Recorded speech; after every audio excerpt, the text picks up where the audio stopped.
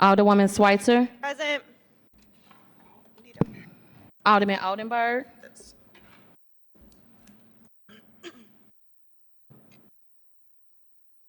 Alderman Cone. Alderman Narayan. Alderman Balmer. Alderwoman Velazquez. Alderwoman Sanye. Alderwoman Spencer. Alderman Browning. Alderwoman Clark Hubbard. Here. Alderwoman Keys. Here. Alderwoman Tyus. Alderwoman Boyd. Present. Alderman Aldridge. President Green. Present. Alderman Oldenburg. Alderman Cone.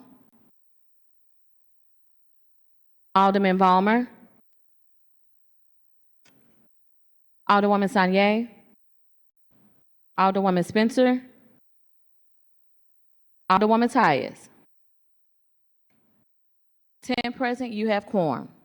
A quorum being present, we will be led in reflection and prayer by Professor Leila Aziz Boucher with Arab Cultural Center in St. Louis.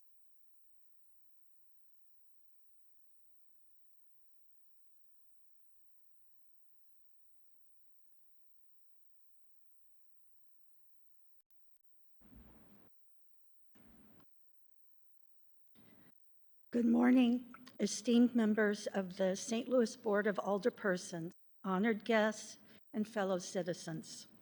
In the spirit of unity and respect, let us reflect together in this moment as we gather in the heart of our vibrant city to honor Arab American Heritage Month.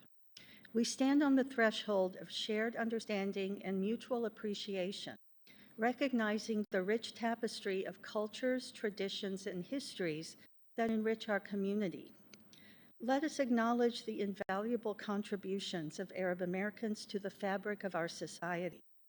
Through their endeavors in education, healthcare, business, arts, and beyond, we have woven threads of innovation, resilience, and compassion into our collective identity. We celebrate the diversity that is our strength and the bonds of humanity that unite us. May we be inspired by the stories of perseverance and achievement that echo through the corridors of history, from ancient civilizations to modern contributions. Let us remember the shared values of family, hospitality, and a deep commitment to community that are hallmarks of Arab American culture. As we stand together, let us commit to fostering an environment of inclusivity, respect, and understanding. May our actions reflect our dedication to building bridges of dialogue and cooperation, transcending differences to find common ground. In doing so, we not only honor the legacy of Arab Americans, but also contribute to a future where every individual is valued and celebrated. Let this reflection serve as a testament to our shared humanity. May we continue to learn from each other, support one another, and work together towards a community that thrives on understanding and mutual appreciation. In unity, may we move forward, enriching the tapestry of our city with the vibrant colors of all its people. Thank you.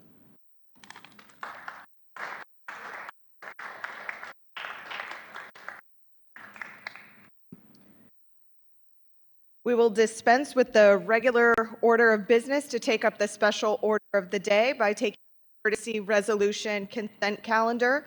Alderman Aldridge, if you would like to approach the dais for resolution number 217.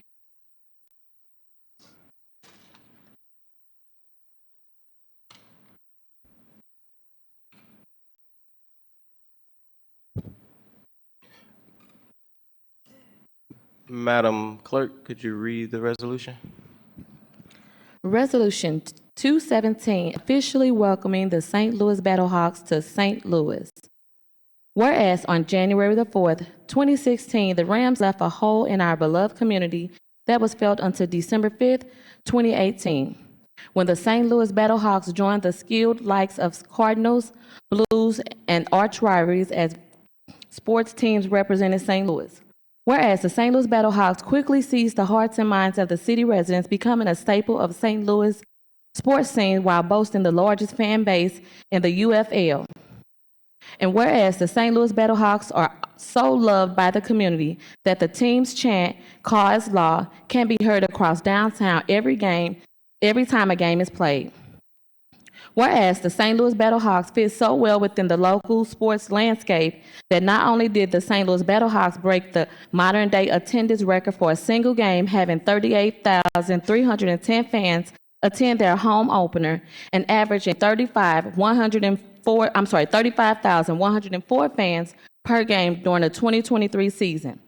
But that St. Louis is hosting the UFL championship game.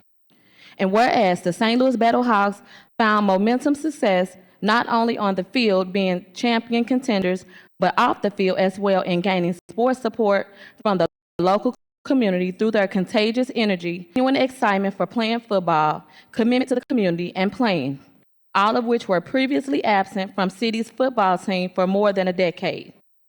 Whereas through the UFL and the St. Louis Battlehawks are a relatively new influence to our community, their impact has been everything except small. We at the Board of Aldermen are thankful for everyone, not just the players, who make watching Battlehawks not only impossible, but incredibly enjoyable. Now, therefore, let it be resolved by the Board of Aldermen of the City of St. Louis that we pause in our deliberation to officially welcome the St. Louis Battlehawks to St. Louis.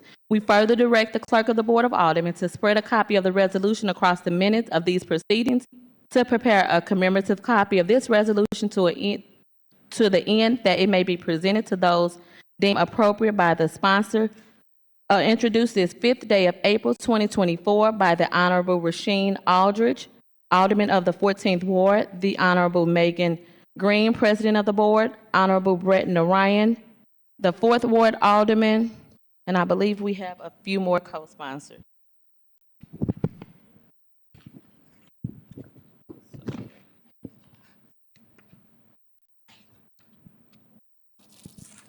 I'm sorry, I believe we have a few more co-sponsors on the resolution that's not on the actual resolution itself. Do you see them? Alderman Cone, Alderman Odenberg, Alderwoman Keys, Alderwoman Sanye, Alderman Valmer, and Alderwoman Clark Hubbard. Thank you, Madam Clerk. Members of the board, there's a couple things that I fanboy out for, or some would say fangirl, but fanboy out for you. I know I'm a fan of WWE wrestling, which was here at this board earlier, but I'm a huge fan of our Battlehawks. As it's stated in the resolution, you know, we kind of left a hole when the Rams left, but to the greatness of the Battlehawks, not only did they come, but they come to St. Louis. They've captured the hearts of so many St. Louisans. They broke records last season. I think I went to about 3 or 4 games. I'll be at the home opener this Saturday. But St. Louis is a sports city. St. Louis love our sports. We show love to our Cardinals and our Blues, but I have to give a huge shout out to the Battlehawks. The Battlehawks have not just done the work on the field with getting the energy back in the dome and making people be excited about football again, but they do so much great work off the field. And then if y'all know the Battlehawks, they got their famous saying, "Caw-caw!" There we go. We got some fans out there. So we got to keep that same energy on Saturday. But I just wanted to let the Battlehawks know, even though it says officially welcoming them, the Battlehawks have been here before the pandemic, and then the pandemic happened where the season had stopped a little early. They came back, and they did an amazing job. They went to the playoffs, and then we know this year they're going to go to the championship. Our energy was so amazing this year that the UFL even said that this year the championship game would be hosted here in St. Louis because St. Louis have the most dedicated fan base. Like, we got to give it up for that. So as the Battlehawks have been giving back to St. Louis, have been doing so much great work in the community, bringing downtown back to a great energy. I don't know if y'all ever go to the game. They always be having a tailgate. right across the street. It'd just be a blast. It's just great people coming together. And again, they just do so much for St. Louis. So I think this was just a small contribution from the Board of Aldermen to let the Battlehawks know that we got their back. We're excited that they're here, and we're ready for them to go to the championship. And today I have with me Mr. Williams, who is with the Battlehawks organization. Good morning, everyone. On behalf of first the UFL as an entire league, and then on behalf of the St. Louis Battlehawks, as I am the Vice President of Team Business and Event Operations for your St. Louis Battlehawks, my name is Brendan Williams. I am born and raised here in St. Louis, so it is very much an honor to be in you all's presence. We want to first thank all the alderpersons who put this resolution together.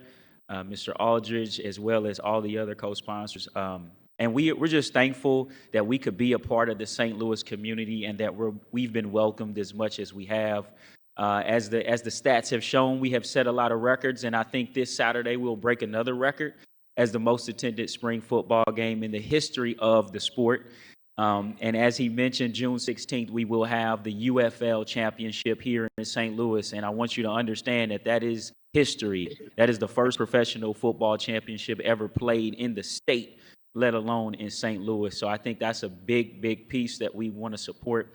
Our motto, and when I came on as the vice president, my motto was always to collaborate and elevate any community organizations and community initiatives that we could be part of. And so that has been the thing that we have tried to do in the last, about 18 to 24 months that we have really been boots on the ground. And so again, we're just very appreciative, and on behalf of the entire league, our UFL, this new merger, this third iteration of professional football coming to St. Louis in the spring, we're just grateful and thankful to be here today. Thank you.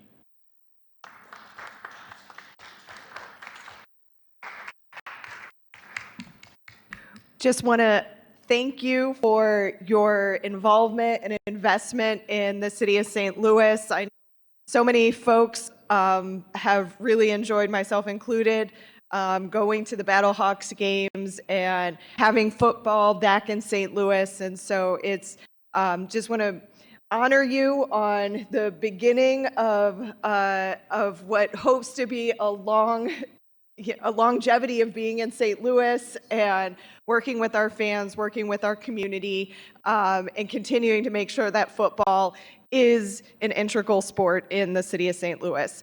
Is there any further discussion on the resolution? Any further discussion? Well, seeing none, thank you so much for your work, and we will all be rooting for you from the Board of Aldermen.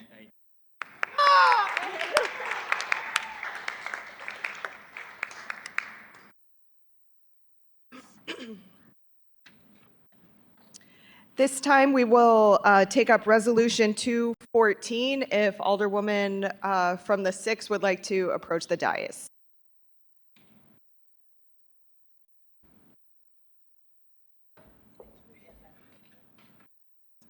I know, I'm trying to keep it short. Thank you, Madam President. I would like to bring some special guests to the dais here.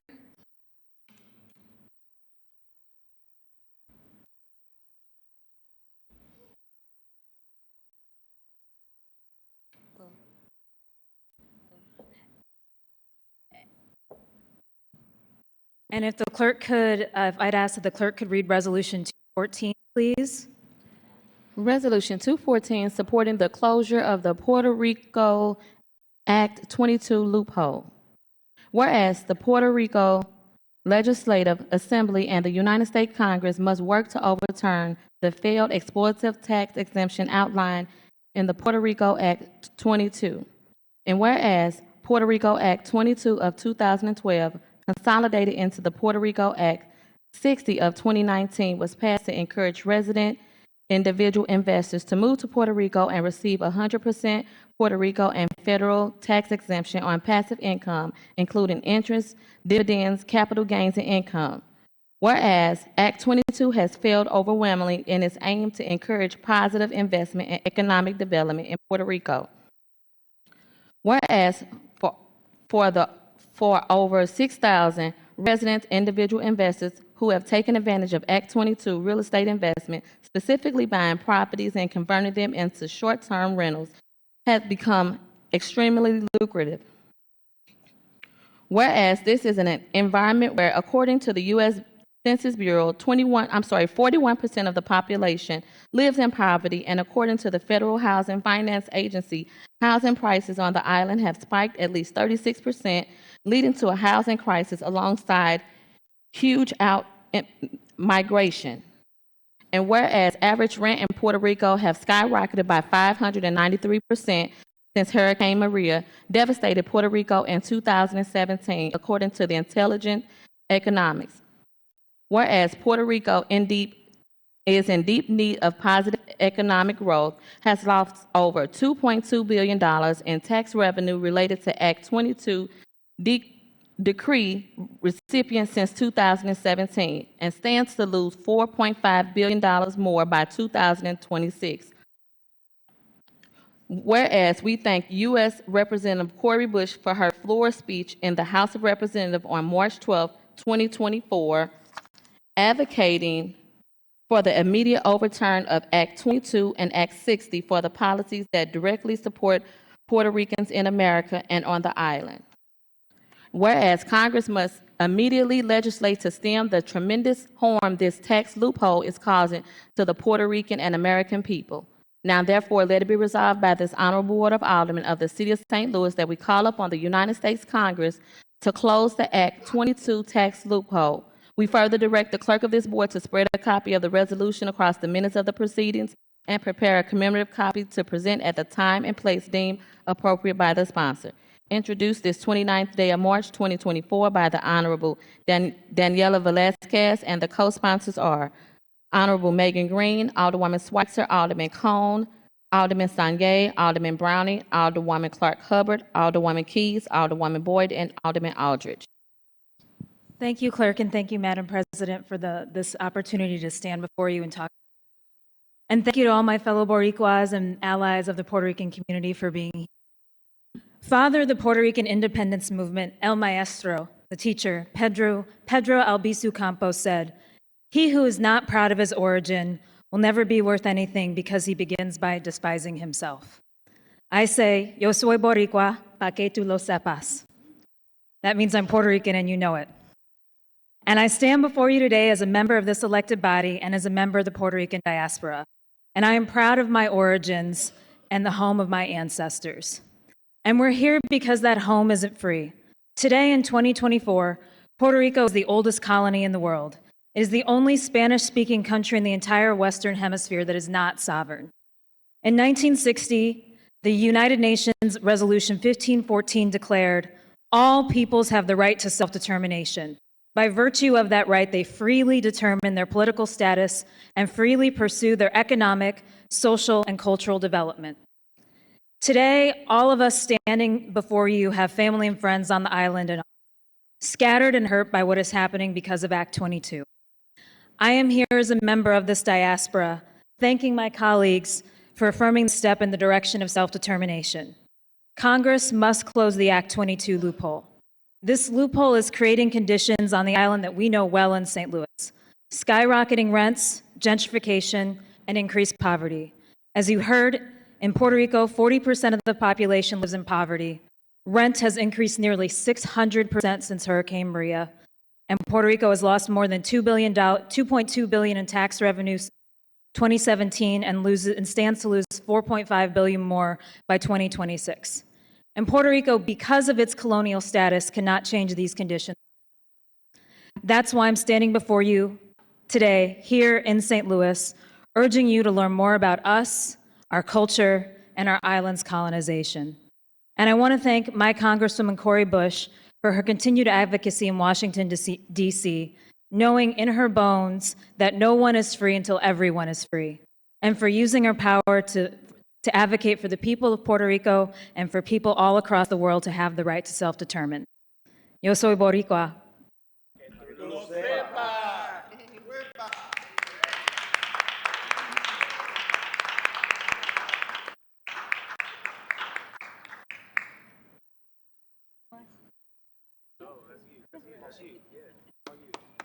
Thank you.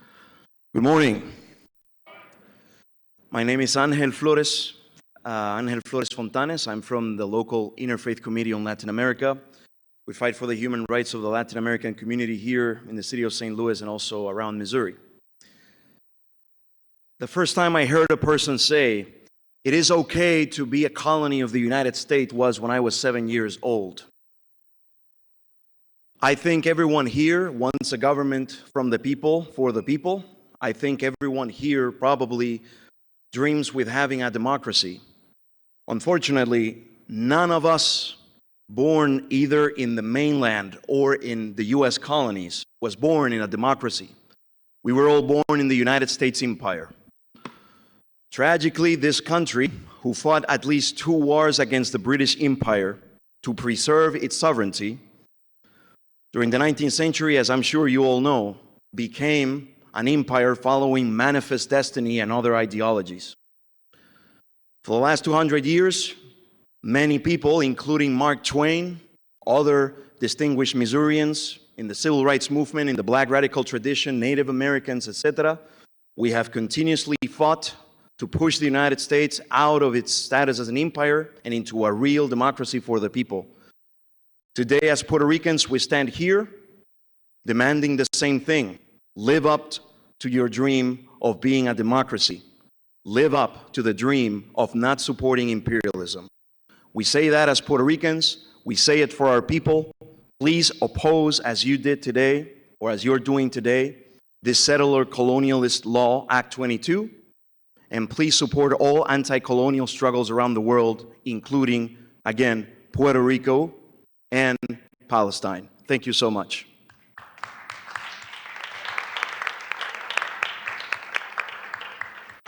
Thank you so much for coming here today, and thank you, Alderwoman Velasquez, for your continual advocacy and education for those of us, not just at the Board of Aldermen, but across St. Louis, and really understanding the intersection of struggles and truly that none of us are free until all of us are free. And so we must continue our work at the Board of Aldermen, uplifting stories, uplifting truths, even when they are uncomfortable for communities across our region, so that we build a St. Louis, we build a United States, we build a world that is more inclusive, democratic, and representative of people. So thank you for coming out today. It's great to see you.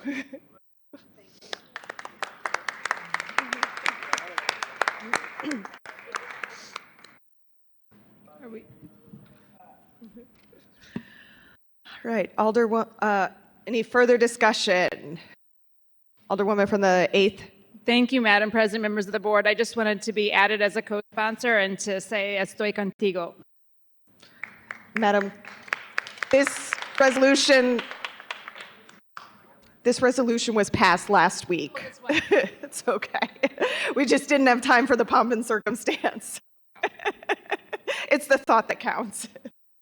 With that, Alderwoman from the 10th, you are recognized in the motion to adopt the courtesy resolution consent calendar.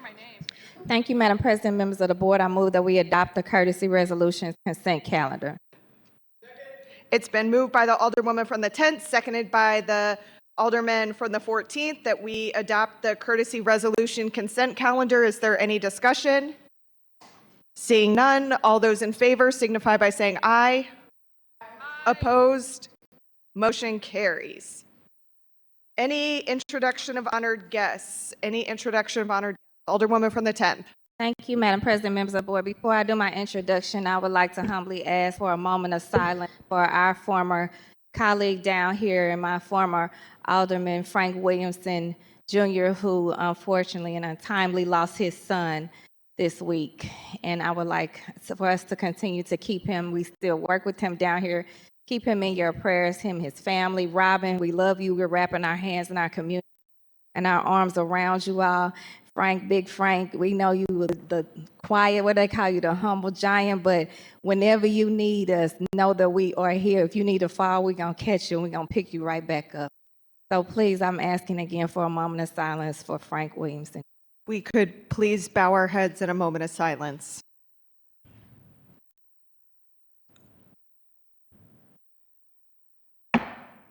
Thank you so much. And then for one of my colleagues says Frank Jr., but actually Frank that was down here is Frank Jr. So he little big Frank, and we love you. He was always there. So that was my best way to describe it. Little Frank, is he was always there. But for my honored guest, I would like to have Dr. L.J. Punch and the Powerful STL movement that yesterday received an amazing, immeasurable $3 million seed from our Congresswoman, Cori Bush, and is a proud daughter of a mother who spent her life looking at things under a public health lens. I know the change that can be made when you make these kind of investments in our city to heal. And that is the only agenda that I have ever witnessed Dr. Punch have. So I want Dr. Punch and the Powerful STL, who I say is doing God's work, to be my special guest. Honorable Cori Bush had, again, invest in our city and our communities in so many ways. And I would like for them to offer my continued support in all of their work. Alderwoman from the 11th. Good morning, Madam Chair and members of the board. My honored guest today is always Dave Sweeney, as well as I did see our Sheriff Vernon Betts here earlier, but I don't see him now. But I do want to talk about two young women who live in the elevated 11th Ward who have helped to raise our ward just a little bit higher. This past Easter Sunday, Renisha Booker and Vicki Cooper, and they call their group Clean Streets. On a holiday, Sunday, these two young women went to O'Fallon Park, which is a beautiful park in true North St. Louis, and they cleaned up the park. This is such a tremendous help to our city and to our community. And so I do want to thank them tremendously for all of their hard work. They have another cleanup in neighborhoods on this coming Monday. They're meeting at the corner of Newstead and Lee Avenue. But additionally, I want to issue a challenge to all of the people of the elevated 11th Ward. Pick up 11. Pick up 11 pieces of trash every time you walk outside your house. When you get out of your car, pick up 11 pieces of trash, bottles, whatever it is that is on your streets. Pick it up and then post it on Facebook. Show me that you heard me. Our streets can be better because you make it better. Thank you.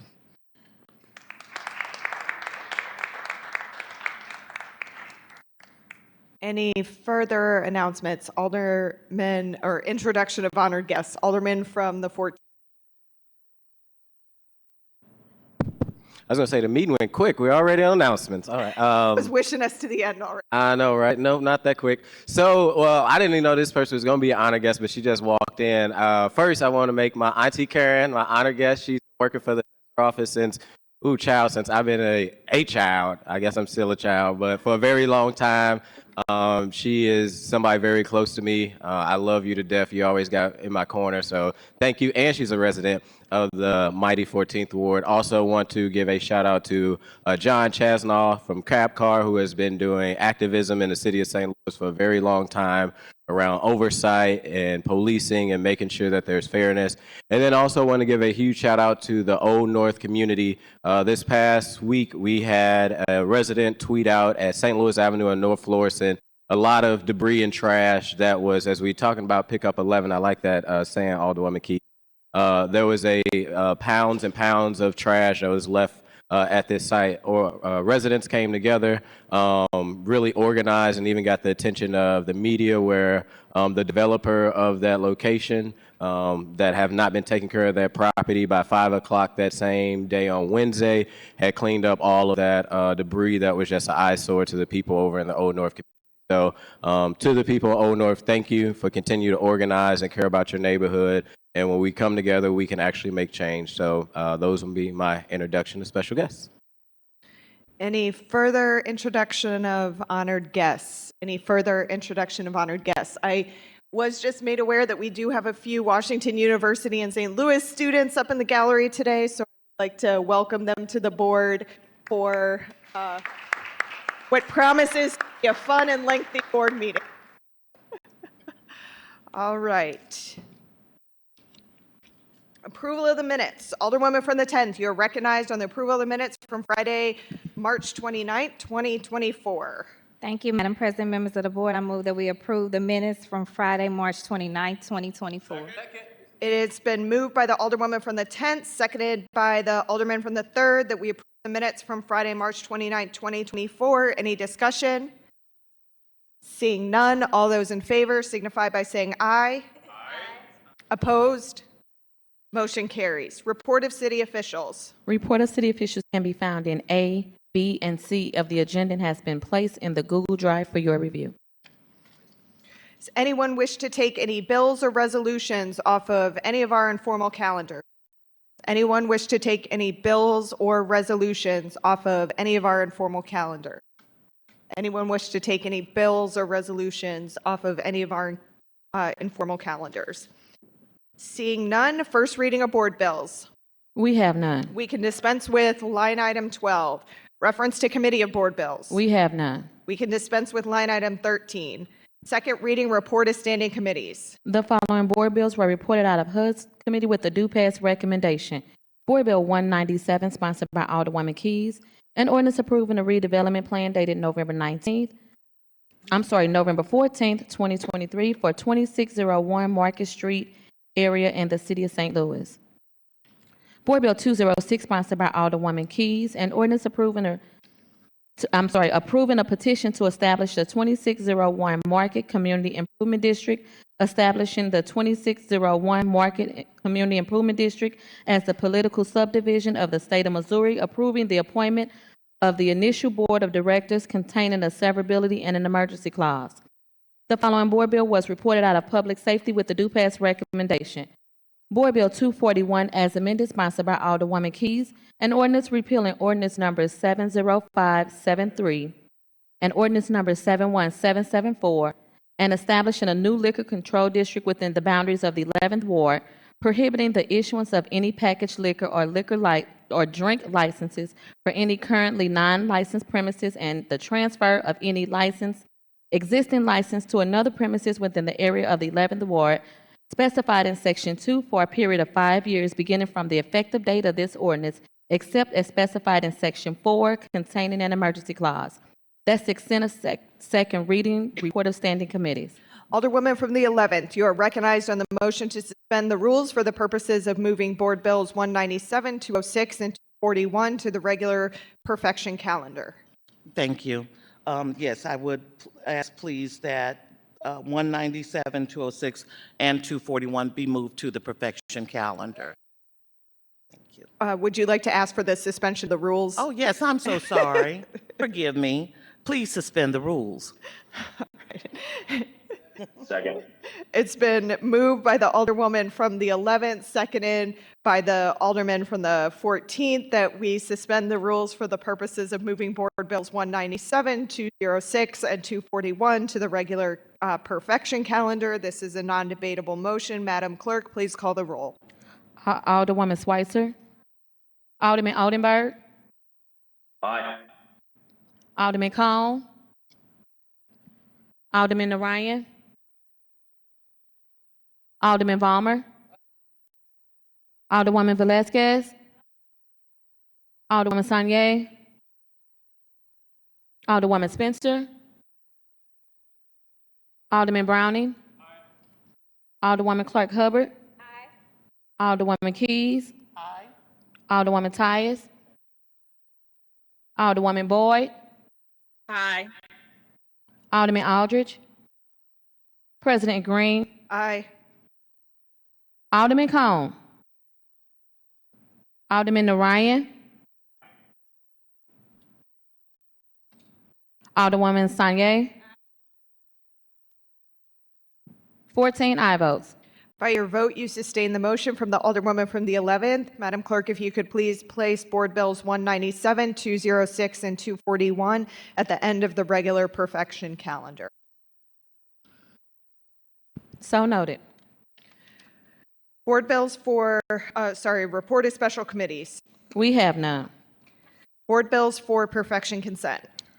Board Bill 237 as amended, sponsored by Alderwoman Tyus, pursuant to ordinance number 70333, as amended by ordinance number 71394, an ordinance directing the Director of Streets to install speed humps to calm the flow of traffic on the 4400 block of Sexter, 4600 block of Shirley, 4600 block of Richard, 4600 block of Kenneth Place, the 4600 block of Corte, 4600 block of Bircher, 4440 block of Catherine Place, the 4300 block of Sandra, the 45 through the 4700 blocks of Carter in the Penrose neighborhood, the 47 through the 4800 block of Greer, the 47 through the 4800 block of Labadie, the 47 through the 4800 block of Maffitt, the 47 through the 4800 block of Northland, the 47 through the 4800 block of Couples, the 47 through the 4800 block of Leduc, 47 through the 4800 block of Co-Brilliant, 47 through the 4800 block of Hammond Place in the Kingsway East neighborhood, 3900 through the 4000 blocks of Palm, Lexington, Sullivan, Greer, Lincoln, Cottage, and St. Ferdinand, and the 4100 block of Ashland in the Greaterville neighborhoods. Board Bill 234, sponsored by Alderwoman Clark Hubbard, President Green, Alderwoman Schweitzer, Alderwoman Sanye, and Alderman Aldridge. An ordinance adding one new section to ordinance number 62124, which adds section pertains to requirements for bidders for service contracts with the city for janitorial and security services containing a severability clause and an effective date clause. Board Bill 205, sponsored by Alderwoman Keys, an ordinance recommended by the Board of Estimate and Apportionment, authorizing the Director of the Department of Human Services on behalf of the City of St. Louis to accept a grant award from the Missouri Department of Health and Senior Services in the amount of $305,000 to increase meal production capacity and infrastructure for the nutrition program, appropriating said funds and authorizing the Director of the Department of Human Services to expend such funds as permitted by the grant agreement containing the emergency clause. Board Bill 240, sponsored by Alderwoman Schweitzer, Alderman Browning, and Alderman Aldridge. An ordinance recommended by the Board of Estimate and Apportionment authorizing the Department of Public Utilities to accept grant awards from the Drinking Water State Revolving Funds administered through the Missouri Department of Natural Resources with the funding from the American Rescue Plan Act and the Bipartisan Infrastructure Law containing an emergency clause. That's the extent of board bills for perfection, the consent calendar. Alderwoman from the 10th, you are recognized on the motion to adopt the board bills for the perfection consent calendar. Thank you, Madam President, members of the board. I move that we adopt the board bills for perfection consent calendar. It's been moved by the Alderwoman from the 10th, seconded by the Alderman from the 3rd, that we adopt the board bills for the perfection consent calendar. Is there any discussion? Seeing none, all those in favor signify by saying aye. Aye. Opposed? Aye. Motion carries. Board bills for perfection. Board Bill 143, Committee Sub, sponsored by Alderwoman Clark Hubbard, President Green, and Alderwoman Velazquez. An ordinance recommended by the Board of Estimate and Apportionment, amending ordinance number 71393, ordinance number 71504, and ordinance number 71554 by reappropriating certain amounts specified herein in an aggregated amount of $5,823,010.47 for other purposes with an emergency clause. Alderwoman from the 10th, you're recognized on the perfection of Board Bill 143, substitute. Thank you, Madam President, members of the board. I move that we perfect Board Bill 143 Committee Sub. It's been moved by the Alderwoman from the 10th, seconded by the Alderwoman from the 1st, that we perfect Board Bill number 143 Committee Substitute. Alderwoman, you may proceed. Thank you so much, Madam President. I feel like I'm first in today. We got a long way to go. Ding, ding, ding, ding, ding. So, Board Bill 143 Committee Sub was first introduced as a board bill in October, and we heard it several times in committee and HUD's committee. There were several conversations that were had between my colleagues and the administration, my colleagues in the president's office, to get us to where we are now, which we did have an additional thorough presentation in our HUD's committee on March 26th about this repurposing, reprogramming, and reappropriating, recategorizing of some ARPA funds that are being spent. Every time I hear the conversation, where is the ARPA money going? Ain't nobody spending no ARPA money. I never go back and forth about that because I know we down here, I see it in the floor, I see it on the ground, I see the work that's being done to try to make sure, even in good faith, when some of this money was first allocated, if programs were not able to be carried out, we're now coming back responsively and making sure that we'll get this money spent so that first and foremost, the city doesn't lose this money. So again, so many questions were asked and answered, so many conversations were had, but I'm here this morning and available if any of my colleagues have any questions about Board Bill 143 committee sub. Any further discussion? Any further discussion? Seeing none, Alderwoman from the 10th, you're recognized. Close. I feel like I'm being punked. Say that again. Okay, well, with that, I renew my motion that we perfect Board Bill 143 committee sub. It's been moved by the Alderwoman from the 10th, seconded by the Alderperson from the 1st, that we perfect Board Bill number 143 committee substitute. All those in favor signify by saying aye. Aye. Opposed? Motion carries. Board Bill 176, sponsored by Alderwoman Clark Hubbard, President Green, Alderman Cone, Alderman Aldridge, and Alderwoman Schweitzer.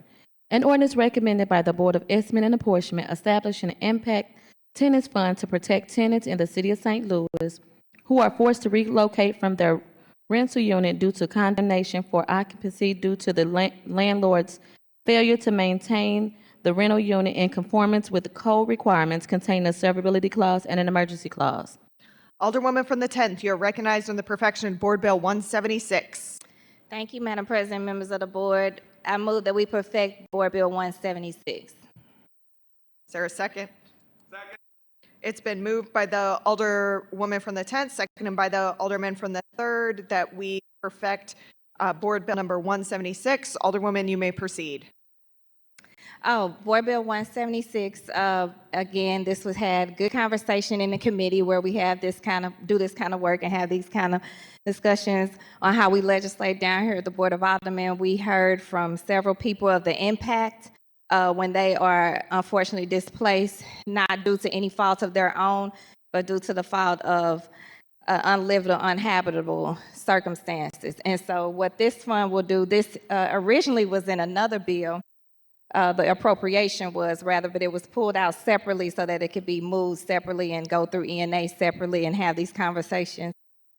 It appropriates $100,000 to create this fund, and then ongoing in perpetuity, the funds that are collected from the building the violation funds for the building code here in the city of St. Louis, which right now the building commissioner, which is no longer our building commissioner, our former commissioner, did report that he never saw dedicated or appropriated those funds to anything specific because he never really saw them. They had gone into general funds so that we know that they are available and used. And what better use of these funds that are collected, again, on behalf of the backs of people that are unfortunately displaced by no fault of their own than to create this impacted tenants fund that will go through the Department of Human Services. Nobody's running around with a checkbook.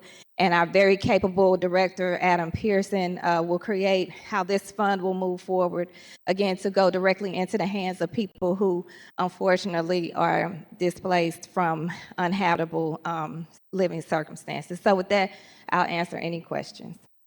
Need further discussion? Alderwoman from the 12th.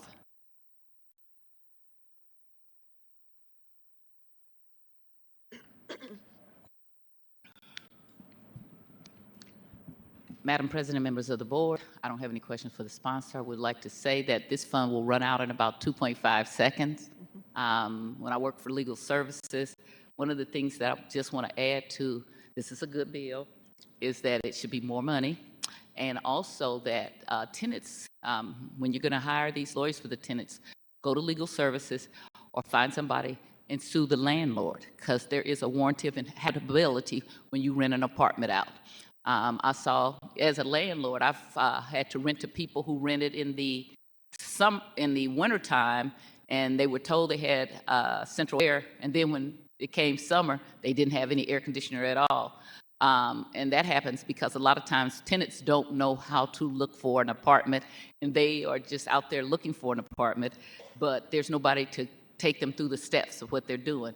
So if a landlord tells you that they have central air and they don't, and you, especially if you have special needs children that need air conditioning, you can sue them. If your heat goes out and goes below a certain temperature and the landlord is furnishing the heat, you always could sue them. But what I often saw were apartments, because I go, whenever somebody tries to rent from one of my apartments, we actually go out to see where they're living now, what's going on, and it's disgusting to see some of the apartments that people have. And so down here, I feel like an attacked landlord, because I'm a good landlord, and I'm very serious about having a habitable place. But there are some landlords that are not, and they don't take care of it. So this fund is not enough. I would like to see this increased. If there was a way we could come back and look at increasing this, because relocation is real hard. When you have to relocate, oftentimes you need a security deposit and other things, which comes to a lot of money. And so this fund, as I said before, will be used up if you're helping to relocate. So if we could come back at some point and look at some serious money for that, which I think we should then look at going after the landlords in a legal way to make them pay back the money that was had to be used for the tenants. That will help to replenish our funds so that we do not run out of funds. I am supportive of this, but just thinks it's a small amount and will not last very long. Thank you.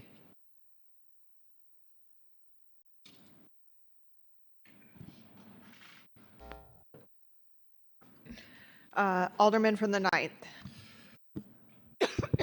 Thank you. I agree with the Alderwoman from the 12th. I'm not a landlord, but I do think this fund needs to be much larger, and the period that people need to find an apartment be elongated to potentially 3 months. If you have circumstances like pets, previous evictions, children, it can take a lot longer to find an apartment. So with that, I add myself as a co-sponsor to this, but also just echo that I'd like to return to this and that we're making it work for the people of this city. Thank you. Any further discussion? Any further discussion? Alderwoman from the 6th. I'm going to turn on my mic first, but thank you. I want to echo the sentiments that my colleague from the 9th just shared. I think it's an important bill, and I think that if we have, it's complementary to the work that we're doing, and so we've got to hopefully pass it out, and I'd like to be added as a co-sponsor as well. Madam Clerk, please make note of that. Any further discussion? Any further discussion? Alderwoman from the 11th. I'd like to be added as a co-sponsor, and I really would like it if this could be in bank. It's been moved by the Alderwoman from the 11th. Is there a second? Seconded by the Alderwoman from the 1st that we make Board Bill number 176 in bank. Any discussion? Seeing none, all those in favor signify by saying aye. Aye. Opposed? Motion carries. Madam Clerk, please make Board Bill 176 in bank. So noted. Is there any further discussion? Seeing none, Alderwoman from the 10th, you're recognized to close. Thank you so much, Madam President and members of the board. I just want to note, I echo what Alderwoman Tyus of the 12th was saying about this wasn't enough. And listen, I pray that one day it runs out. Because if it runs out, then that means that we don't have any more building violations. That means all of our tenants are cared for and live in habitable, healthy spaces. So I did want to note just for the public that the $100,000 of the ARPA funds is to establish it, but again, in ongoing, the city collects between $160,000 to $180,000, typically from building code violations. As a matter of fact, $178,705 was collected from the building code and violations just last year. So again, in the Rainbow Dream world, there wouldn't be this fund needed because everybody was living in a space that was healthy and habitable for them and their families. But here, as we look and continue to look out for our most vulnerable here in the city of St. Louis, I'm excited that this is moving forward and establishing this impacted tenants fund. to be able to support them moving forward. And with that, again, I renew my motion to perfect Board Bill 176. It's been moved by the Alderwoman from the 10th, seconded by the Alderperson from the 3rd, that we perfect Board Bill number 176. All those in favor signify by saying aye. Opposed? Aye. Motion carries. Board Bill 181 as amended, sponsored by Alderman Aldridge, Alderwoman Clark Hubbard, and Alderwoman Sanye. An ordinance recommended by the Board of Estimate and Apportionment, amending Section 1 of Ordinance Number 71554 and appropriating a portion of funds received under the American Rescue Plan Act of 2021, Section 9901, Coronavirus State and Local Fiscal Recovery Act, authorizing certain expenditures of such funds to the extent received, authorizing contracts and other documents to expend such funds to the extent received, containing a severability and an emergency clause. Alderman from the 14th, you're recognized on the perfection of Board Bill 181 as amended. Thank you, Madam President and members of the board. Board Bill 181 is also some Alderman, would you first I would like to motion move to perfect? to perfect Board Bill 181 as amended.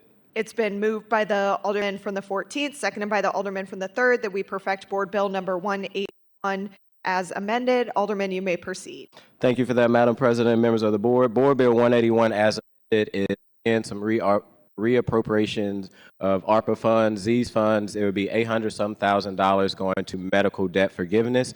What is really unique about this, even though it's $800,000, it will really be about $80 million of medical debt forgiveness. As we know, the pandemic is a reason we have these funds, but during the pandemic, a lot of people had to go to the hospital and accrued a lot of this medical debt on their background, and this would be a sole selection, so it would go out to an organization called RIP. They do really great work. They've worked in over 20 other cities where they've relieved people of medical debt. As we know, medical debt can be a financial burden. It can be a burden where people are nervous to be able to go to the hospital because they already have this debt on their record. So I think this is, as we're moving ARPA dollars around, there could not be any other better way to ensure that some of this money from the ARPA reallocation goes to help our most vulnerable, our seniors, people who don't have quality, who don't have access to health care, so that they can have a relief of medical debt off of their name and off their credit. And with that, I close for any discussion. Any further discussion? Alderwoman from the 7th. Thank you, Madam President, members of the board.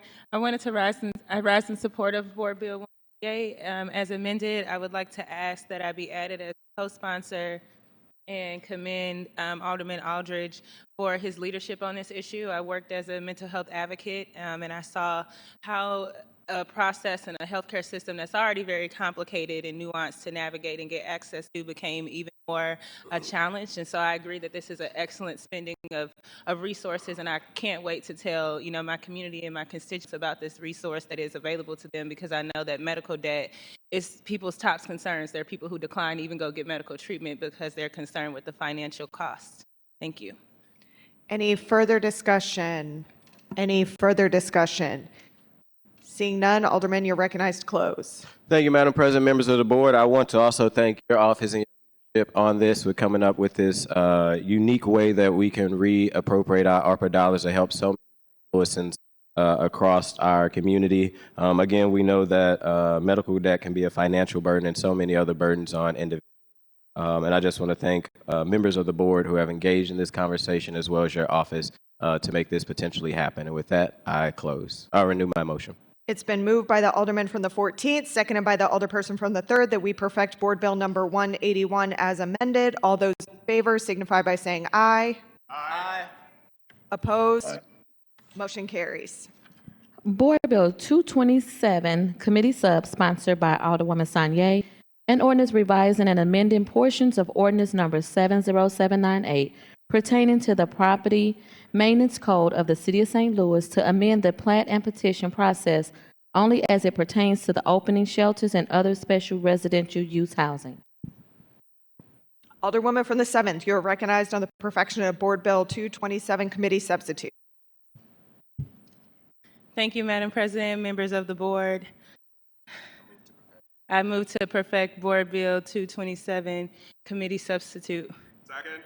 It's been moved by the Alderwoman from the 7th, seconded by the Alderman from the 3rd, that we perfect Board Bill number 227, committee substitute. Alderwoman, you may proceed. Thank you, Madam President, members of the board. Today, I rise on behalf of the 7th Ward of St. Louis to ask for this board's favorable consideration of Board Bill 227. This legislation is the result of conversations, dozens of conversations, hours and hours and hours of conversations with residents, with neighbors, with community groups all across the city, with community organizations, with department heads, with unhoused providers, with folks who are unhoused, with many of my colleagues. And I am so proud of what we have created together. About 6 months ago, I started these conversations and really filed these bills after continued conversations, and it was a comprehensive package that I thought at the time would be best to address many of the issues that so many of us uplift constantly and that so many community members uplift constantly.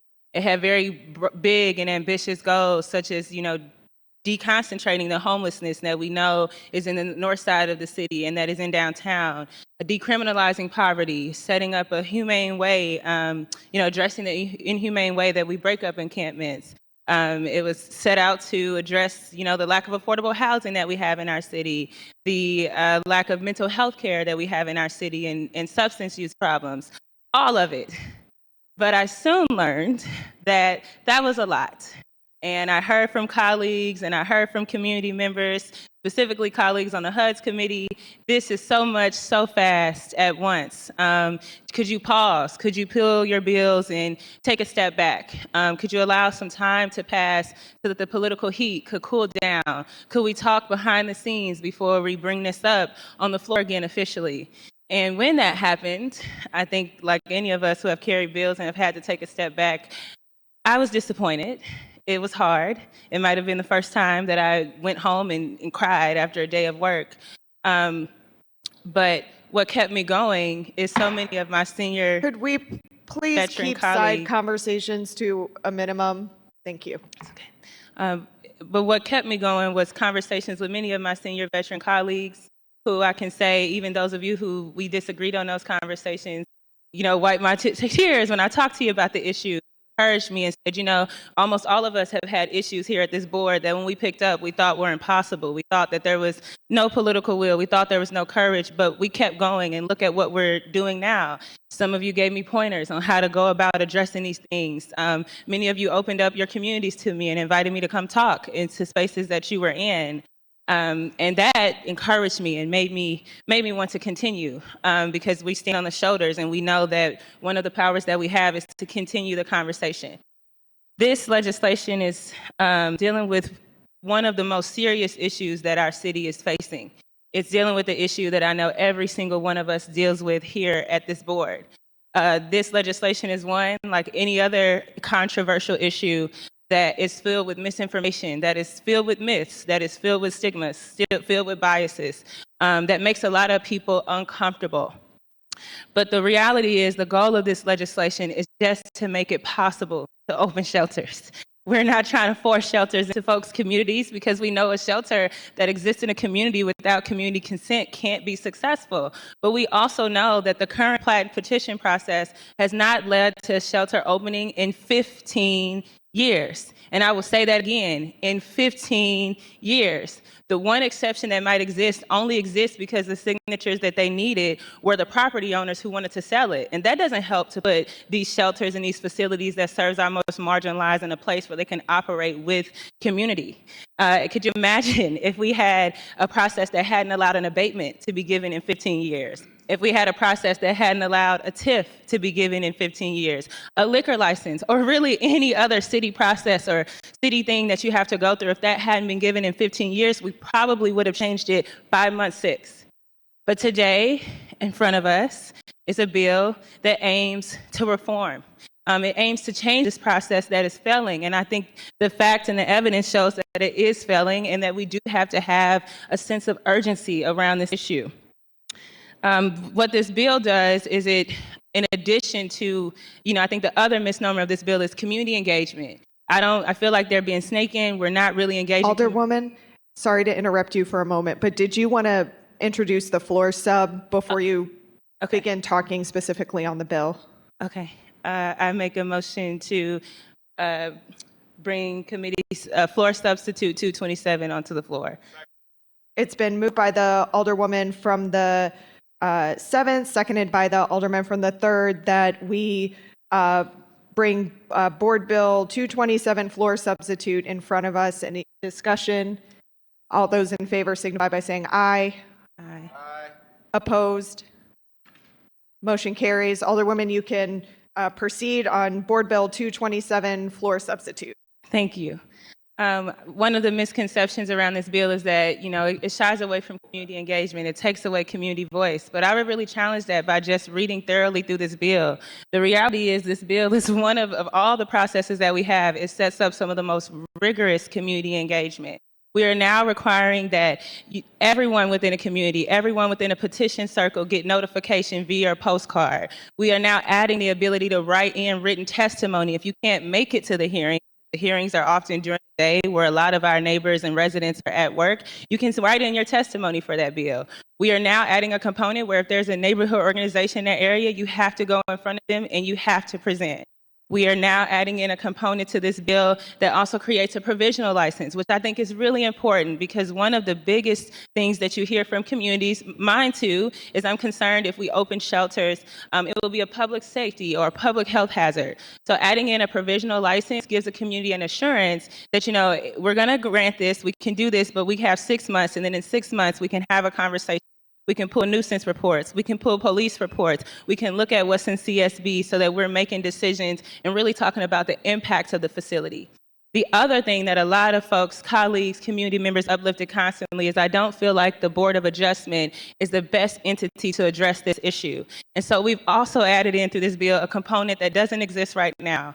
Right now, if someone wants to open up shelters in the city, the only way that the city has a role in it is if we are funding those facilities.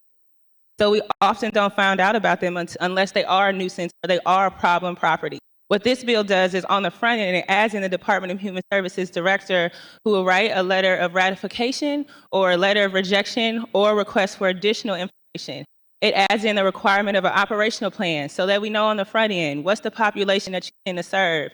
How long will they stay? What is your staffing like? What services are you offering? And anything else that we think is necessary to make those decisions. I also really want to thank so many of my colleagues. It's hard because I'm sure that I would leave you out and I could really almost go through almost all of you about things that you have added. But, Alderwoman Clark Hubbard, your suggestion of adding in neighborhood organizations, I think was key and really strengthened this bill and made it come out much more solid. And I've heard that come up since we discussed it at committee of being something that have given communities more assurance. Alderman Cone, you really advocated and wanted to talk about the school component and where they are in vicinity schools and how we will address that. And I think adding that to the operational plan made that really strong. Alderwoman Spencer, you've been an advocate for this issue for a long time, before the bill was filed. And I've seen you have these hard, difficult conversations, and you and I got to go around to many of your neighborhoods and have a roundtable discussion with some folks who were very vocally opposed. And so I really respected your grit, and you gave me encouragement to get in the room and to do our jobs of having these hard conversations. So thank you so much for that. Alderwoman Schweitzer made comments about making sure that we can start the operational plan, the 6 time period for the temporary license at the time that they operate. I think that was an excellent catch and made this bill so much stronger. I know that I probably am missing some folks because there's just been so many contributions, so many conversations. So I wanted to thank you all for that. What I want to do is remind us of what will happen if this bill, what's at risk today if this bill doesn't pass. And so if we continue to do things how we're doing them now, we may go another 15 years where there isn't a shelter open or a special residential facility when we do know that we have raising rents and we're probably going to see an increase in population. If we don't change this and address some of the things in this bill, we'll continue to be in a place where the Department of Human Services doesn't have a front-facing role, where they don't get operational plans, they don't get to weigh in on the front end. If we don't pass this, when shelter providers go, there's no notification that they tell communities that they're coming within that petition circle, that they send that postcard. And if we don't pass this today, what I really think will happen is we'll continue to see the concentration of resources for those who are economically challenged amongst us concentrated on the north side of the city. and on downtown and in downtown St. Louis.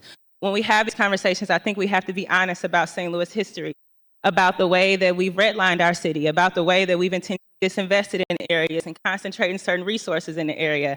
I represent a ward that would be more than happy to have shelters and some of these special residential uses, but because of the way our process is designed, it's easier for providers to go on the north side of the city or in downtown. And with that, I would ask that we open up discussion. Alderman from the 5th. Thank you. Hello, hello. Thank you. Good morning, everyone. I, first of all, request a roll call on this before I start. But last time I checked, we are living in the United States of America, in the state of Missouri, in the city of St. Louis, that has taxpayers that work hard for their money to live here and create homes. And we're sitting in a chamber that is beautiful, that they've paid for. New carpet, new microphones. They go to work every day, they raise their families, they have their homes, and they like to have a say in what occurs in their neighborhoods. In the United States of America, last time I heard, it takes a democracy of 51% in a vote to have 33% of a petition create something different in your neighborhood. Sounds a little communistic to me. When 1/3, as opposed to a simple majority, can decide what occurs, where are we living? I have so many emails from all of my neighborhood organizations and residents in my four neighborhoods so against this, so much against this, that I have to stand here and represent them because they can't believe that they can live in their neighborhood and maybe wake up and have a homeless shelter 3 or 4 doors away from them without the neighborhood saying that we don't want this. Yes, we understand the problem, but there must be a better way than doing this, where we have people who have mental health problems, drug problems, and they do have many, many needs that maybe won't be cared for. But these people have children walking to and from school, raising their families, trying to work hard for a living, and create an environment that they've dedicated their lives to. And yet we're taking their rights away as we're eliminating a simple majority. So I stand highly of this, a firm no.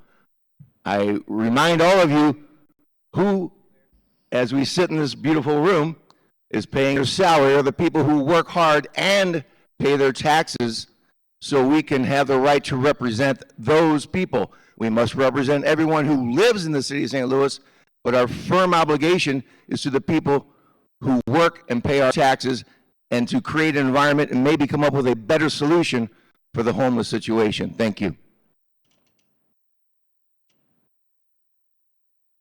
Alderwoman from the 12th. Madam President, members of the board, I rise in opposition to this board bill. Read a lot of stuff about this, some incorrect facts. We haven't built a new shelter in, I don't know what it was, 15, 17, whatever, that's incorrect. I often used to joke with the alderwoman from the 19th, Marlene Davis, that she should be the commissioner of the homeless shelters, because she has built shelters in her old 19th ward all around, different kinds. And I always drive around to look at them because there are no problems. She's built it with the Salvation Army, the veterans, everything. There are no problems. Whereas next to my house, while I was off the Board of Aldermen, Charles Quincy Troop put Covenant House, that on any day that I come home, including today, I have calls about that Covenant House because they didn't put it in the correct zoning. They didn't put it in the correct place. They put it in a school right up on people's houses with no place for the children to be, no place for the young men to be. So it is always a continual problem. And people say, well, what about those 10 children? What about the 400, 500, 700 houses that are around that have to put up with that? We didn't create that. We didn't expect that when we moved there. That was a school. Now, we had Echo's Children's home right down the street. And I worked with them. I worked with them to expand, but they had a campus. They had a school, they had buildings where children could live in, they had green space. It was a campus. So you did not have the same problems that we have with Covenant House. You did not have it. Covenant House, the kids have no place to go. So once they opened up, within no time at all, 400% increase in crime in our neighborhood, breaking into our garages, breaking into our houses, climbing on top of my very house where I live, my garage, because there was a fence. And me and my husband are sitting there looking at them coming over the garage. And then when they got on top of it, we said, hey, what's going on? They set fire to almost everything around it. Don't act like that there's not crime associated with a lot of these things, because it is. That's what happened. I saw people upset with the mayor because she didn't want people over there killing or shooting or maiming people in the parks. She didn't want people hanging so that you can't even get into the doors at City Hall. You all may not know this, but one of the people who were outside City Hall attacked one of the city councilors. You all may not know that, but that is what has happened. Don't act like that there is not things and problems associated with shelters. We are a city that was set up on certain zonings that people, to their detriment, if we're going to change it, bought houses with the assumption I live in zone A, B, C, whatever. F neighborhood commercial, G neighborhood commercial. This is not a good idea. Everything that I see about going into, looking into changing, plating petition, getting rid of this, I don't understand that. For all the people who talk about, oh, we want people to be involved, you don't seem to want people to be involved when it's something that they disagree with you about. Now, in my neighborhoods, I have Covenant House, one of the biggest problems. We have Dismas House, which has been a huge problem with people getting killed in front of the place, right behind a school and next to a park.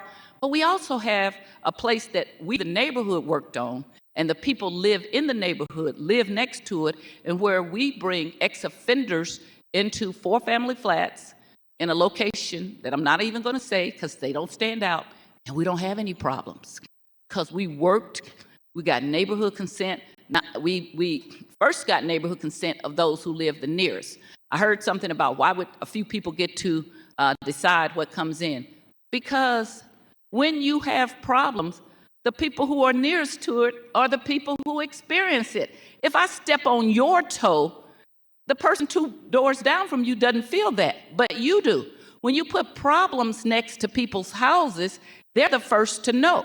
So all across my neighborhoods, what may be a problem for 5 or 6 blocks or 3 or 4 blocks is not 20 blocks away. So if you can then get the people who live 20 blocks away to say, yeah, this is a good idea, it's because they're not experiencing the problem.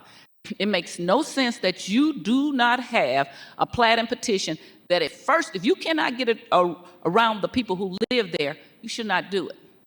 I saw some people criticizing the mayor saying, and you know I criticize her a lot, but on this I agree with her and support her about what should happen to the workhouse. And they said, oh, the workhouse should not be a homeless center or a shelter or anything like that. Well, I was first opposed to closing the workhouse. But if it's not going to be closed, we owned it, and our previous mayor spent millions and millions of dollars updating it, so why wouldn't you want it to be a homeless center? Well, somebody said, oh, well, it has contamination. That's what they have cleanup for. We clean up contaminated gas sites and everything else. I have been rehabbing since 1979. There's all kind of ways that you rehab and clean up contamination. My spouse was the chair of LRA. We went around to locations all around. When he was the chair, he went around and cleaned up sites all around the city that used to be former gas stations. If you go to the corner of Raymond, is it Raymond and Kings Highway, that used to be a Clark gas station. That was cleaned up. We actually also cleaned up St. Louis Avenue and Kings Highway, but thanks to the famous Board of Adjustment not caring, they put another gas station after we spent millions of dollars, which was why I would never support the Board of Adjustment, which has no people from North St. Louis on it. We keep filling up these things, and then you wonder why I vote no, because we don't have a say. So you want to send it to the people who live someplace else so they can say, that's great. The sponsor of this bill does not live in North St. Louis, I suspect, does never lived in North St. Louis, and I don't know if she owns a property or not. But one of the things that you can do when you are a renter or you live with your mom and your family members, you can get up and leave. When you own something and you buy a house and you have an expectation of what that is based on long-term zoning plans, for people to come and then say, well, this is all right to change it willy-nilly, it is not. It's not at all. And it don't dismiss the concerns that people have. I think right now, if you look on our disk drive, there's 800 and something comments against changing this. The people in the community are speaking. I saw a newspaper article where they tried to paint some people who, quote unquote, are progressives as not being progressive if they didn't agree with everything. You don't have to agree with everything to be progressive. You get to have some differences of opinion. If you're married for 35 years like I am and been with somebody for 48 years, you don't get a divorce because you don't always agree. You get to have difference of opinion. And we represent different neighborhoods that have different values. So I didn't like that article. I thought it was very mean-spirited because most of the progressives, you all vote together. Okay, but you mean if you don't agree with something or your community doesn't agree with it, heavens forbid you don't get to have a different vote? That's ridiculous. All the people who want to do this, I want to explain something that happened with Covenant House. We have the people who put Covenant House next to our houses, where all the senior people call me all the time. I can let you hear a phone call right now. And so I went to a meeting that they had, and they had packed the meeting with people who didn't live in our community. And they were all saying, oh, this is a bad community. We need to put this here. And the people who were conducting that meeting didn't even look like me, did not look like my neighborhood is predominantly African American, but we have some whites. And they went and found like the people who are the homeless most likely and had them saying why this was a great thing. And they set that up as this is a great place to have. When I started asking how many people live here, nobody raised their hand. When I got up and started asking the question, I had a hat on. And I just sat there and listened to them. And when they talked about where it needed to be, it had to be in North St. Louis, I said, well, does your family live here? No, their families never live there. They want to do what I call plantation politics, which you put stuff someplace where you don't have to put up with it. And then when you have problems, they don't have enough police to address those problems. At Covenant House, they have a person that's security inside the house, inside the building. But when we had so many problems, I took the state senator, Carla May, I took the then state senator, Chris Carter, and myself. We went to meet with the board. The board, some of the people who live in now what would be called the 10th Ward, said, oh, I would not want to live next to that. You don't want to live next to it, but you were perfectly comfortable for me and my community to live next to it. And when we talked to them about problems, one of the first things that happened when Representative Carter, and I'm using names because they can verify this, we walked in, was a kid talking about he was going to F up the community and F up the place. And we talked to them about making changes. They made not one change. They just want to add more people. It is one of the most poorly run facilities I've ever seen. It's not a local facility like they try to project. It is a national facility. And the people who get out and tell you what a great thing it is don't live next to it. I think the best thing that you ever can do is anything that you want, put it next to your house and make the people who want to run it, put not just them, but all of their family right there. You'll find out they don't want to do that. There's nothing wrong with the way our system is that couldn't use a little tweaking, but not just come in and say, I'm new here and this is what should happen because I think so and because I want so. I don't think that any of the people from North St. Louis, three major people who represent North St. Louis, they're not for it. Why do you think this is something good for us? I think that between us, we have like 50, 60 years of experience to yours. But for you to come in and then you tell some people, oh, well, the Platinum Petition process is racist. It is not. The Platinum Petition process is for every neighborhood. So they don't go over to South St. Louis and say, look, we want to find some white people to do a Platinum Petition in North St. Louis. They don't come from North St. Louis and do that in South St. Louis. The Platinum Petition addresses the neighborhood around it, and it is not racist. It is a way for the neighbors to be involved. So when you use that, please don't throw that out for something. Now, you might sometime have a racist impact of something, but you might want to look at your neighborhood, not the plat and petition process. It was put into a place long time ago and pretty well works most of the time. When the time it doesn't work is when people cheat and they fool people and they get people to sign a plat and petition that they didn't know what they were signing. And then when the people find out, they're having to scramble to get their names off of it. No time have I had, but once in my 31 years, people saying, I want to add another shelter, homeless, any kind of shelter, halfway house into the neighborhood, because North St. Louis has their fill of them. There's hardly a neighborhood in North St. Louis that doesn't have one or two or three. And that is because for 16 years, the administration of Slay pushed everything north. And to a person, the Black Caucus members opposed putting any more shelters, homeless centers, or anything in North St. Louis. I'm sorry, there were 9 of the 12. We actually sent a letter to the mayor back in July, I think, of 2021, saying that we know that the homeless population is going to be a problem. We wanted to sit down with her. We wanted to have a conversation with her. It was sent by then Chair Alderwoman Boyd, was then the 27th Ward. 8 of us signed the letter, and then Alderman Jesse Todd didn't sign it, so he added the same letter. So it was 9 of the 12 of us that sent a letter saying, hey, this is going to be a problem. We knew early on that this was going to be a problem and we needed to address it. But again, I'm going to take up for the mayor again. Homelessness is not a St. Louis City problem. It is a region problem. It is a national problem. It's a metropolitan problem. And what has happened for years, and we knew that's to happen when I was an attorney with the public defenders, certain people out in the county, when they have problems, they bring them to the city limits and drop them off. And so then you look to say, how can you solve this? The city of St. Louis can never, ever, ever solve the homeless problem, the shelter problem, because there's always going to be some more. So we have to have a collaboration. We have to agree that all of us are going to have some impacted with these shelters and things. Since in my conversation with the sponsor of this bill, she said to me, well, I know that most of them are in North St. Louis. Well, if most of them are there, then how come you didn't leave out North St. Louis and say, since they already have their share, let's build some more? That ain't gonna happen, okay? Because people expect that's what should happen to North St. Louis. And then you say, why are all these black people, middle-class black people leaving? Because of bills like this. Because when you pass bills like that, and my people who are middle class and upper middle class, they don't have to live around that. They're not getting the services they think they should get. They're out of here. So all this would do would further exacerbate the group of people leaving this city.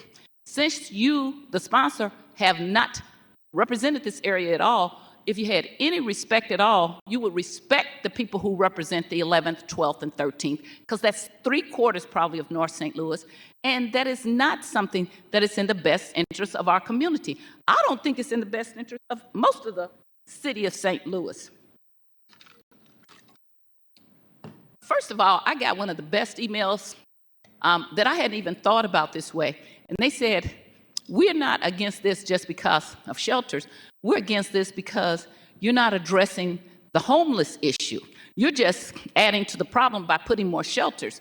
How do we fix the homeless issue? I was like, wow, I'm going to respond to that person because they made me think outside the box. That is exactly right. We're trying to house people, but what do we do so that people don't become unhoused in the first place?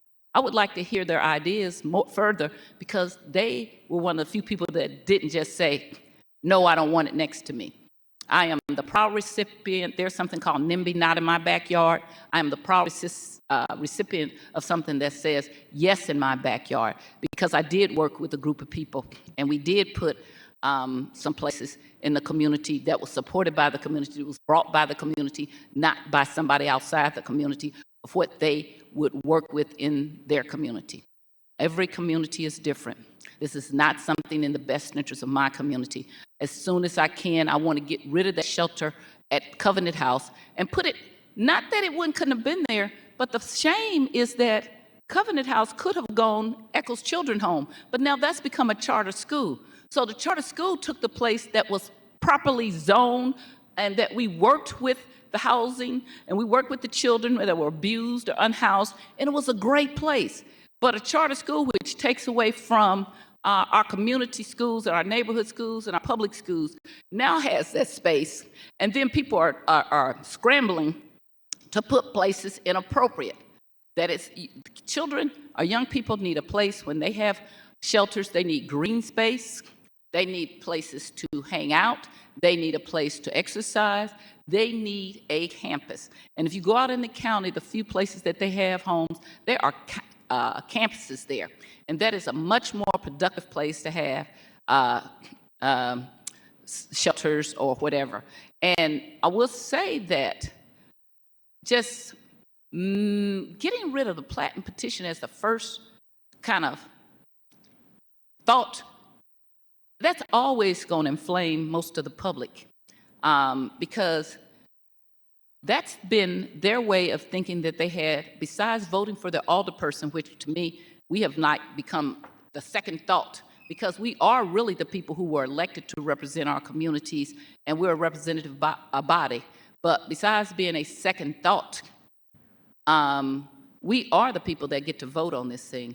And so if the second line of defense is that the people who get to do a platinum petition get to make their thoughts known, and if they're tricked, you can get your name off a petition.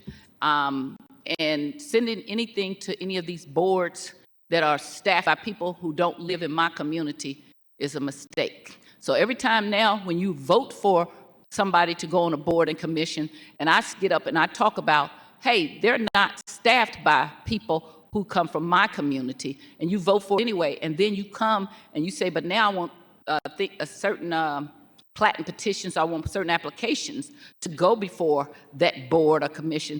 You're slapping me in my face. You're saying, I don't care if you're not represented, but now I want my way, so let's send it to these people who don't care.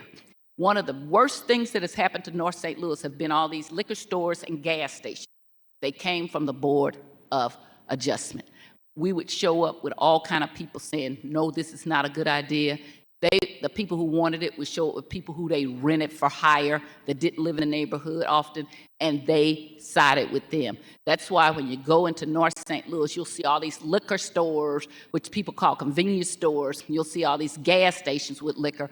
That came from the Board of Adjustment, who overruled the citizens on a day-to-day basis, saying, we don't want this, but was put there anyway. But when you look at who's putting it there, it's somebody who lives down in what used to be the 16th Ward, and they're not putting it by their house. When you look at what that's happened, then you wouldn't be a proponent of this kind of thing. You would be saying, we need to clean up and make sure people are properly represented on boards and commission before we even bring up something like that. And we would also talk to all parts of a city and ask, is this something that you support? Because you will find out that most of North St. Louis does not. So besides the tons of emails that I got from Southwest St. Louis and all over the city, I've gotten tons of calls and emails from my own constituency saying that people are already working on these houses on very quiet streets, that they anticipated being able to put a shelter there. And there you have really inflamed the process.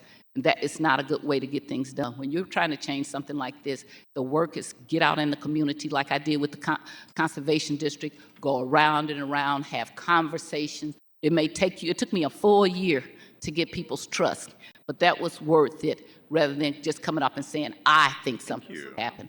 So I stand firmly opposed to this, and I encourage my colleagues to not vote for this and to send this back, if she's really serious about this, for the sponsors of the bill to get out and do the work in the neighborhood. Thank you. Alderman from the 14th. Thank you, Madam President and members of the board. I want to give a different perspective, and I actually support this as a ward that is north of St. Louis. I think sometimes that argument kind of gets blown out, that there's only 3, there's much more. My ward is very diverse from downtown, all the way from St. Louis Place, which is black, Old North, College Hill, Hyde Park, a very part of JVL, another dense area in North St. Louis. And I first want to commend the Alderwoman for working on this. When the previous Alderwoman said serious about it, I wish she was aware of the serious work that actually went into it. This didn't just start yesterday, or this bill wasn't just conversation around it, wasn't just several months when she filed it. If we go back and we look at when several pieces of legislation was filed, I want to say it started almost as back as September. And conversations have been going on for a very long time, not just with this Alderwoman, but with previous board members. And we've continued to not do anything. And I also understand it is a tricky situation because it is concerning, I know, to some people when you may try to mix people who pay taxes and putting shelters there. But I also want to push back as we continue to call our unhoused community these people. Thank God that we have the ability to have a job, but most people could just be one paycheck from being unhoused. Some people have fell on bad times, and family has passed away where they've just capped out and then kind of lost it and somehow became unhoused. But I do again want to commend the Alderwoman from the 7th Ward because she's actually been doing the work.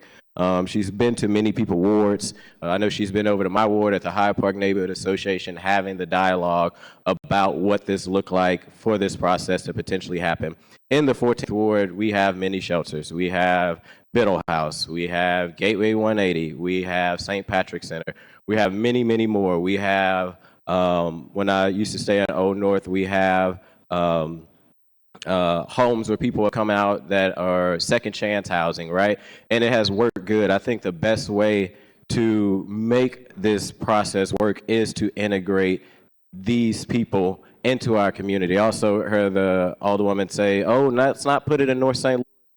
I agree with, or she agrees with, the mayor's stance of putting another shelter in North St. Louis, which is a little bit contradicting in an area that is not around community, in an area that is not around resource, in an area that is not on a transit, in an area that is, yes, currently contaminated. It's easy to just say clean up. But a study has shown if we won't even put dogs out there, why would we put humans out there? So, you know, Alderwoman from the 7th Ward, you have been doing the work. You have been meeting with your colleagues for the one who actually want to sit down and meet and actually answer emails and respond back. I know you met with the Alderwoman of 8th Ward. I know you've had ongoing conversations with the Alderman of the 9th and the Alderwoman from the 1st Ward. You had robust committee hearings around this issue. It is not, I think, a perfect place, but I do think what you're doing is continuing the conversation to figure out what do we do about the unhoused? What do we do about individuals that are going to continue to be in our community? Yes, it is a regional situation. However, what we see is St. Louis County and others are not doing anything. So when are we going to actually do something? The individuals that was out on the line, only thing we did was just put up a fence and a gate and we moved them to another area, but we have not solved the problem. If we don't come up with a solution around our unhoused community, how do we really address the situation?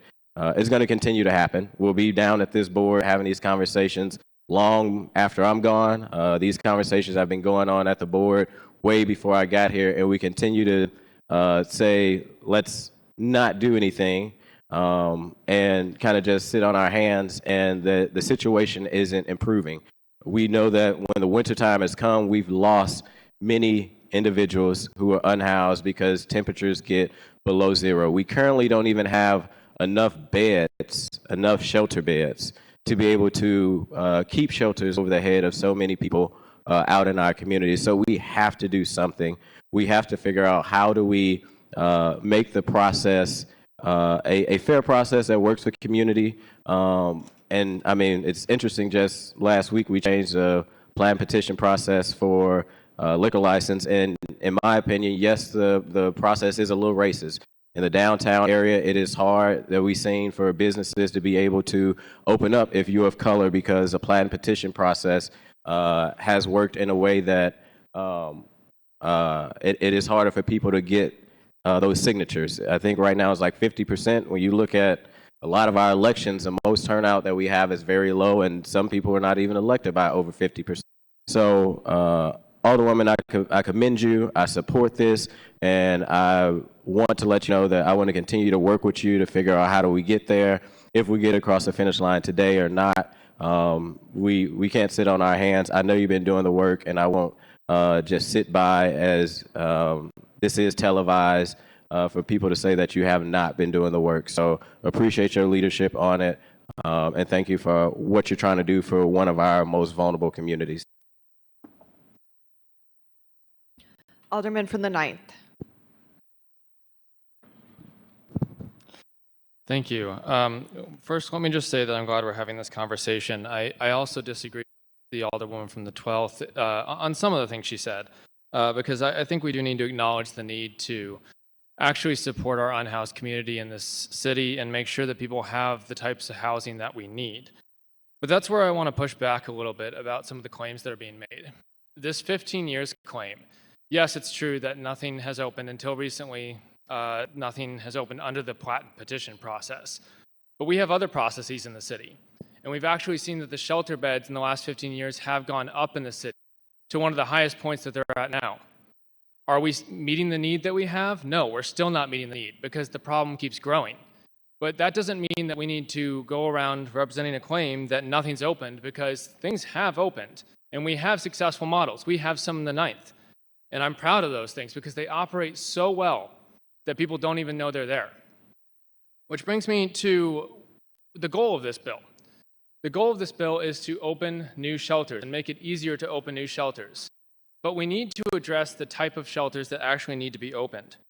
From my conversations with service providers, from current and former heads of DHS, from conversations with people who are out there doing that work on the ground, we have a shortage of transitional housing, rapid rehousing, and permanent supportive housing. It's a bottleneck that we're not getting people out of the emergency housing and into these places where they can be treated or they can get the help they need.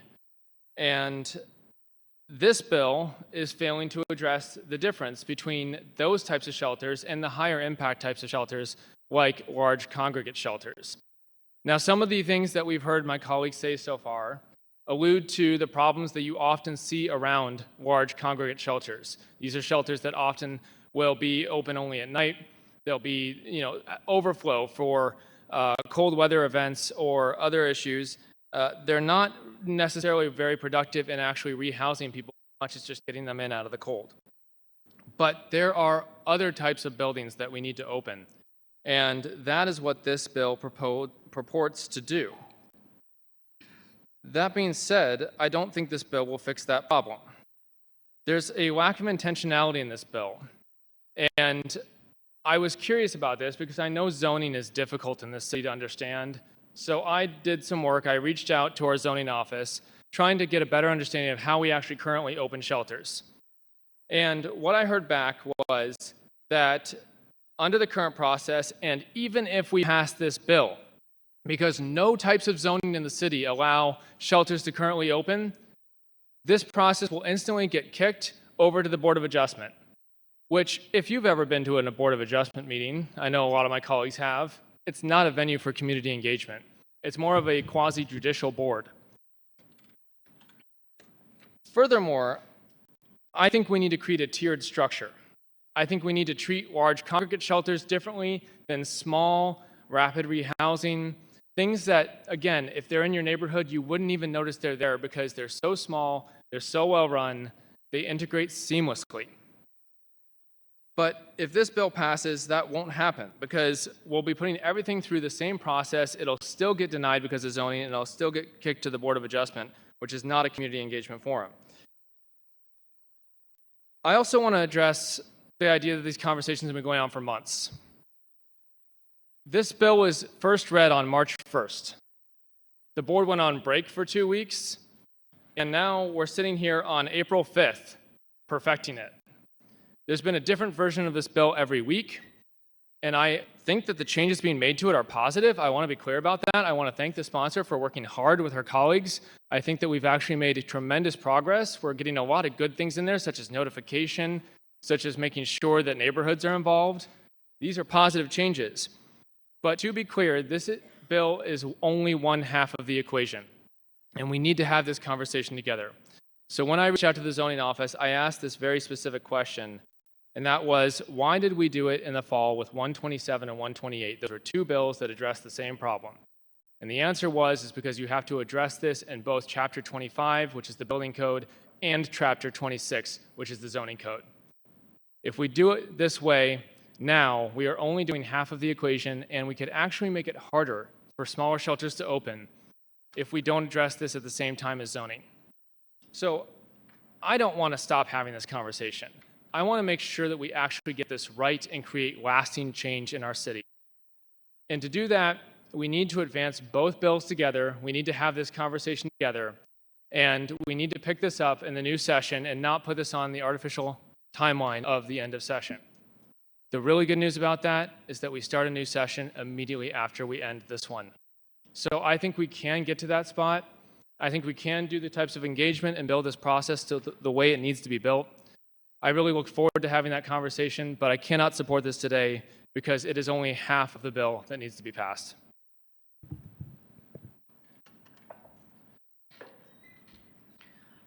I'm going to go to alder people who haven't spoken yet. Alderman from the 3rd. Oh, sorry. Alderwoman from the 13th. Thank you, President Green. Would the sponsor take a question, please? Would the alderwoman from the 7th yield for questioning to the alderwoman from the 13th? Yes. Alderwoman, you may proceed.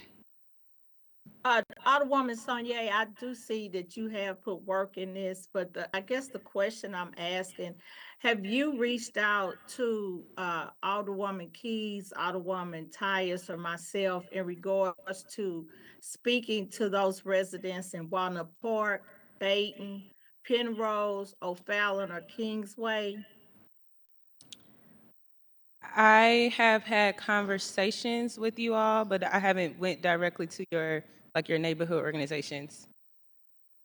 Okay. I did go, I'm not sure exactly, sorry. I did go to some places with State Representative Kimberly Ann Collins, and I know she shares some territory with you all. I don't have like the neighborhoods of which wards, directly, but I did go to some places. I think it was probably in Alderwoman Keys' area. Okay, and so I'm asking that question because what I had explained to you yesterday was you again want to take away the choices of the residents that are in those communities. And so that's why I was asking, had you spoken to any of us to come to our meetings? Because we do have meetings where you would have had an audience to bring this to them. And that was why I asked that question. And so thank you for your answer. But I guess what I wanted to say was the Health Committee in 2023, last year, we called a meeting in regards to homelessness because the Black Caucus in 2017 knew that this was going to come to a reality. And we never got a response. Nothing happened. We got no feedback. And so we were pretty frustrated. But in the meantime, when the caucus was pushing and saying we need to talk to not only the mayor, but also Sam Page, the need to be at the table with county and city departments to address this, again, we got no response. And so I think my frustration is nobody asked any of us about coming to meetings in our community to allow our people to speak. It's the same situation with the workhouse. People are constantly speaking for something that's sitting in my ward, but they don't have the respect to those residents to ask them what their thoughts are. And when I push the issue, then at the last minute, they called a quick meeting. Of course, nobody showed because that was disrespectful to those residents. So like I said yesterday, I think we need to relook at this. And I agree with Alderman Browning. This is a process that is very desperate in our city. And it's not only about the St. Louis City, it's about St. Charles, St. Peter's, and we need to have those people at the table to address this issue, to correct it, to prevent this from being a Band-Aid, because this is a cancer. So we need to address the cure, not just put a Band-Aid on it. Thank you. Alderman from the 3rd.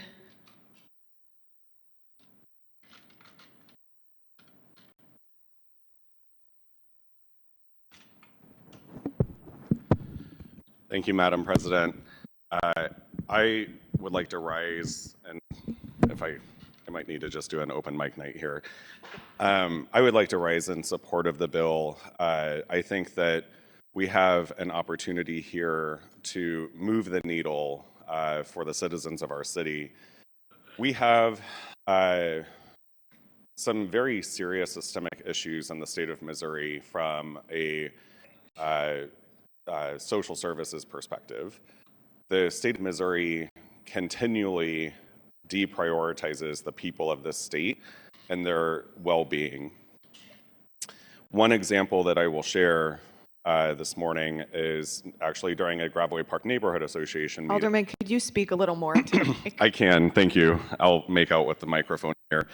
So one of the examples that I'll share with you all this morning was actually from a Gravois Park Neighborhood Association meeting that the Alderwoman from the 7th and I both represent that neighborhood.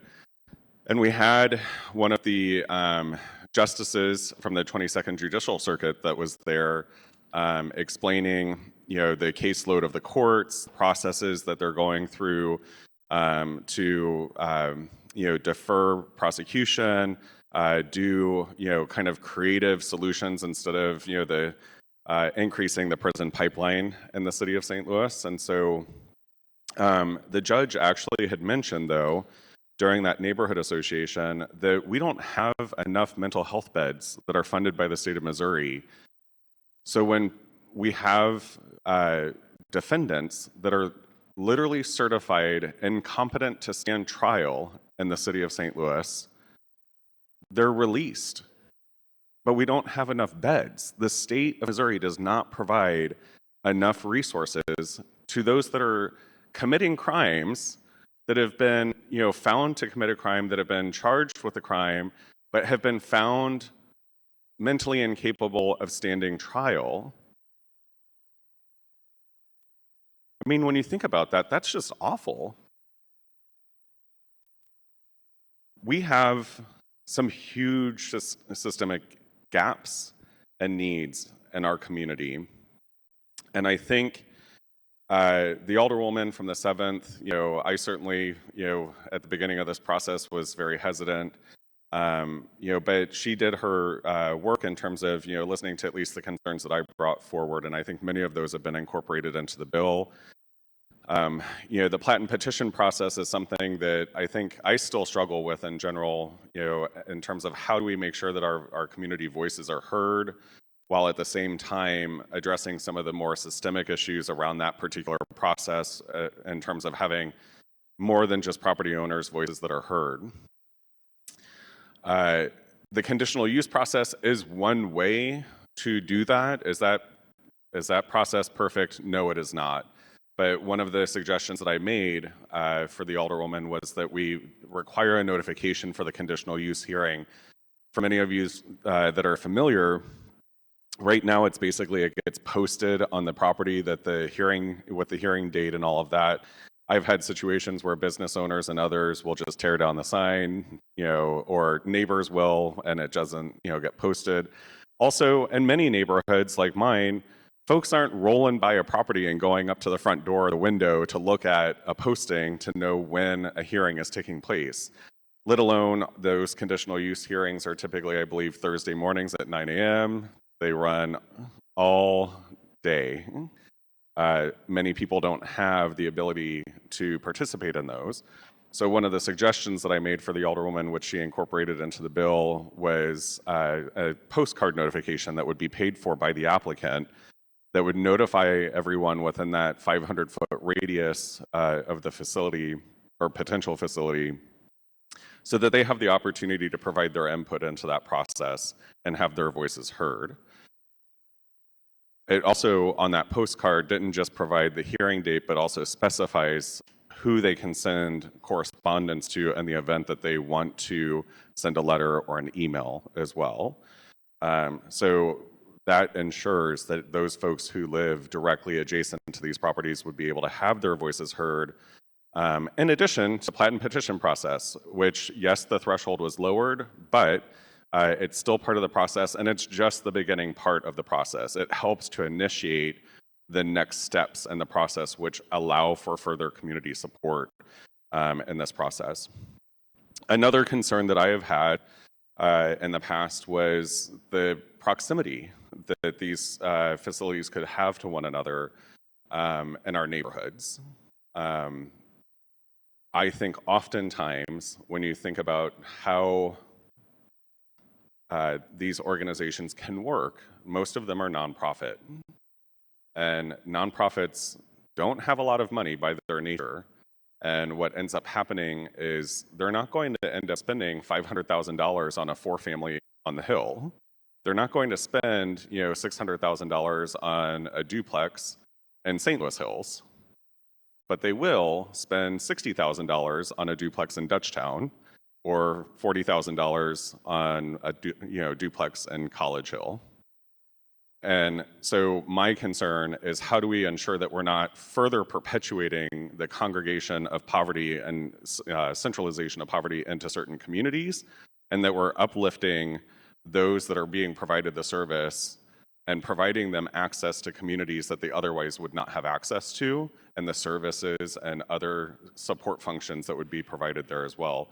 And so I think the Alderwoman also included putting a radius around each one of these facilities so that they're not being congregated around one another, and that we are kind of diversifying the population around it as well. I can go on and on. I had several suggestions. I think that they were listened to, incorporated into the language of this bill. I want to thank the Alderwoman for taking the time to do that. I think we've spent a couple hours in meetings with various folks over last several months since you introduced your original bill. And I think that while this isn't perfect, it is starting to move the needle in the direction that we need to go in terms of being able to provide shelter for the unhoused in our community. During the hearing, there were many people who came to testify in opposition, predominantly from the Central Corridor, I would imagine, if I can recall most of the addresses, zip codes, and wards that were shared, that were opposed. And I think that change is hard, change is scary, but at the same time, we are trying to work to ensure that people's voices are heard throughout this process, including those who historically haven't had a voice in these processes as well. And I think that oftentimes the people who are opposed aren't diametrically opposed to it. They just have particular issues with one point or another, and those are things that we can continue to work through as we progress. And I think that from the hearing and the opposition that I heard during the committee hearings on this, it was interesting to me because almost all of them said, I don't have anything, any problems with the unhoused, but. And that but is pretty worrisome sometimes for me because it can be dehumanizing. It can be classist, sometimes racist. It can be a lot of concerns that really are issues that we struggle with as a community and as a city as a whole. And so I don't want people to think that those concerns aren't falling on deaf ears, but at the same time, we have to rise up and speak our truth and speak power into the halls of this building that we come to serve our population every single day. And for me, in particular, I've evolved on this bill, over the last several months, and certainly have done what I can to make the bill a better bill. And I think the Alderwoman from the 7th heard those concerns, incorporated them into the bill, which is why I am very, supporting it here. And I would hope that others take the opportunity to think about how can we continue to move the needle forward for the unhoused in our community. The other item that I do want to touch on during the committee hearing, many people were talking about how downtown is the only part of our city that deals with the unhoused, and that downtown shoulders the burden of the unhoused community. I mentioned during that committee hearing that is absolutely, unequivocally untrue. You can go down any alleyway in Dutchtown, Graveway Park, Marine Villa, Mount Pleasant, Carondelet, and you will see unhoused members of our community in any neighborhood. You will see them on the side of Highway 44 and the Hill, Lindenwood Park. You'll see them under the overpasses in Penrose Park. You'll see them along the river in Baden.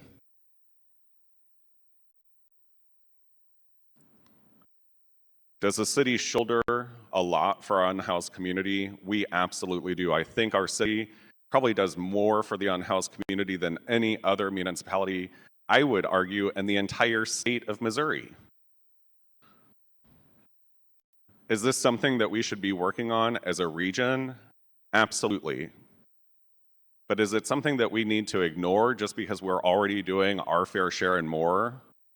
No, we need to continue having these conversations, and we need to continue doing what we can to serve our community as a whole.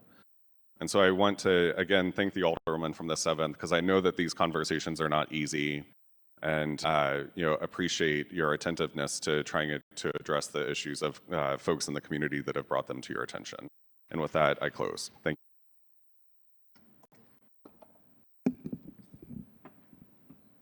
Any further discussion? Alderwoman from the 12th. Madam President, members of the board, I have heard and heard and heard about this study that says that the workhouse site is contaminated and that dogs can be there and we're not people. I surely want you to produce that study. I get tired of hearing about things that become folklore. So produce the study. That's how you do it. Don't talk about it, be about it. I can produce the amount of money that the former mayor, Cruson, did on the work. So when people say how awful the workhouse is, they don't talk about the money that was spent on rehabbing the workhouse. Again, I have been a rehabber since 1979. You can rehab most anything. You can also clean up sites. We do it with gas stations all the time. So until somebody presents me the study that says that the workhouse is contaminated, it can't be cleaned up, that's just a folklore that comes from people who just got here, who know everything.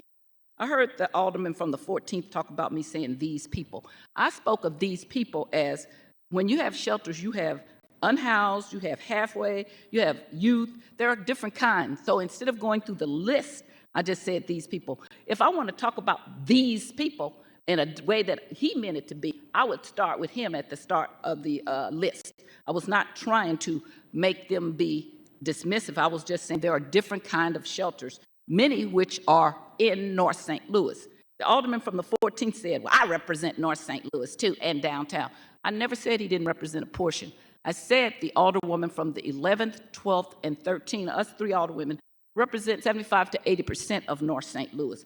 He represents downtown and other places. And the parts of North St. Louis that he says he represents, or the northern part, are really more downtown. Hyde Park, when you cross over Jefferson, you're going into the downtown area, not the North St. Louis area.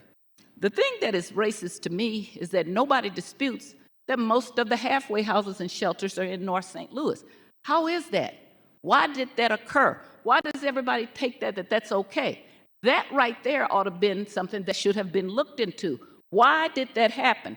people who come from different walks of life, because before there was the alderman from the 14th, the people who represented the area, I've been associated with the people who which is called the 5th Ward and the 3rd Ward since 1991, from Mary Ross on up to April Ford Griffin, to Tamika Hubbard, to James Page was the 5th Ward, to Bosleys from the 3rd Ward. That's the area that of the part of North St. Louis that the alderman from the 14th represents. But a funny thing happened to all those people from different camps, political camps. When they actually got downtown and started watching what was happening in their part of, even though they represented downtown, the northern part of the city, Alderwoman Hubbard, who was really got along with Mayor Slay, was fighting tooth and nails because all of a sudden everything was being pushed to the northern part of downtown.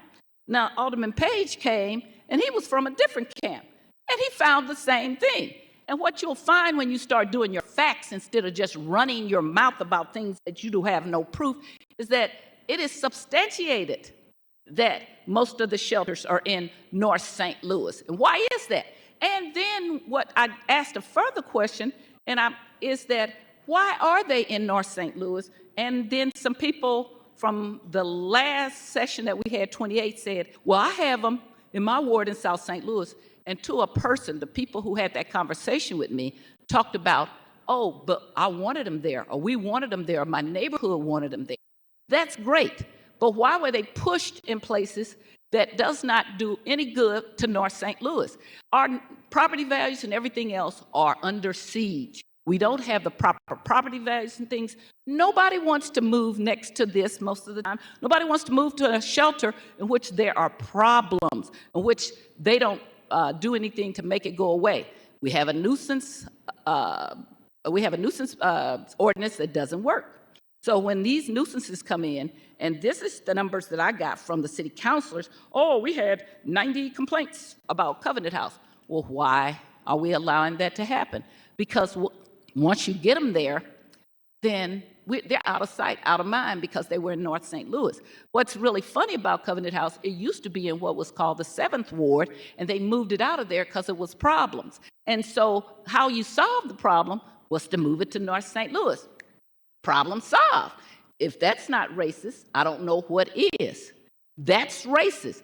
You have a problem property, and you move it to North St. Louis, and then you say, okay, that's okay.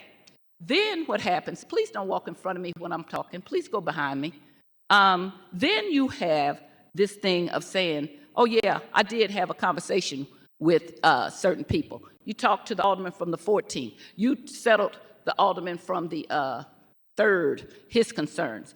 But the place where we having a problem the most with that, you haven't settled those concerns. You didn't say, this is something that should be resolved.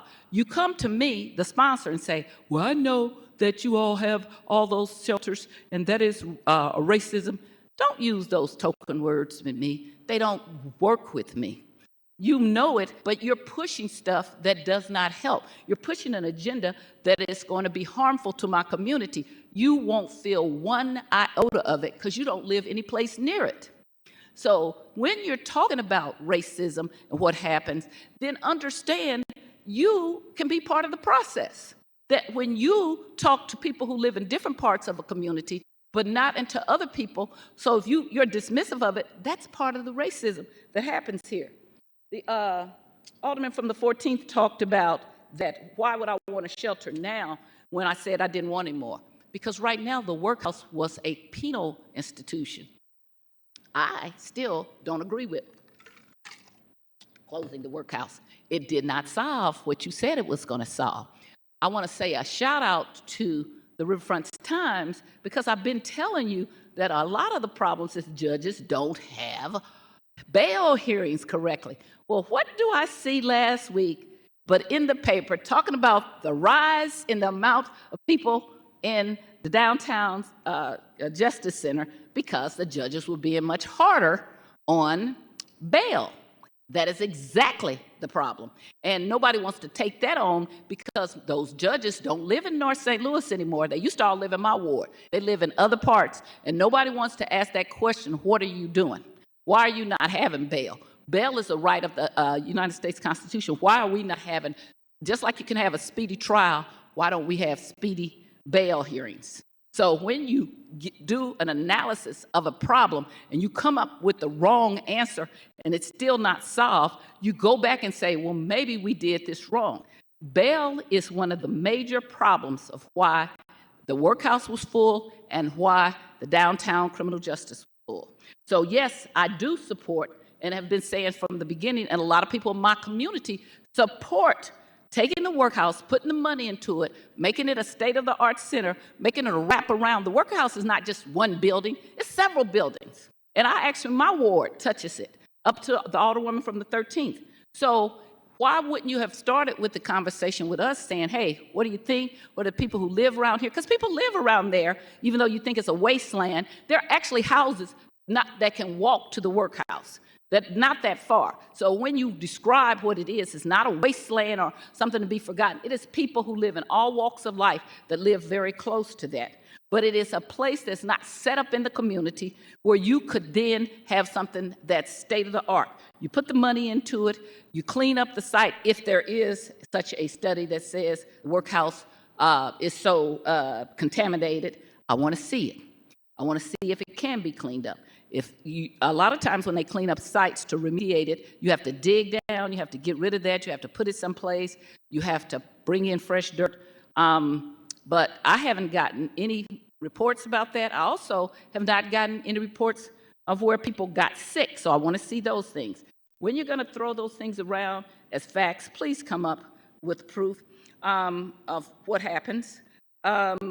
This whole thing of people should be integrated into the community next to people's houses and things like that. That all sounds good on paper, but it doesn't work because people move away from things that are nuisances next to their houses. And when North St. Louis is bleeding already. So when we try to explain to you this is not a good idea, but yet you have not taken the time to talk to the 11th Ward, 12th Ward, 13th Ward, except in a dismissive, cursory manner, then you're not going to get any support and you're not making changes that maybe would get our support. Because the first change would be to produce a map showing where the halfway houses, shelters, and things are, and then asking the hard question, why they aren't in certain places, why it's all right to put it in North St. Louis and no place else, and then be dismissive and to say, oh, well, most people are just one check away. But I represent a lot of people who are not one check away. And they have paid their dues. They're the people that made it responsible and possible for you to be sitting down here, me including, if you remember, Alderman from the 14th Ward, especially me, if you remember. And I'm not one check away, but I have been, which is why when I came back from school, I put my energy into representing all people. I get so sick and tired of the attack on if somebody has 50 cents more, that they're somehow wrong for relying on a system and now saying, oh, well, that shouldn't be like that. That's classist, that's racist. We live in a community that has laws. People do the best they can to stay within those laws. They try to live in the best place they can and have quiet enjoyment of their property that they bought. So when you buy something next to a schoolhouse where the school lets out at 3 o'clock and they go home and it's quiet, that's your expectation. When all of a sudden that becomes a shelter and they're picking people up all times of night and moving them in and bringing them in. And there are things that are where people are breaking into people's houses and things like this. These are old black people who live next to these things, and old black men and women who have had to fight to get their homes. And they're calling every place and complaining. After a while, people feel like they have no place else to go. This thing about conditional uses, Alderman from the 3rd say it starts at 9 o'clock. Actually, they start at 8:30. I'm there all the time. Whenever I see the Ward 12, I'm there, and I'm calling people to come. He is correct. People cannot come to these things a lot of times. They cannot come to them because they last at different times, and you might be someplace on the agenda that you have to go to work.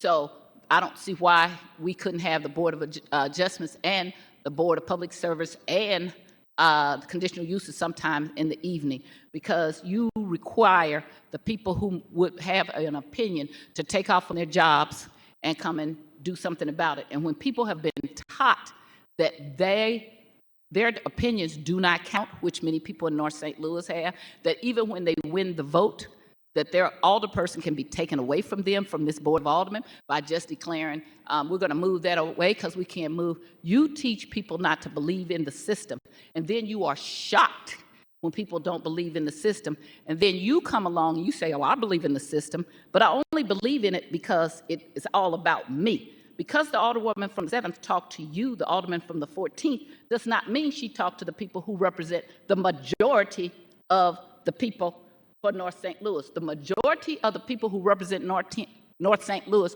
are the 11th, 12th, and 13th. We can get a map out and look at it. I never said that you didn't represent any part of it. I said you didn't represent that part. The alderwoman from the 7th talked to Representative Kim Collins. She is a state representative. She is not an alderperson. She does represent some of our communities, and I will let you know that she did open a unhoused facility that she had to close down that could not be run for various reasons. I won't get into that, but she did try that. A lot of it is in the community where she lives, and got lots of complaints from people saying we had no choice about it, and complaints about people in the alleys, urinating in the alleys, and these kind of problems. I have a lot of people, since we closed down Larry Rice, that was downtown. Larry Rice was here before all of the yuppies, buppies, and all the people who came down who said they wanted an urban experience. But they closed Larry Rice, something we can't do in most of North St. Louis. They closed it because it was around all the influential people. We didn't say, whatever's wrong with Larry Rice, let's fix it. Not only did we close it, we then put a fake sign around the park next to Larry Rice that says, certain times during the day, you can't come here because we're doing park maintenance. Now that's a lie, because I've gone over there several times and sat there, and there was no park maintenance. That was because they didn't want the homeless people hanging out there. So you can get rid of homeless people in shelters and halfway houses in certain parts of the city, downtown South St. Louis, and then try to send them all to one thing. So before you start with a cure for all, why don't you then, if you acknowledge that there's been a problem in North St. Louis, why haven't you got the buy-in from the 3 people who represent the most part of North St. Louis? Why haven't you looked to say, well, until we get them in all parts of the city, then we're going to exempt this out, because you got too many red dots here showing that you got these things all over your neighborhood. How is that? Because what the alderman said from the 3rd Ward is that they will buy a 4-family, and then they go around the process and they trick people, and they do, and the people who work for the mayors go ahead and say yes to things they shouldn't be, because that's part of the political process, is being unfair, and that's racist. If you want to have homeless shelters, start with what you want. You said to me, and because you did talk to me, Alderman from the 7th, saying, well, we would want them in our ward. Then put them, by all means, put as many as your constituents will take there.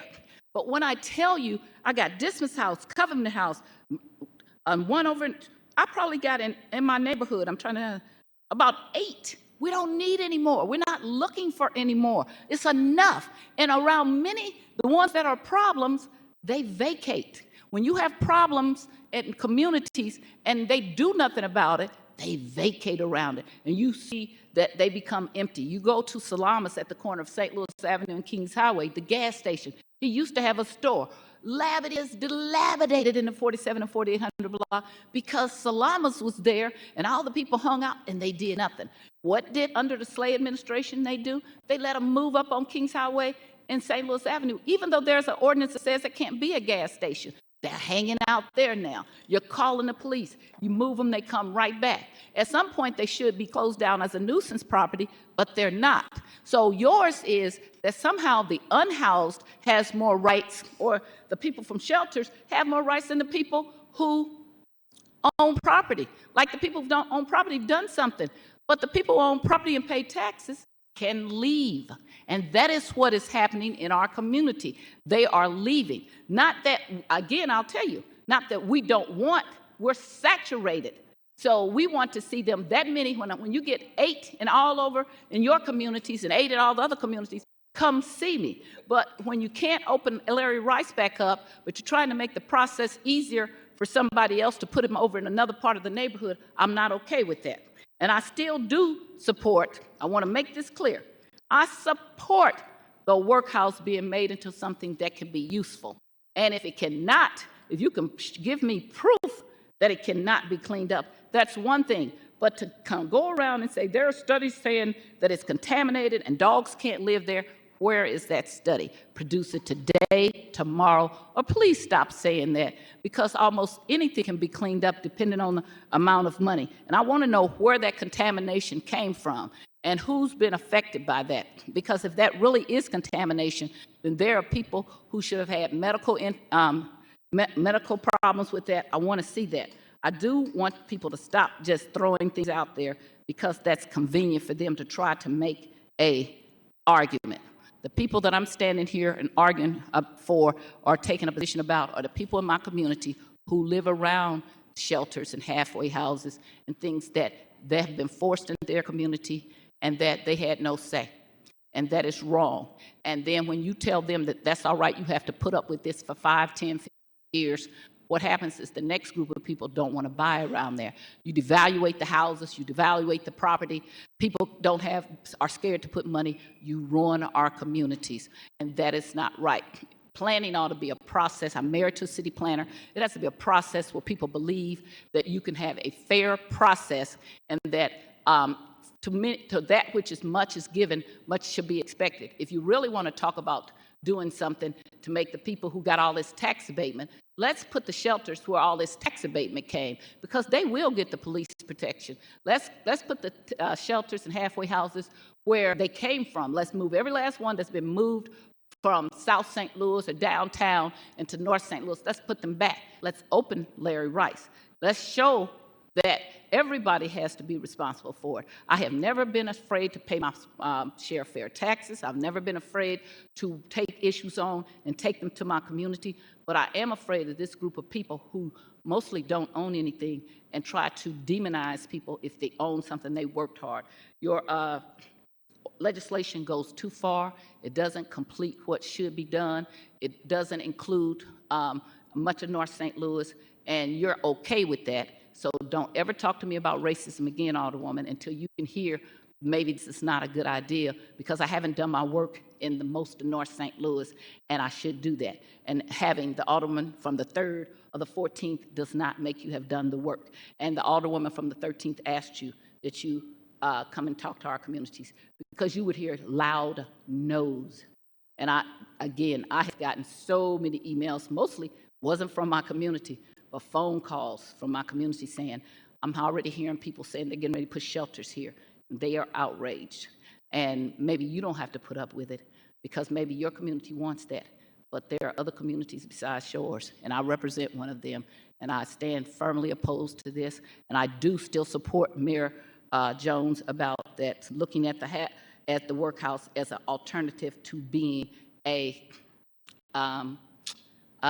just closed and nothing happening with it. You closed it without a plan, and it did not solve the problem of overcrowding in the Downtown Justice Center. We're now having to put people other places. If you continue not to only listen to one segment of the community, which is these people who say we have the answers, but we don't own anything, you're going to make a giant mistake. There are a lot of people who do not support this, and they're online. And some people are not supporting it for a whole bunch of reasons, but they have a right to not support things that are around their house. Because when you go to sleep at night, you want peace. You don't want to see people who have been moved into your neighborhood climbing over your house, climbing over your garages, climbing over your fences, breaking into your things because somebody moved that into your neighborhood but would not do the same thing. I remain opposed to this legislation. Any further discussion? Alderwoman from the 8th. Thank you, Madam President, members of the board. I want to stand in recognition of the sponsor of the bill. The Alderwoman from the 7th has put in a significant amount of work. She clearly comes from a place of passion, a place of compassion, and a place of willingness to hear different perspectives on an issue that is really tough and one that is a citywide issue. Of course, I represent a good chunk of downtown and the riverfront and Soulard, and I would say a lot of the providers of services to the unhoused. But this is an issue that impacts all of us, every single neighborhood in the city of St. Louis. When invited by myself, the Alderwoman from the 7th came to every neighborhood meeting in the 8th Ward that we had during that time. And I want to thank the Alderwoman for doing that and for engaging in some various, as she pointed out, tough conversations, because, you know, this is an issue, one of the most pressing issues impacting our city and our neighborhoods and our downtown. It really is impacting every corner of our city in a very noticeable and an important way. Without this work, without these bills, this is the third bill that we've considered down here on the issue of homelessness. I don't think we would be moving forward on the issue like we are. Every year, people die on our streets.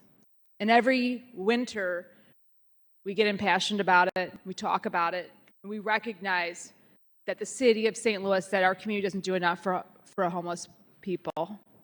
This has been going on for as long as I've been down here, and then every year it warms up and we forget about it. But the Alderwoman from the 7th is making sure that we're not forgetting about it. And this is important work, and I'm, as somebody who deeply cares about humanity, I think we all do, we all should, we need to be talking about this issue, and we need to be solving it. Providing shelter space, I think we all know when I introduced the Alderman from the in neighborhood meetings in the 8th Ward, I would look around at my neighbors who were often complaining about the unhoused in tents within our communities, in our parks, next to people's homes, under bridges, on the side of roads. Say, yes, this is a problem. But the reason why we have so many people in tents is because we don't have places for them. We need to recognize that we need solutions beyond what we have. We are doing the lion's share in the city of St. Louis. That is true. Our state is failing the economic engine of the state of Missouri, the city of St. Louis, by being one of the few states in our nation that fails to provide funding for the unhoused. That's true. But at the end of the day, we still have them among us. They're still our neighbors. They're still here. And without services, they will continue to languish. Oftentimes when people become unhoused, it's because of the failure to pay an electricity bill or some catastrophic event. And with the right services, people can join back the world of the traditionally housed. But failing to do that, living on the streets creates an enormous amount of trauma. It is extremely traumatic to live on the streets, to live in a tent. We are hearing from residents, from neighbors, that it's traumatic to encounter the unhoused. Imagine being unhoused, the trauma that is associated with being an unhoused person in a city that doesn't have adequate resources for you, like the city of St. Louis.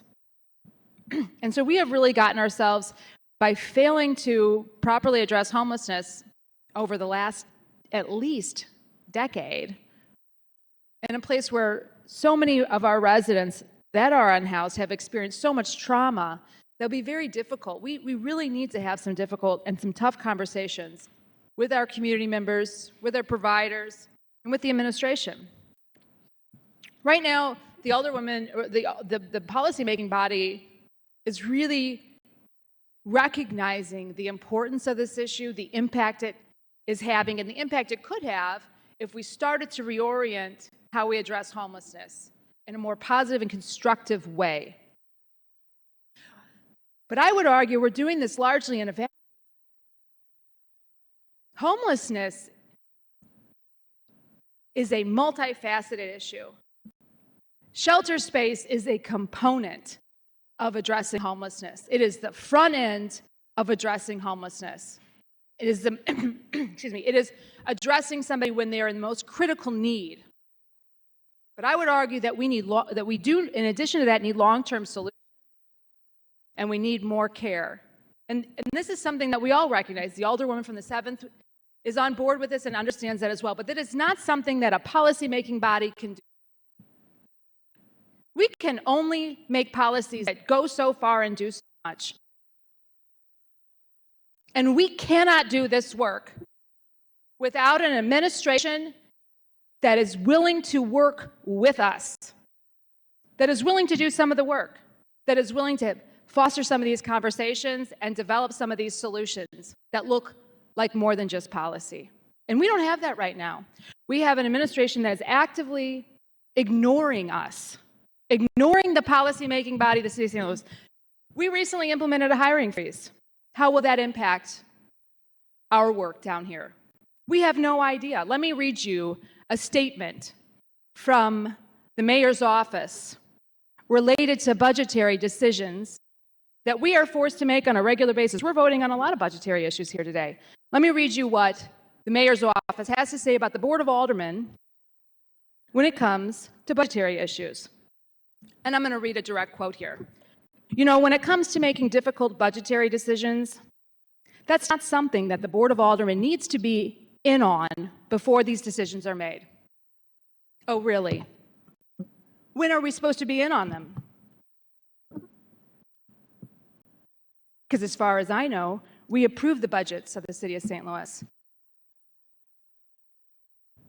This is not just about budgets. This is about how the city is run and how we provide services and what we do for the citizens that pay every one of our salaries.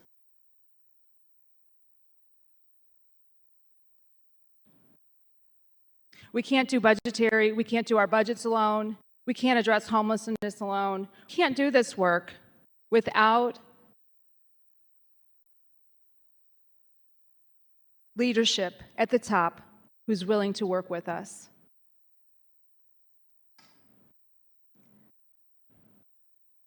I commend the aldermen from the 7th and as well all of my colleagues down here who've been working on this bill and working on this issue. We're elected to make tough decisions down here, and this is a tough one. Because as much as the Alderwoman has come out to my community, thank you for that. At the time, the bill wasn't quite ready, and we didn't have a bill to talk about specifically. But I know my community was very grateful for those conversations and is willing to continue to talk about how we can support more services to the unhoused. I represent a neighborhood, Soulard. I like to talk about them as an exemplary neighborhood in the City of St. Louis because Soulard has shelters and they have services. And yes, there's some folks that complain about some of the issues over there, but by and large, that neighborhood is supportive and has incorporated the unhoused, both the shelters, long-term supportive housing, and services into the fabric of a neighborhood that has a diversity of income and housing values. This is not a low-income neighborhood. This is a thriving neighborhood that is putting in their own speed humps. We can do this.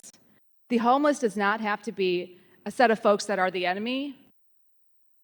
We don't have to shove them under the rug and shove them in parts of our city that don't have people even there to sign a Platten petition. We can do this, but we have to work together. I've been asked by a lot of my colleagues and members of the public where I am on the bill, how I'm going to vote. And a lot of times, a present vote can be used as a scapegoat. I'm saying that as somebody who's voted present. But I am actually present here for this conversation. I'm present for this issue, and I'm present, and I'm here with the Alderwoman from the 7th, the President of the Board, and everybody else who's been working on this issue. And I know each one of us cares about this issue and cares about the way their constituency feels about it, feels about moving forward, and feels about policy in general on homelessness. And so with that, I think it's, again, important to recognize that we have to work together. So our votes here today, let us remember that we start a new session in just 10 days, and we need all of us to be participating on this citywide issue of homelessness. Thank you, Madam President. I have no more. Alderwoman from the 6th. I'll do 6th and then 10th.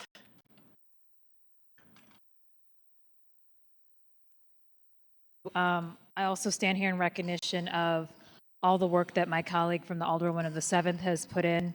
As many of my colleagues have mentioned, this is a complex, difficult topic to discuss that people have lots of feelings about and different approaches. I want to commend the Alderwoman from the 7th for not only coming to my neighborhood meetings when asked, she attended the Shaw meeting this past week, also jumped in and knew a few emails from the Compton Heights folks, which we shared the frequently asked questions, and she was willing to not just entertain but thoughtfully answer some of the important questions that I think we're asking about this bill.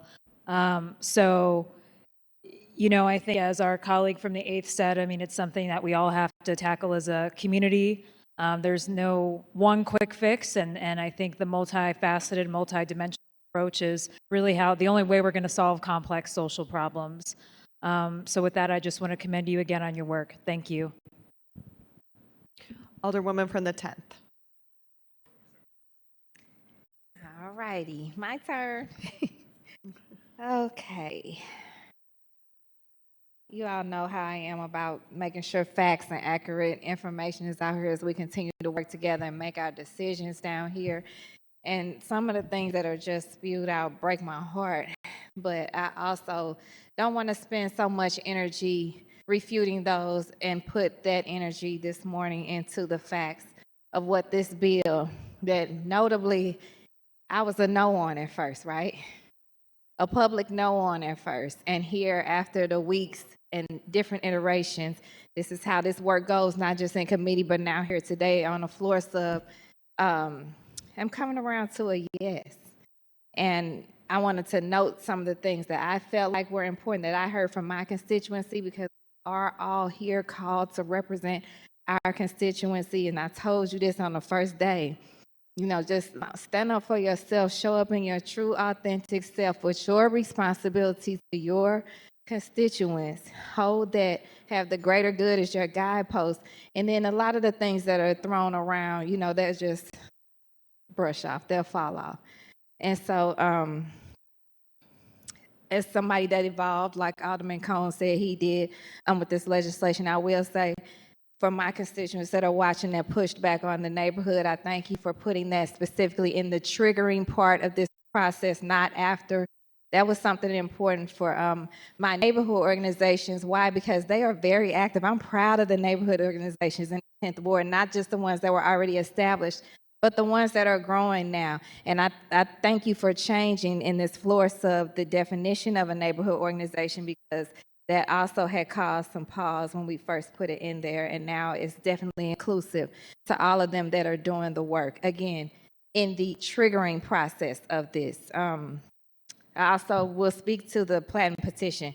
That was part of the reason I was a big no, because when you hear plan petition, it's just like a boogeyman anyway, but a lot of the people you'll find that talk about plan petition don't participate in the plan petition, even if it's something that they want. You know, it's hard to get there, to your point, when you said, even when we're out here knocking doors, I mean, people just are disengaged in the process, period. So meeting people where they are, like in a neighborhood organization or the community meetings, the postcard at their door, all the different things put in this are more effective than a platinum petition.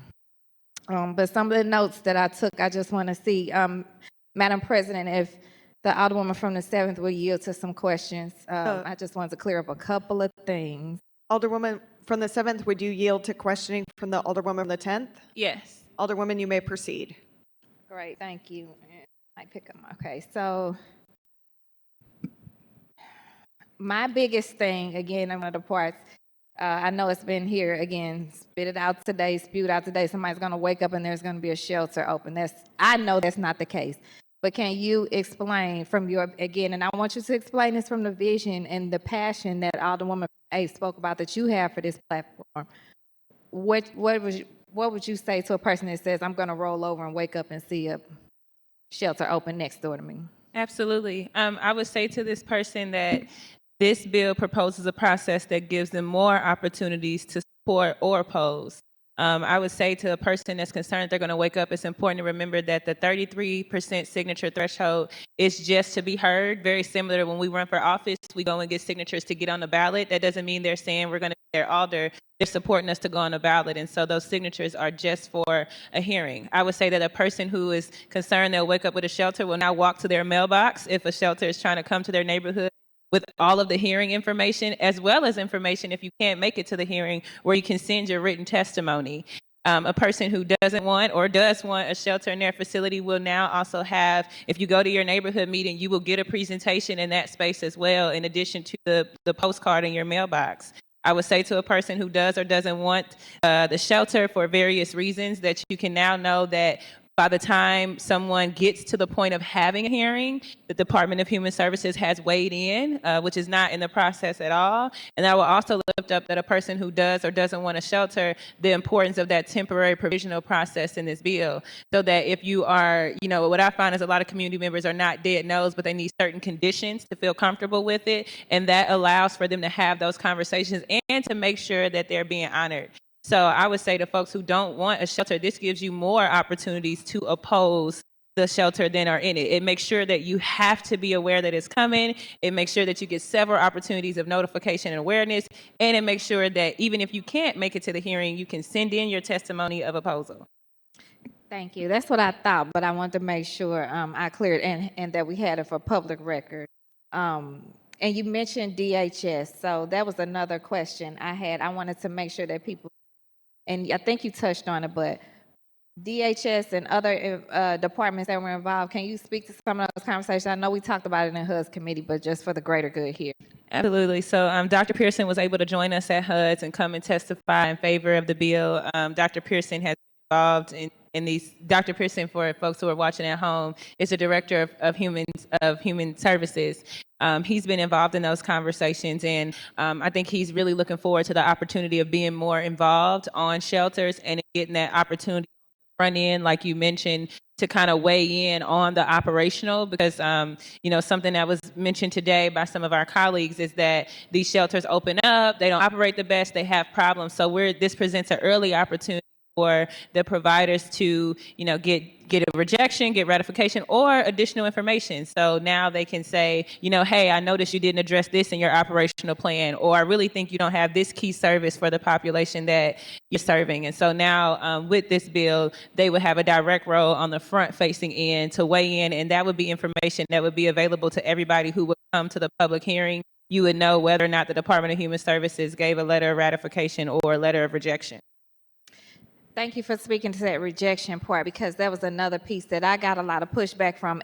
As an alder, I have been on the other side of that. I've been on the other side of the fight, not just for constituents, but at the Board of Adjustments and in these department places. So can you speak to, this clearly is not what we want, but can you speak to what the process would look like after the triggering, when they go into the community hearings? Can you speak to what it would look like for if by chance there's a community that is just adamant about not wanting it? Because ultimately, my understanding of this legislation is not that it opens a shelter that God knows we need, but that it streamlines the process. So can you speak to that for me? Absolutely. So if in terms of revocation processes, opportunities are early and abundant. Our intention with making sure that you get a postcard is so that if you are opposed, right away. And we do require that postcard be sent at least 30 days prior to the hearing. So not only will you know right away, hopefully a month is enough time for community members to either plan to attend or to write in their testimony. It also gives you the opportunity, if you make it, you don't have to give your signature, but you will know that it's coming from the postcard. Again, when they come to your neighborhood meeting, you could talk to your neighbors, and the neighborhood organization could take a stance of opposition or support. And then also it gives you an opportunity, even if it's granted, again, it's only granted for 6 months. And so what we know is two things are not static. So someone might have supported it at the beginning, but then you might have an issue or have some concerns. You know that you're guaranteed in 6 months to get that opportunity to address it. In addition, we added some language that's in the floor substitute, thanks to Alderman Narayan, where if there's any immediate public safety hazards or public health hazards, you could actually call for that hearing within, to be called within 30 days, so that us as alders, I know we're a lot more intimately involved into the goings of our community, what's in our wards. So I could say, hey, I'm having a problem with the shelter facility, and I could reach out to the Director of Human Services, and then we could make a decision to call for a hearing to discuss that immediate public safety and public health hazard. Great. I wish that was at least that piece alone. I wish if we got to go back and forth with some other stuff, I wish we could still just pass that piece. Because again, I've been on the other side of it after. And this to me, hopefully, if I'm getting it right, is more of a proactive role, not just to address and meet this need, but also for the safety and accountability of how these shelters are ran and how they plan to be ran. I know there's been some zoning issues. If I know a lot of us might not really engage in how these bills interact, but there's actually some zoning plan overhaul monies in the board bill that we just perfected, 143. So I've been engaged in that process, as well as my role on the planning commission. Just for clarity for some people, can you just speak to what the role and the position has been and it currently is with the zoning and planning on this, on 227 on the floor sub? Absolutely. So currently, right now, as it stands, this bill is not a zoning bill. What this bill is a bill for plat and petition. And so one of the things that's really unfortunate, in my opinion, is that the city of St. Louis doesn't allow for shelters in a single one of our zoning areas. So whether you are industrial or you are, family A, single residential A, you're not allowed anywhere. And because of that, you would get kicked. As soon as you apply, you would get denied by the building official and then be sent to the Board of Adjustment. The other thing that I would encourage all of my colleagues who are interested in the zoning department and what they wanted, Board Bill 128 is not up for discussion, but it's still there. And what the zoning commission offered in that case was kind of their stance on where they were looking to go. But one of the things that I've tried to be very clear about is that these are a series of continuous conversations, that this unhoused issue, there are several things as a city that we need to have conversation about, whether it's plat and petition, whether it's zoning, whether it's criminalization, whether it is, encampments or unencampments. And so this bill just focuses on one part, but it's just like so many other things we deal with that are connected. The impacted tenants fund is different from the rental registry, but they do have direct connections. But we did pass the rental registry knowing that the impacted tenants fund would come and hope that it would make. And so this issue is not unlike any other issue where it is connected to some other things and some other conversations. But we wanted to kind of narrow the conversation and just go topic by topic, because this is the first time as a board that we've had any of these conversations. This is the first time that some of us have even went on record to talk about it. In order for us to continue to craft bills and move this forward, we do have to have these conversations. And so just specifically in regards to zoning, this is not a zoning bill. Right now, the city of St. Louis does not allow for shelters in a single one of our zoning areas, and that will have to be a conversation for a separate bill, but they are separate codes. So this is dealing with Chapter 25. The zoning bill will deal with Chapter 26, and I look forward to working on that in next session. Okay, and the only other thing, I do have some closing, but the only other thing I took notes on was something that Alderman Cone said, and I was on a phone call when we discussed this, literally sitting on four corners, looking at shelter here, shelter space here, unhoused here, around a school, and a police station, all within my eye shot, right? And so I know that Alderman Cone mentioned the congregation and the centralization of shelters and how that is used as a scare tactic for people, again, with some of these shock comments that people put out. Can you just speak to your vision and the work that this bill would do to deconcentrate those levels of not just our unhoused, but poverty and all the other impacts that it has on our community?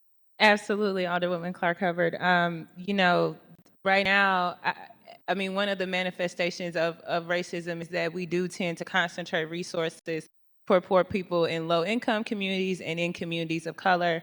And if you were to look at where shelters are, and not just where they are, because again, what this bill addresses is trying to create a pathway to put up permanent shelter infrastructure. What really happens, though, when we get into hazardous times is we get all of the emergency infrastructures. And most of the time, those emergency pop-up shelters are either downtown or in North St. Louis.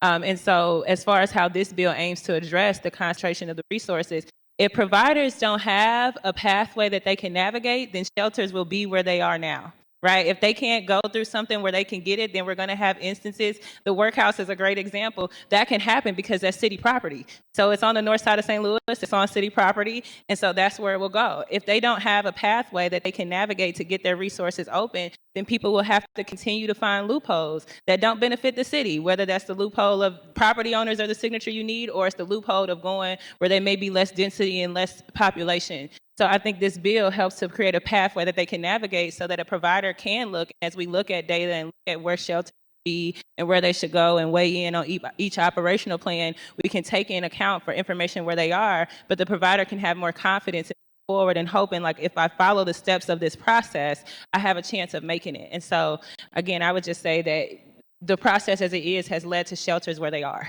If we keep it as it is, it's going to keep them where they are, which is going to keep them concentrated. Nothing but changing the process is going to help us to break that. Absolutely.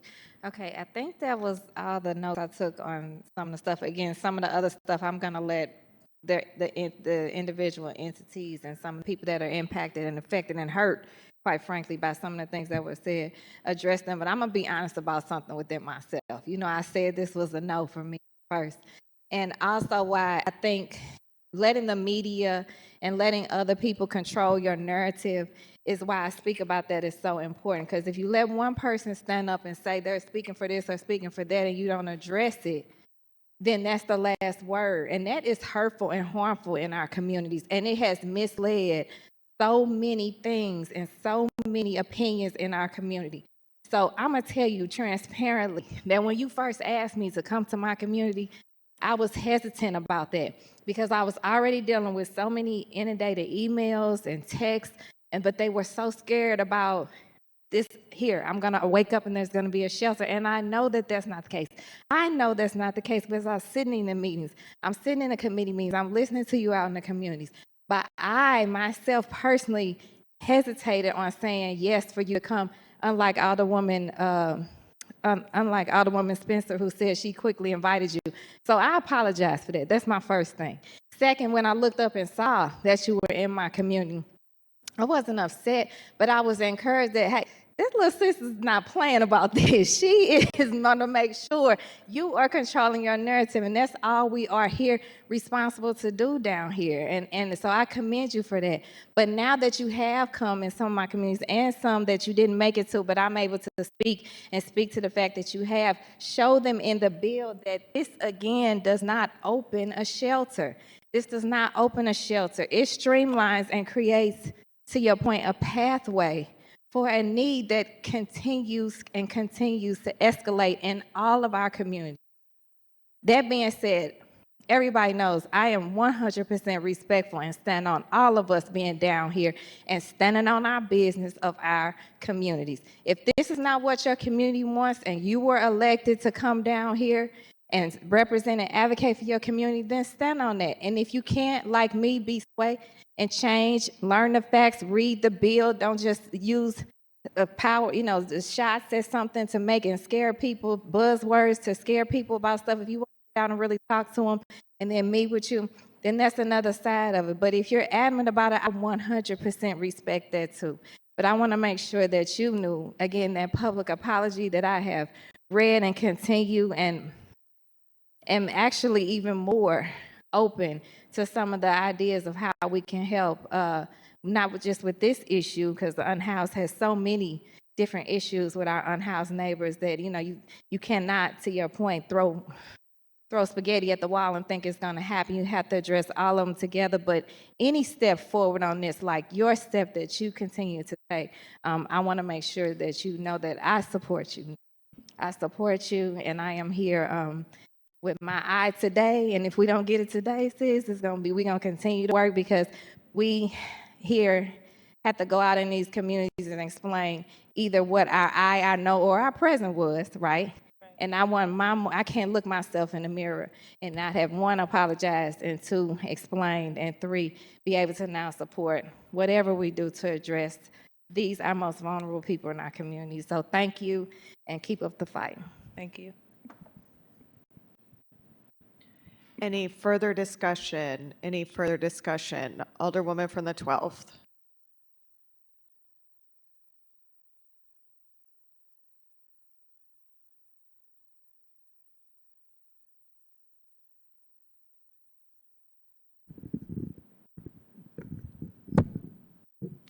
Madam President, members of the board, I want to thank Mr. Christian Bishop, the LA, to the Alderwoman from the First Ward. I asked for something, and he is marvelous, and he got it to me in no time at all. It's the MSI site report. And so the reports of my death are greatly exaggerated. Yes, there has been some problems with the MSI, and as I suspected, it could be mediated with some simple clean fill, capsule soil, or other ways to remediate, which is a lot less than you have to do when you have abandoned gas stations. In my community, we had lots of abandoned gas stations, and that meant spending a lot of money to clean them up. But we have a bank, a Walgreens, and some other things where there be gas stations. So I wish people would stop saying, oh, it's not good enough for a dog. Then one of the older people said to me, well, the air is the problem there. And so that tells me that they have not been down to the riverfront by MSI, because if that's the air is the problem, then they need to tell the residents. And I'm going to then ask the state of Missouri and some other people to give Alderwoman Boyd and myself a report, because part of Baton and North Riverfront is not very far from MSI. In fact, you can walk there. So if the MSI site is contaminated and cannot be used, then we need to be told that. And if it can be cleaned up, we need to stop putting that misinformation out. And if it's an air problem, then that's a much bigger problem. And if it's so contaminated that the people at the workhouse can't be there, then also the people who live immediately adjacent to that should not be there, or the many businesses that are there. But I don't believe it's an air problem. I believe it's, I've taken this position, so I'm going to continue to make sure that I put this misinformation out. I'm going to share this MSI site report to any and everybody that wants it, mostly to my colleagues here, but then to other people who I will often get emails from wanting to see stuff. That had been one of the things they talked about, is that they had heard that the work site was so contaminated. There are levels of contaminations. If the Alderwoman from the 7th Ward would yield. The Alderwoman from the 7th yield to questioning from the Alderwoman from the 12th. Alderwoman, you may proceed. Alderwoman, you and I had a conversation. You told me that you realized that most of the sites for halfway houses, shelters, and I say they because there are different kinds, were in North St. Louis. Is that correct? Correct. Right. And how do you know that? Where the facilities are? How do you know that most of the sites, that you get some kind of report, is what I'm saying? There are maps. I had conversations with the Director of Human Services. Definitely took a look at, where they are. And I think early on when they were having those conversations about the zoning bill, they actually talked about some of that in some of the Planning Commission meetings as well. Right. And so they're there, even though almost every black alderman in most of North St. Louis previously can tell you about fights they had, that was not a good place. And they were there anyway, which is one of the reasons why I never would trust the Board of Adjustment. And you've heard me each time vote no against those people, because they put liquor stores, gas stations, and everything else because they didn't live in our community, okay?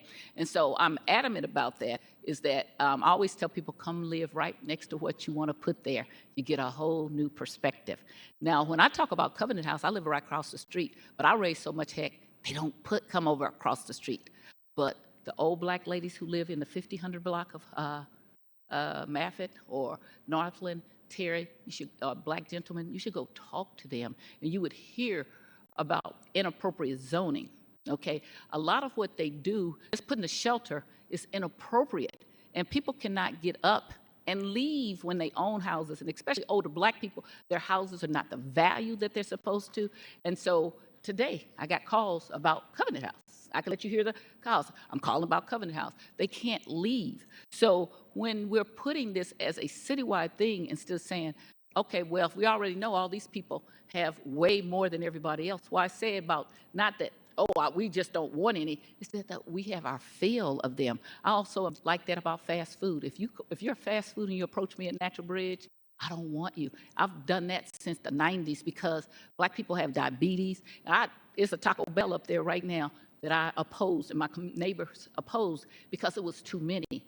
I wrote the letter that we sent to Mayor Jones in 1991. I rewrote it because I thought it was too harsh about we being the caucus, 12 Black aldermen, that this is going to be a problem. We need to address it. It didn't get an answer, but we saw it as a problem. But it cannot be you put any more things on us in one part of the city. And you're saying, well, if the city owns it, they'll just do it. No, they don't. They don't, because they will certain people need votes, and so no, they don't. What the city needs to do is put that study out there. I have had it for years, and there's probably some that you have, I want to say that I have that you don't have, because there's some shelters that they don't put on the maps because they're for abused people or people. I actually have those, and I would never, ever, ever put those out. But they, again, are really often in the middle of neighborhoods that I represent. And so when I tell you that we don't need any more, it's not because we didn't want any more, because as I told you, as I said on this floor, I have a Yes in My Backyard sticker because we worked to put them all over, so we are saturated. We got 2 in Mark Twain, 2 in Kingsway East, 2 in Kingsway West, several in Penrose. So in my neighborhoods, you already got them. So but when people, as the alderman from the 3rd said, when people then say, oh, I want a shelter, a lot of them use shelter as a means to make money. These are not good people, okay? Not all of them. And so that's the money-making thing. That's what we found in Covenant House.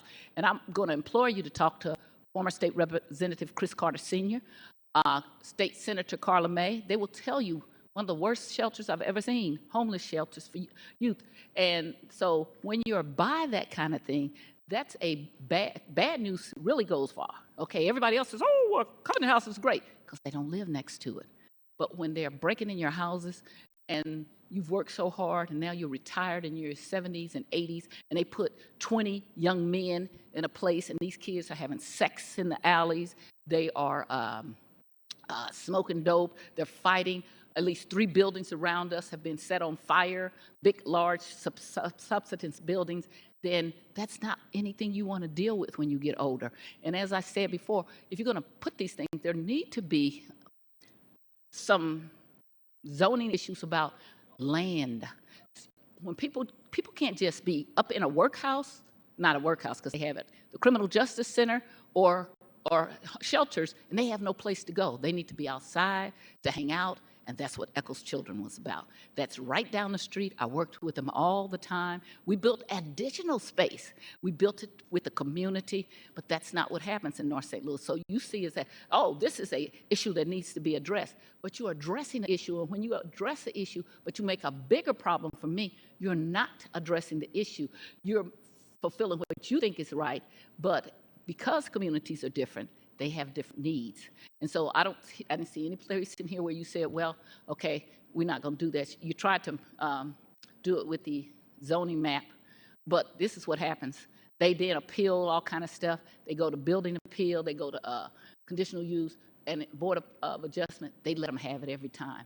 They let them have it so much that when Jimmy Edwards was the director of public safety, and he lived in my ward, he said, Sharon, I'm looking at this. The stuff you just saying, that's exactly what's happening. They put conditional uses on certain people's stuff and not on those in North St. Louis. Tom Villa was the first person when I came back and said that. So what I'm saying to you is that you have to, if you want to work with aldermen in North St. Louis, not blackmail them to make them go along with you like some people have done, but you have to work with them and hear the issues. You have to hear their real issues and ask yourself, why is this stuff all in North St. Louis? If that is racist, then what am I doing to make it better? And if I'm not doing to make it better. Maybe the people who represent them know better. So if you are are you truly just trying to make it so that everybody has fairness, or do you just want to try to get this thing passed? That's my question to you. Because what is the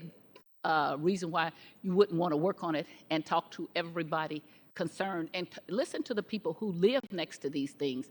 Then you might get a better. I invite you. Come and they'll probably invite you to come, baby, come on, because they'll see your little face. Say, come on, baby, come and stay here. And then you'll get to see what it's like to live next to something that's bad. When I tell you that we have a store that had 7 shootings right around the corner from a Catholic grade school, it's still running today. 7 shootings in 2023. That's what we deal with in North St. Louis. Not enough police, not enough caring, people who sit on those boards and commissions, which is why I vote no all the time, who don't care. Because people, you will hear them say, I never expected in my neighborhood. That means they expected it in another neighborhood. And the neighborhoods they expected are mine. And are Alderwoman Boyd's or Alderwoman Keys. And so that's not okay either. So what you're doing is harder on us, is what I'm telling you. And so if you don't hear us and you're just trying to push through, it's like, oh, they're just being mean to us. We're not being mean. Can you understand that? That we have a different experience. We're actually experiencing that. Can you understand that? I do hear you. Yes, I understand. Okay. Right. And so when people are experiencing that, what I have been said to by people say, well, you're so mean to Covenant House. Covenant House is so mean to my neighborhood because they didn't come in there were a good group of people running it. And so because I thought I was too close to it, that's why I invited the state rep and I invited the state senator. And they came out saying, wow, this is the worst place ever. They shouldn't be here. They ought to be moved. But they're not moved. They're clawing and scratching to be right there because they don't care about my neighborhood. But they already got moved.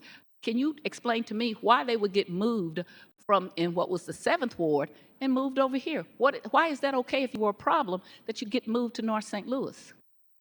I don't think that's okay. Okay. I would welcome, as I said, I have folks in my community who welcome those resources and would want them. I don't think it's okay for anybody to concentrate any kind of resource for poor people, for wealthy people. I think thriving communities are mixed communities. And so absolutely, I don't think it's okay to concentrate those resources. And why was it okay to close down Larry Williams? That was there when I moved here in 1978. I worked at the library. And Larry Rice was there. The 2 people that were the groups of community that was there, the gays who were not then allowed to be openly gay, they were there and they would come to the library, have you seen such and such? And the homeless population from Larry Rice. Go over to that park right now that's right across down the street from where Larry Rice was, and you'll see that they have posted certain times that they close. I could also tell you who sponsored that legislation. You would be surprised, okay? So they don't close. They don't close at that time. That was put there to keep the homeless from being there. And that is what I'm telling you about what's unfair when you want to talk about that and how it doesn't work fairly for our community, okay? They do all these kind of things, and then they say, well, you're being mean.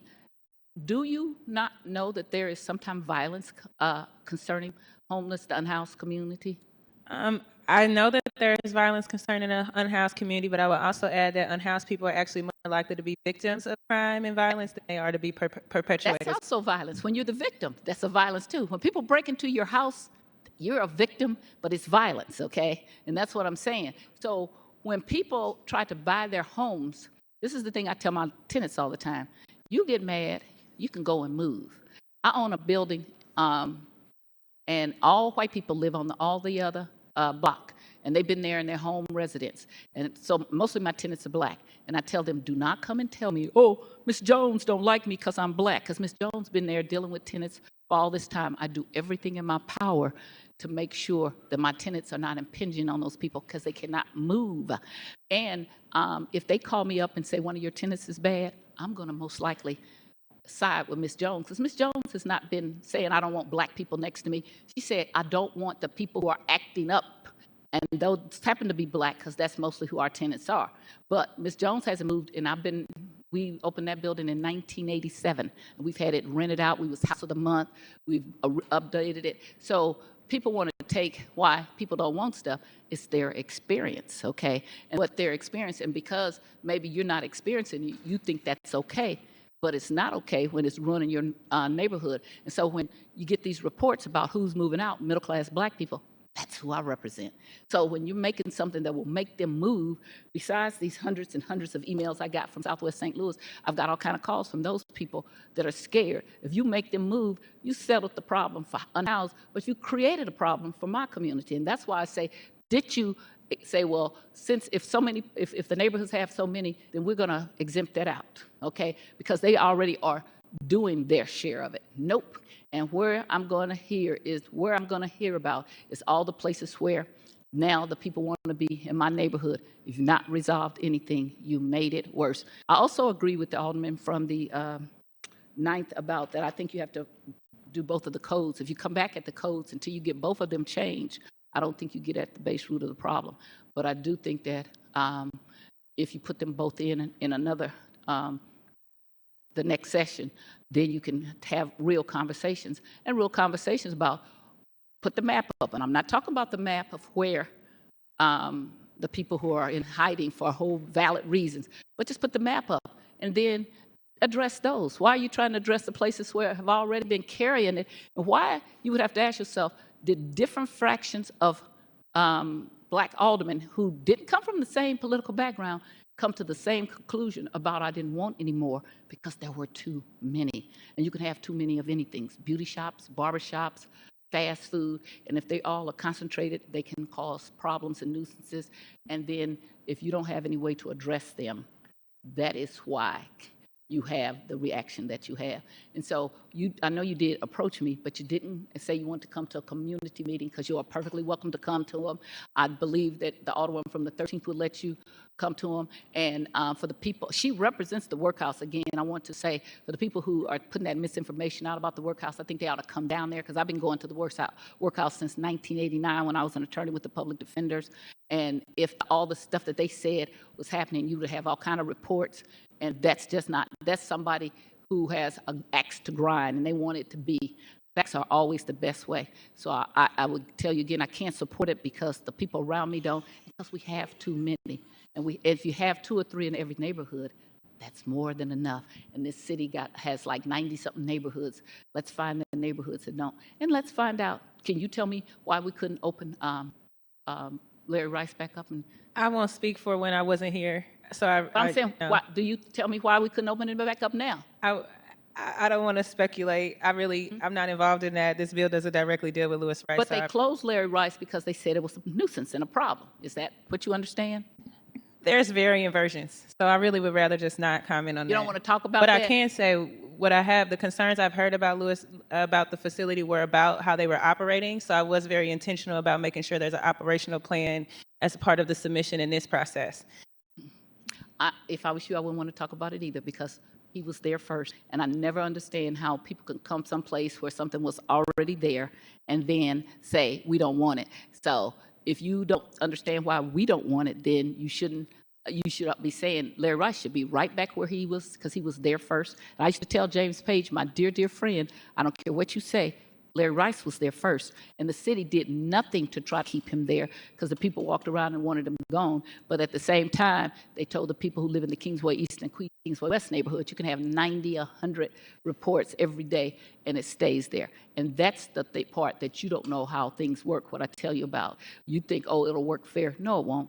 All you got to have is one crooked mayor who doesn't care about it, and then it goes astray.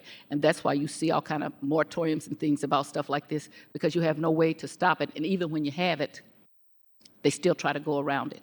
So when you got that map and you saw where things have been, you also should have seen that there were places where there are no shelters and unhoused or halfway houses or youth facilities. Is that right? Correct. And big parts of the city, right? So are you keeping those statistics? I'm keeping those. And so when you see this doesn't work, then what do you anticipate doing? Because it's not going to work, because they are going to come and try to be where they think they can get away with it the most, okay? You used Kim Collins, and I'm going to use her again, because she opened up a center without going through the proper procedures, and I got nothing but complaints, okay? I could take you to the people who live up against that center, and they will tell you that, okay?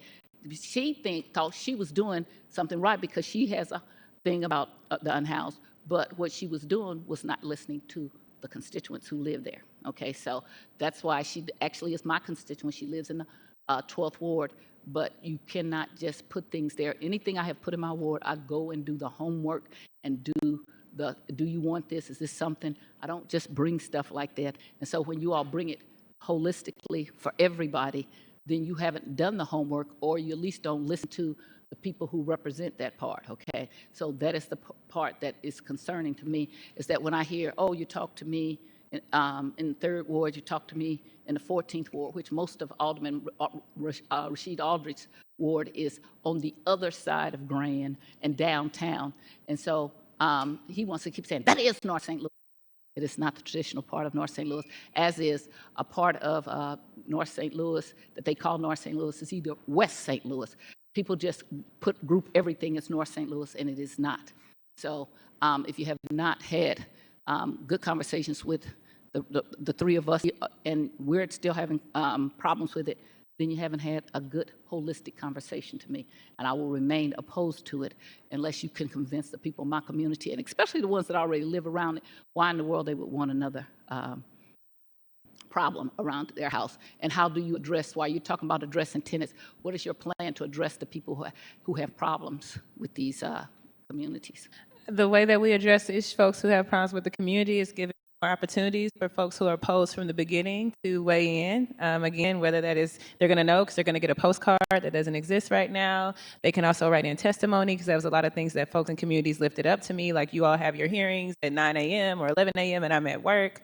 And then also there's a lot of thorough thought into making it a temporary license and making sure we include language that makes it so that if you have a serious public safety or public health hazard, the reasons why communities often want to shut down facilities, you have the ability to call for a hearing within 30 days to address that operation. And there also is language in the floor substitute that calls for addressing in the operational plan how a provider would address any initial public safety or public health hazards that happen right away. And we have some of those already in place now. They do not work. Why I know that we get 90 calls about Covenant House is because I've dealt with Matt Moak, who is an assistant city councilor. I've called him about them on many occasions. I actually have all kind of emails about that and stuff, and it doesn't work, because when people just wanted to stay someplace, it's out of sight, out of mind in North St. Louis. North St. Louis doesn't get to be the way it was unless people do stuff like they do and what has been going on, and you are going to exacerbate the problem.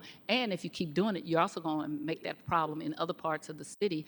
And so for those people who are saying, well, you want to put the homeless out of the way, we want to put them someplace they don't run people. You have a right to housing. You don't have a right to premier housing. You have housing that is good, that is habitable, that is legal, but you don't have a right. I don't have a right to live on Lindo if I can't afford to.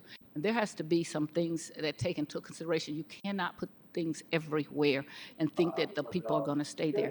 I think that you're making a mistake and that you're not understanding that people will move. And they would, and if you don't believe it, when I got here, our population was up near to 400,000, and it's now 280 something. People will move. And it's not the homeless that are moving. They're coming into our situation more. It's the people who pay the taxes. If that is your intent, that is what this legislation will do. Thank you.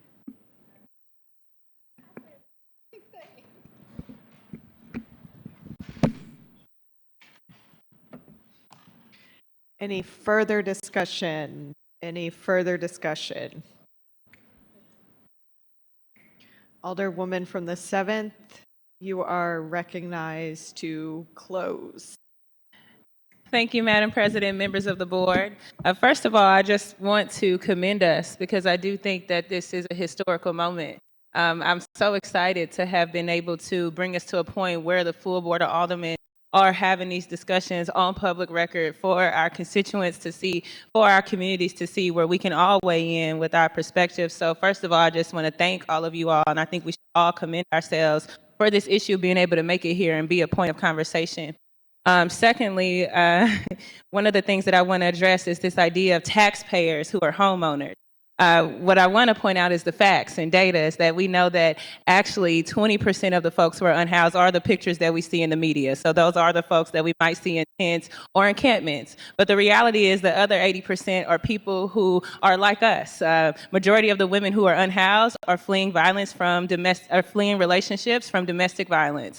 A majority of the men, a lot of men who are unhoused are folks who have served our country and have now mental health concerns or, substance use concerns. And then also, so I think it's just interesting to be careful when we're talking about the unhoused, not to say that they don't pay their taxes, because we do have a 1% earnings income tax for now in our city. And so there are folks who are housing insecure that are still paying their 1% of taxes, because many of them do get up and go to work every single day. I also want to comment, I don't think that it's communist to address a process that is supposed to vet facilities and that serves your most marginalized. I would hope we wouldn't associate communism with the idea of making a process and making sure we have something that serves everyone. I actually think the beauty of democracy is that everybody's supposed to get in and everybody's supposed to get a say-so. And while we're talking about democracy, I think we should talk about the fact that Plaid and Petition only includes registered voters and homeowners, and that's not necessarily democracy. I also want to talk about the fact that, I don't disagree with the regional call. I've told our mayor herself, when she makes that regional call or anybody else starts to pursue regional calls around this unhoused issue, I will be the first person at the table and I will stand there. But I think it's also too important why it does require a regional response, and St. Louis does so much. We also do know that 20% of our children in St. Louis public schools, our children and our families are unhoused. So while this might be a regional issue, 1/5 of the children and families in our public school district in the city are dealing with housing insecurity. I told my grandmother that I would not call her, but she's called me 3 times, and she wanted me to put her on speaker, and I let her know that's not proper protocol. But I also know, not that I think we have to point out where we lived or where we've been, but Grandma, I know that you grew up on the north side of the city. I know that you put me in the bathtub since I was a baby on the north side of the city. I know I've enjoyed many a good meal at your house in the north side of the city, and I know that I've stayed. So I'm not going to call you back, but hopefully we're good and I don't get in trouble later. I also wanted to thank, all of those who have come before me. In addition to my colleagues here, I've heard from many of folks, because I do have a part of what used to be Alderwoman Davis's board. Many folks have told me about her leadership on this issue, about the hard conversations that she had with communities, and that's actually helped me to be in a position to talk to them about this legislation. I also want to make sure that I talk about, just the importance of not painting any group as a monolith.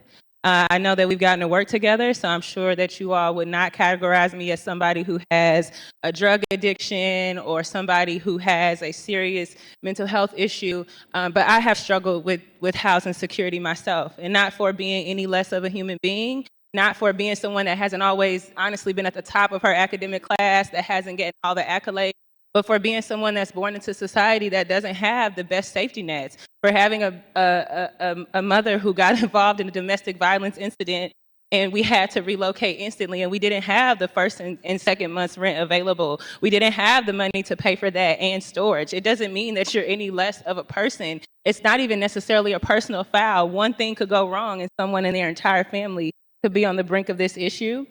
I really also want us to know that the operational plan will allow us to look at each facility, what their intentions are, who they plan on serve. It's not a one-size-fits-all, and that's the point in incorporating the operational plan. I do hear many of my colleagues uplifting. I'm actually excited to hear that there's a desire to have zoning conversations and talk about whether or not we allow for shelters anywhere. I think that's a conversation that we should absolutely have, and I look forward to continuing those conversations. I also wanted to point out, we talked about experience. I have only been, an alderwoman almost coming up on a year. And I knew when we began these conversations that it would be hard. This isn't something I've done because I thought it would be politically popular. I knew that I would face mountains and have all kinds of challenges. And I have. It's a difficult conversation, and it is a lot to take on for any alder. So certainly, it's a lot for a new person. And I'm not claiming that I have any experience as a senior here or as a veteran, or that I've been here for, as service as long as many of you all have. What I am saying is I have grown up in this city, and I have been born and raised here, and I've been here for 28 years. And while I don't have the experience of being an alder person for a long time, I do have the experience of having to stay in a shelter. I do have the experience of having been housing insecure, right? I do have these very relevant lived experiences, as do a lot of people in our community. Our community not overwhelmingly made up of people of wealth. Our communities are made up of people, senior citizens, who get checks for $1,200 a month. And even though chicken wings are $16 a pack and the cost of everything is rising, their money's not moving with it, right? Children like me who made no mistake and no personal foul of their own. It wasn't my decision that my mom's husband made a decision to interact with her in a abusive matter and we had to go. But now I'm at risk of that. And as a result, had to move schools many times. I would also just point out that this bill also doesn't eliminate plat and petition. It doesn't do that, and that's on purpose. That's because I've heard people speak of the value of this process and how they think that it represents democracy. But a democracy is failing if it doesn't help those who are most marginalized amongst us. Democracy is not doing its purpose if we don't have a place. I think there's a way for us to talk about the concentration of poverty, for us to talk about the risk that these facilities have and still open them up in the way that we do with other places in our city that have similar risk. And so I just want to make sure that I thank every one of you for participating in these conversations and for having these conversations. I want to make sure I thank all the community members who actually did come to now. I think we've had 4 hearings total about this topic, and every single meeting had great turnout. And whether you were opposed or in support, you showed up to the conversation, and that is what democracy looks like. I want to make sure that I also thank folks who are unhoused that I have had conversations with. I want to apologize to them. There was a member who was unhoused that had originally asked me, I'd like to be a special guest today. And then when he called me this morning, he asked me, we had a conversation, and he was honestly like, I don't know if I want to come because I don't want to hear people dehumanize me, and I don't want to hear people tell me that I'm just a drug addict, and I don't want to hear, all these negative things. And I could not be like, yes, come anyway, because I could promise you, I knew that might come up in the conversation, so I want to apologize to those members. But what I really want to do is just ask each of you, we've been working together for almost a year. Wherever you are today, I hope that you would think about how we can get there tomorrow, because it is unacceptable to me. For me, as long as I have a seat and I'm Alderwoman of the 7th, we are going to be having this conversation and we are going to get something done. If that's not today, it'll be in a month, it'll be in 2 months, but it will happen. Because I know that we deal with it. We deal with it in vacant homes who go up on fire, when they go up in fire because unhoused can't find places to go. Right now, I think I'm dealing with 6 situations with squatters within the 7th Ward. And I know what will happen is they will come, we will move them, and then they will go somewhere else and will probably end up in one of you all's wards. So I just want to, thank everyone for all of the conversations, for all of the engagement. I want to make sure that I give a shout out to community members and people who have been working around this issue tirelessly for a long time that I recognize that started long before me. And I hope that you feel a sense of hope today and that you see that folks are here. And I want to make sure that, my constituents know that I hear them loud and clear, that this is something that they want to see action on. And I recognize that they did not elect me to come in here and just go along with the status quo. And so, again, I just close by thanking you all for the conversation, by thanking all of the engagements, by reiterating that, we are far from done. This is simply a start. And with that, I would renew my motion. It's been moved by the Alderwoman from the 7th, seconded by the Alderman from the 3rd, that we that we perfect Board Bill 227, floor substitute. Madam Clerk, please call the roll. Alderwoman Schweitzer. Alderman Oldenburg. No. Alderman Cone. Alderman Narayan. Alderman Vollmer. Alderwoman Velazquez. Alderwoman Sanye. Alderwoman Spencer. Alderman Browning. Alderwoman Clark Hubbard. Alderwoman Keys. Alderwoman Tyus. No. Alderwoman Boyd. No. Alderman Aldridge. President Green. Aye. 7 aye votes, 7 no votes, and 1 voted present.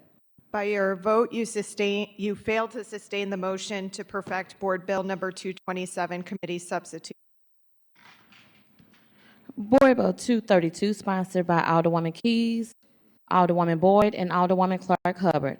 An ordinance directing the director of the city's health department, chief of St. Louis Fire Department, commissioner of the Metropolitan Police Department to implement a program for a parent to deliver an infant to the care of the state anonymously and without fear of prosecution as provided in Missouri's Safe Place for Newborns Act, and to designate engine houses and area patrol stations as location for receiving infants pursuant to new Safe Place for Newborn Act, and designating Fire Department Engine House 17 as such location, containing an effective date.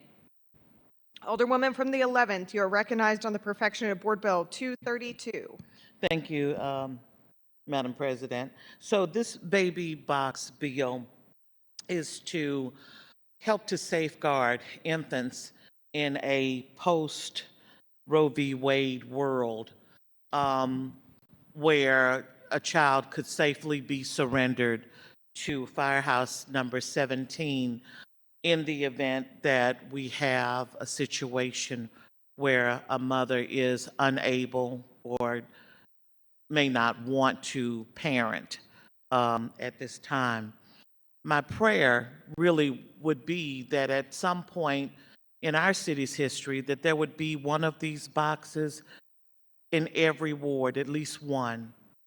There are so many circumstances where children are discarded for whatever reason. I'm not judging anybody, but if a parent or a woman chooses not to be able to parent a child, my prayer is that there is a place where that child could be placed safely for the care of someone else who's dedicated to taking care of them.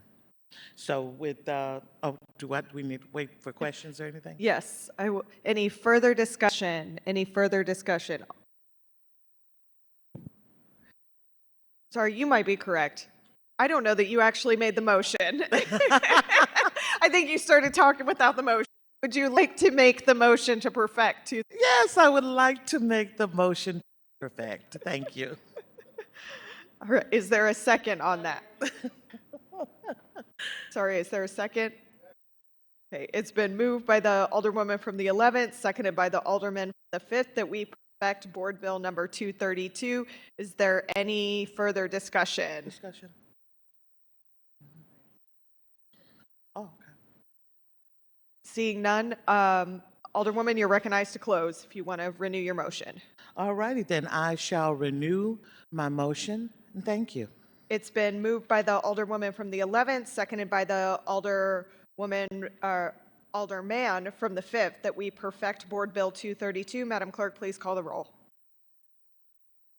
Alderwoman Schweitzer. Alderman Oldenburg. Aye. Alderman Cone. Alderman Orion. Alderman Balmer. Alderwoman Velazquez. Alderwoman Sanier. Alderwoman Spencer.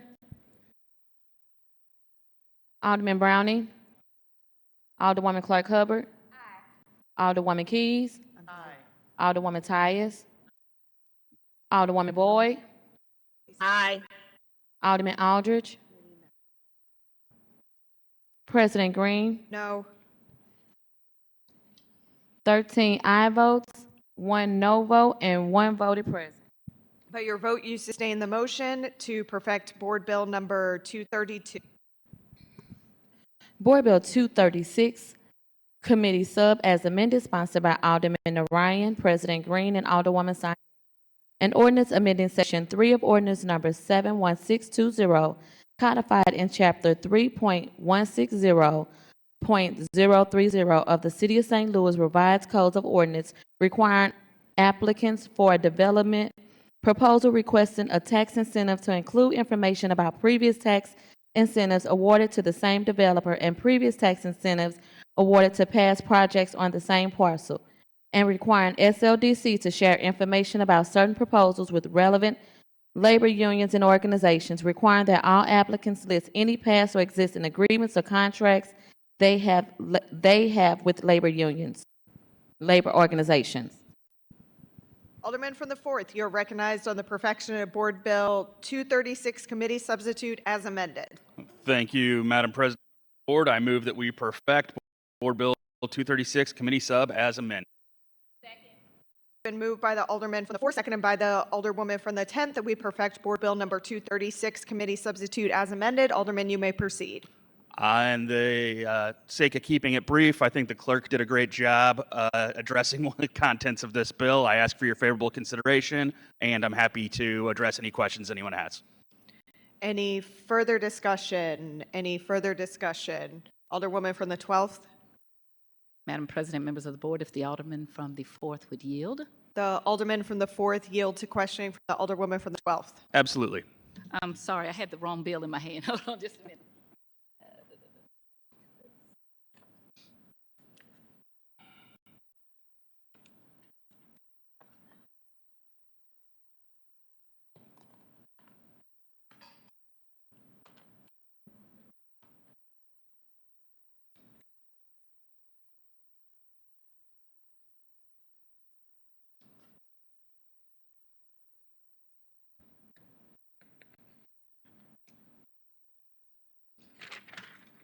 Can you first tell me what the purpose of this bill while I read my chicken scratch, okay? Sure.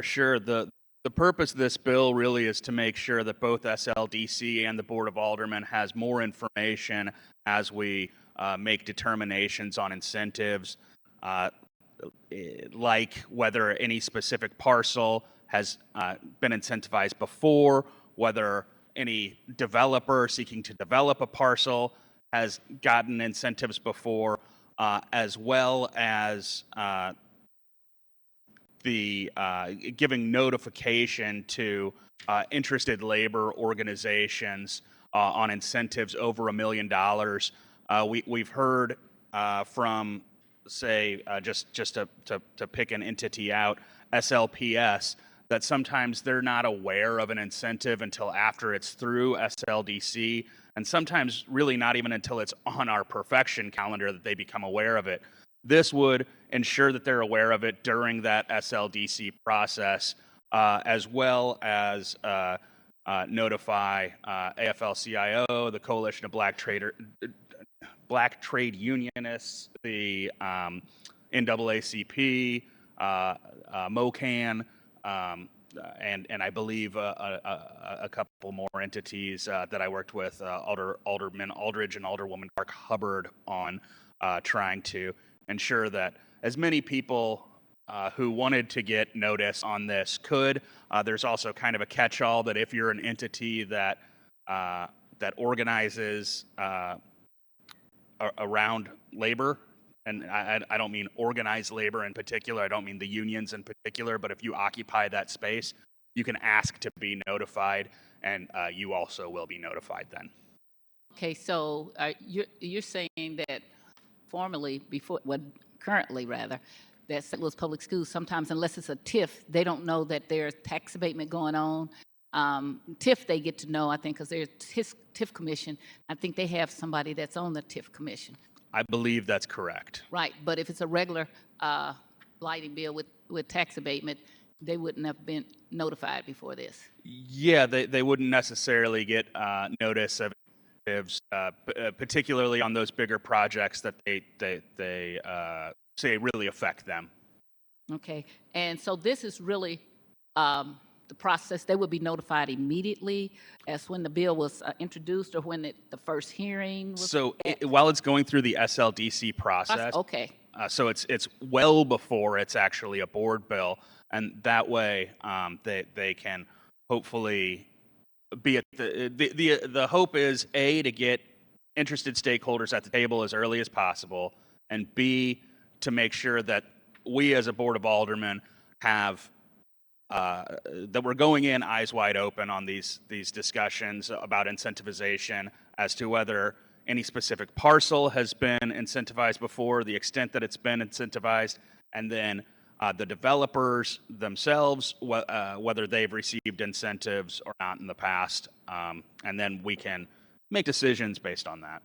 Okay, and so if a developer has received incentives in the past,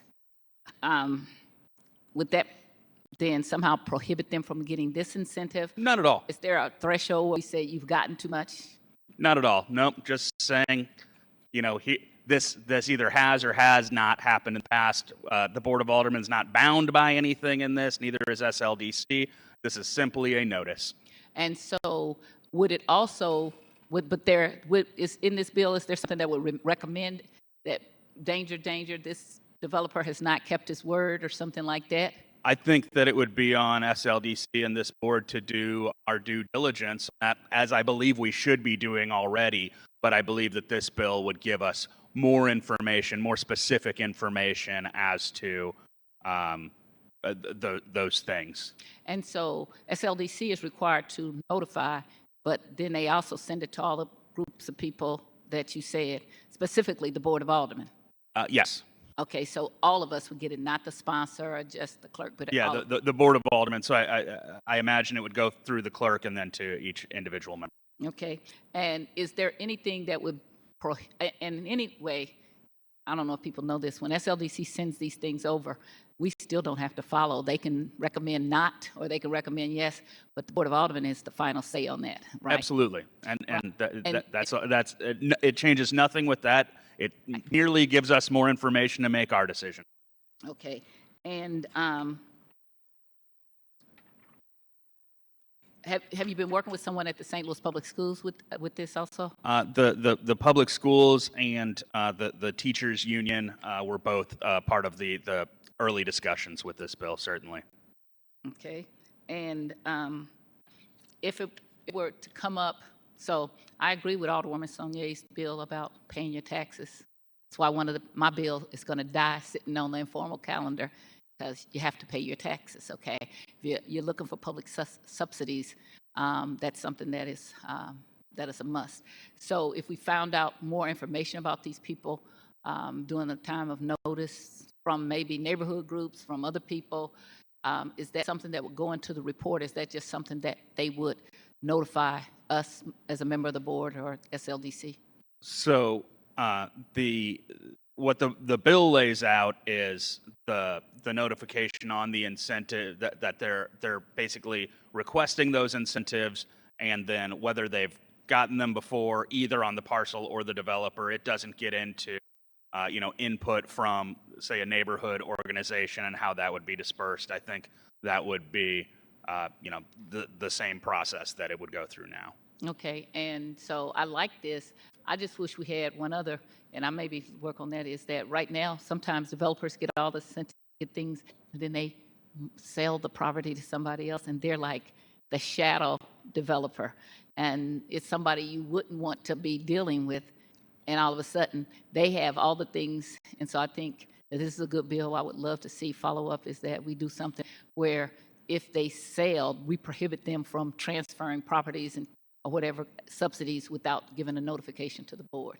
Well, and so that to address that, that's why we wanted to ensure that we weren't just looking at the developers, that we were also looking at the parcel of land itself, so that we can see, 20 years ago this thing got incentives, even if the developer didn't execute on those incentives, that it was incentivized, and that then we have just more information to make a decision. So it would report on the tracts of land, not just the developer. So then if I had gotten... both. Yeah. Okay, both. yeah, but if I had gotten tax abatement and then sold it to you, it would, even though you had it now, it would show that I was the original person that got it. We'd be following parcel X that was incentivized, say, or not incentivized. We would get that information, and developer X, whether they've received incentives in the past from the city or not. So both of those are covered. Okay, thank you very much. I appreciate it. I have Absolutely. No further questions.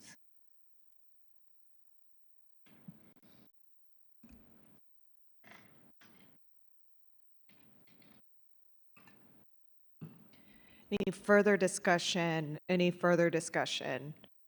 Alderwoman from the 13th.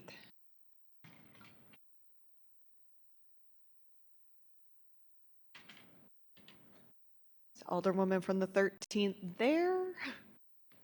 She might be frozen.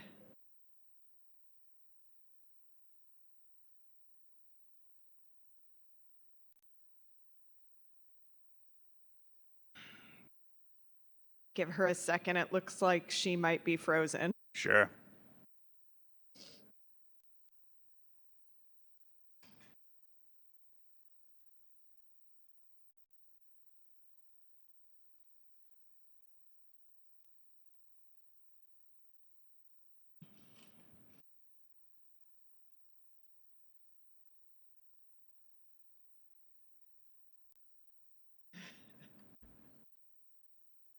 Alderman from the 5th is trying to refresh for her. Have we tried turning the alderwoman off and then back on again? For those of you who could not hear, Alderman from the 4th asked if we could turn the Alderwoman from the 13th off and back on again and see if it then works.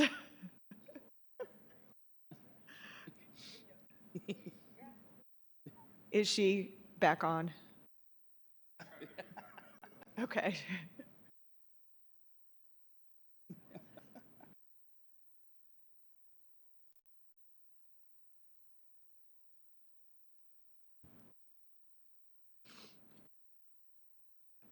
Dollars.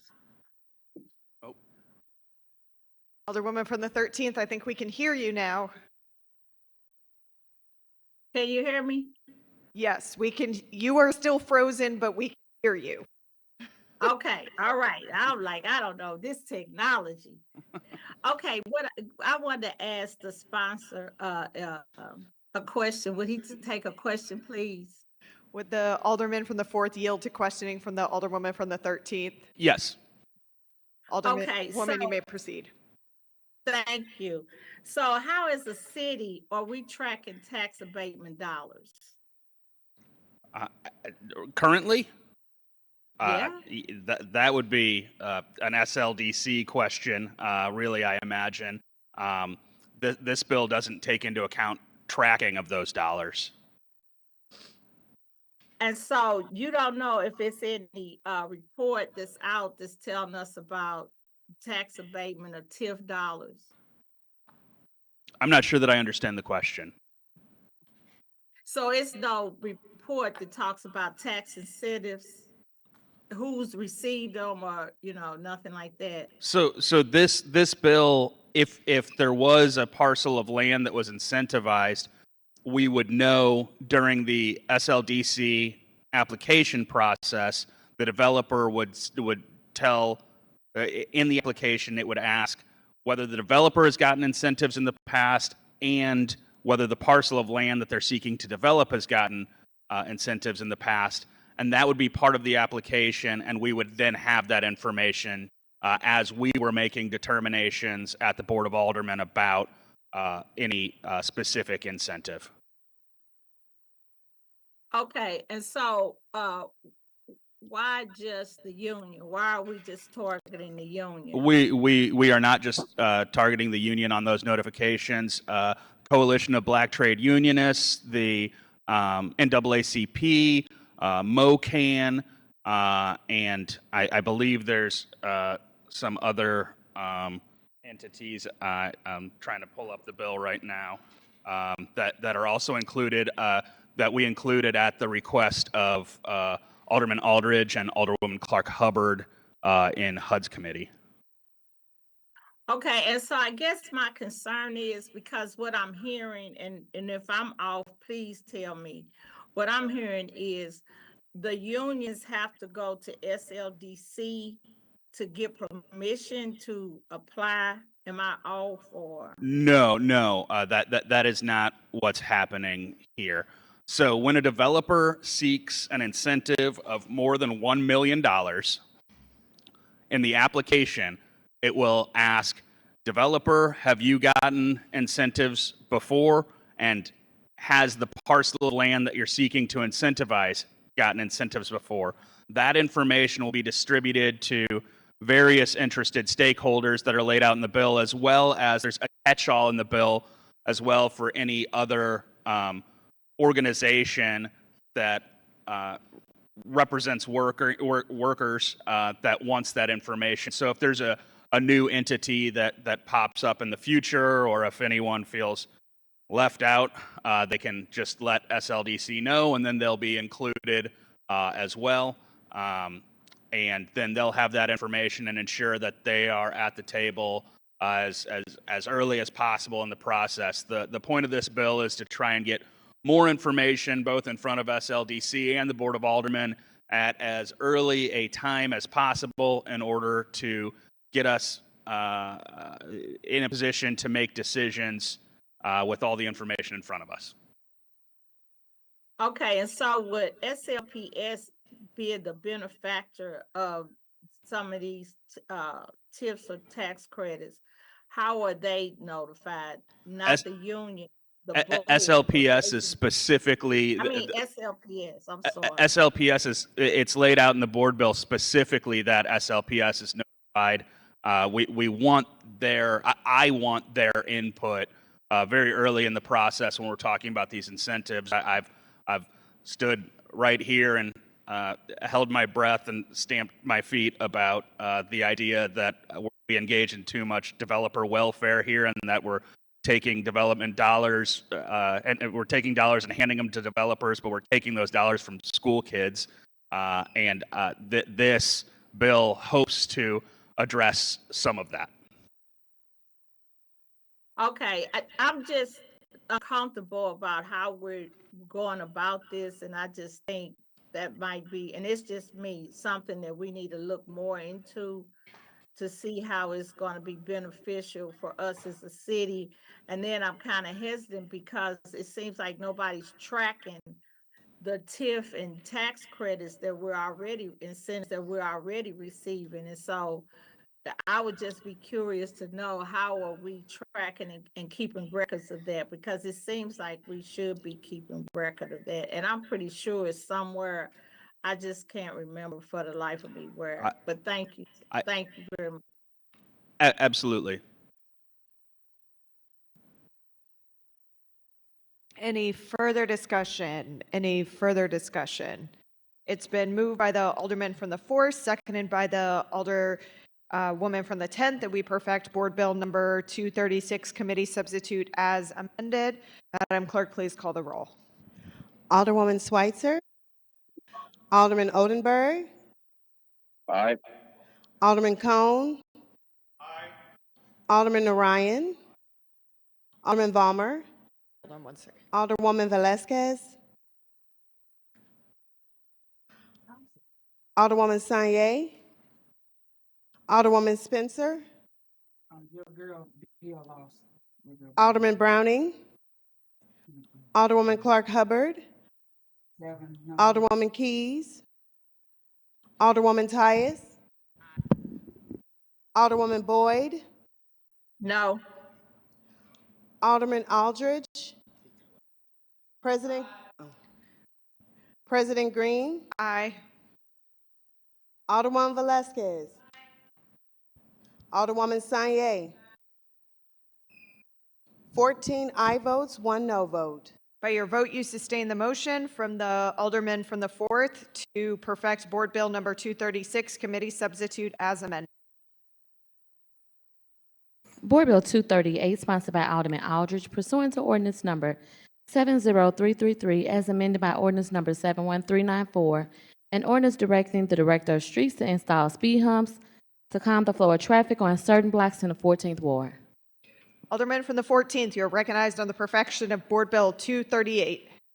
Thank you, Madam President, members of the board. I move to adopt the floor substitute to Board First, Bill. you need to move to perfect, okay. and then the floor adopt. I move to perfect Board Bill 238.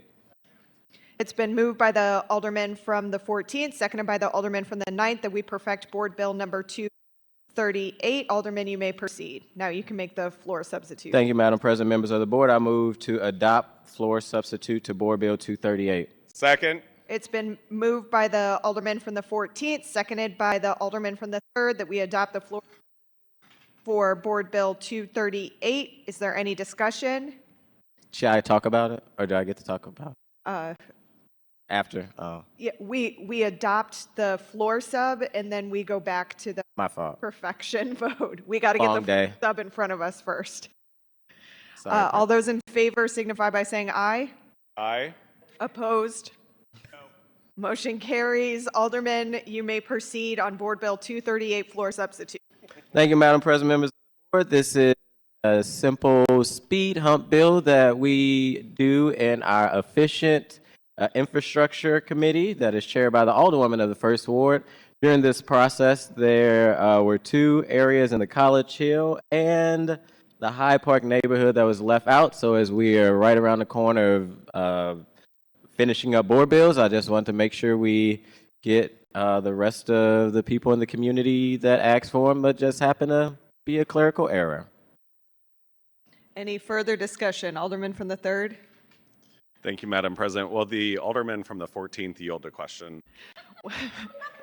No. Yes. Alderman from the 14th yield to questions from the Alderman from the 3rd.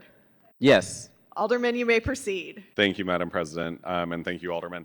I really just want to know, has the speed humps in front of Crown Candy Kitchen been installed yet? You know, that is a very good question, Alderman, and I'm sure Andy from Crown Candy is happy that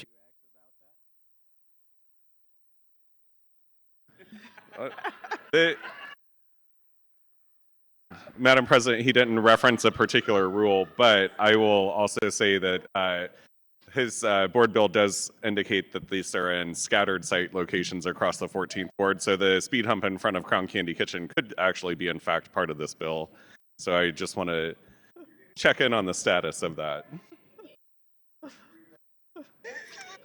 Alderman from the 14th, would you like to answer the question from the Alderman of the 3rd? Yes, they actually was passed by the former alderman of the 5th ward, but funds was actually never kind of allocated because it was during the end of session. So he passed the ordinance, and I used my ward capital funds or the other funds that we get to hopefully get that speed hump this spring. Because as you know, Alderman, apparently you're a fan of Andy at Crown Candy.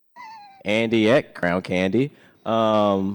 You see all of his videos of how people fly through that intersection off St. Louis Avenue. Somebody even been hit, but yeah, we are in the process of getting that done. And I'll let Andy at Crown Candy know that the Alderman of the 3rd Ward is very concerned about Crown Candy that Andy owns. That was the location of my first date with my current partner, for those of you that might be interested. Throwback. Oh, right. Throwback way back. But I'm just joshing with you, Alderman. We get into these long meetings, and sometimes these smaller bills go underneath the radar, and they're equally as important as some of the other ones that we're dealing with because they deal with the quality of life of our constituents across the city. And so commend you on your efforts to make traffic safety a priority in the 14th ward. Thank you, Mr. Vice President. Alderman from the 5th. Thank you, Madam President. Just requesting equal time of advertising for chocolate, chocolate, chocolate in the 5th ward. That's chocolate, chocolate, chocolate in the 5th ward. Thank you. We have reached the point of the meeting where people are getting a little giddy. What was put in that pizza back there? Alderwoman from the 12th. I want to piggyback on what the Alderman from the 3rd said, because Andy has been I've been going to Crown Candy since 1979, and Andy was very upset about that speed hump. So before he got out of here, the Alderman for the 5th made sure that Andy would get a speed hump. But I agree with you, that should be put in sooner than later.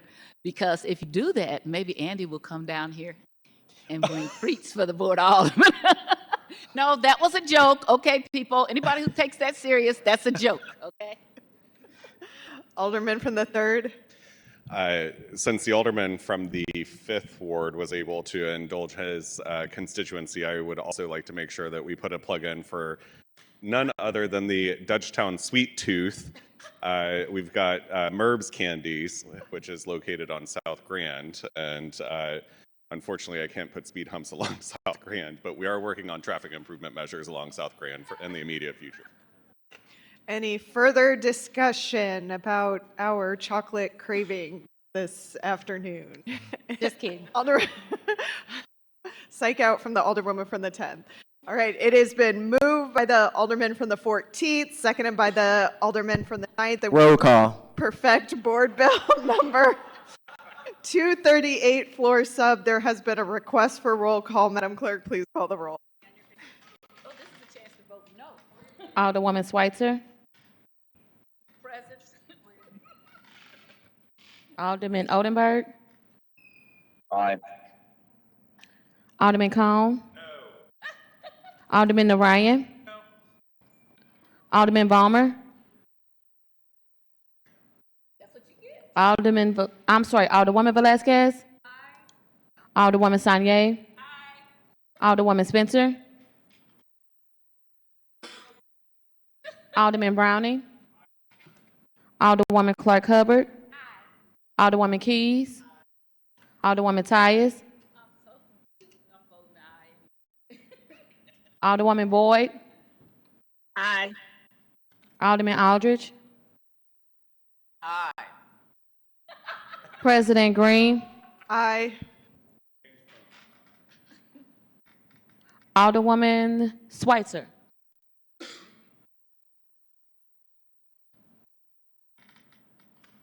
Alderman Balmer.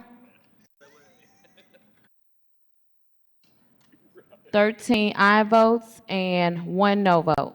By your vote, you sustain the motion from the Alderman from the 14th to perfect Board Bill number 238 floor substitute.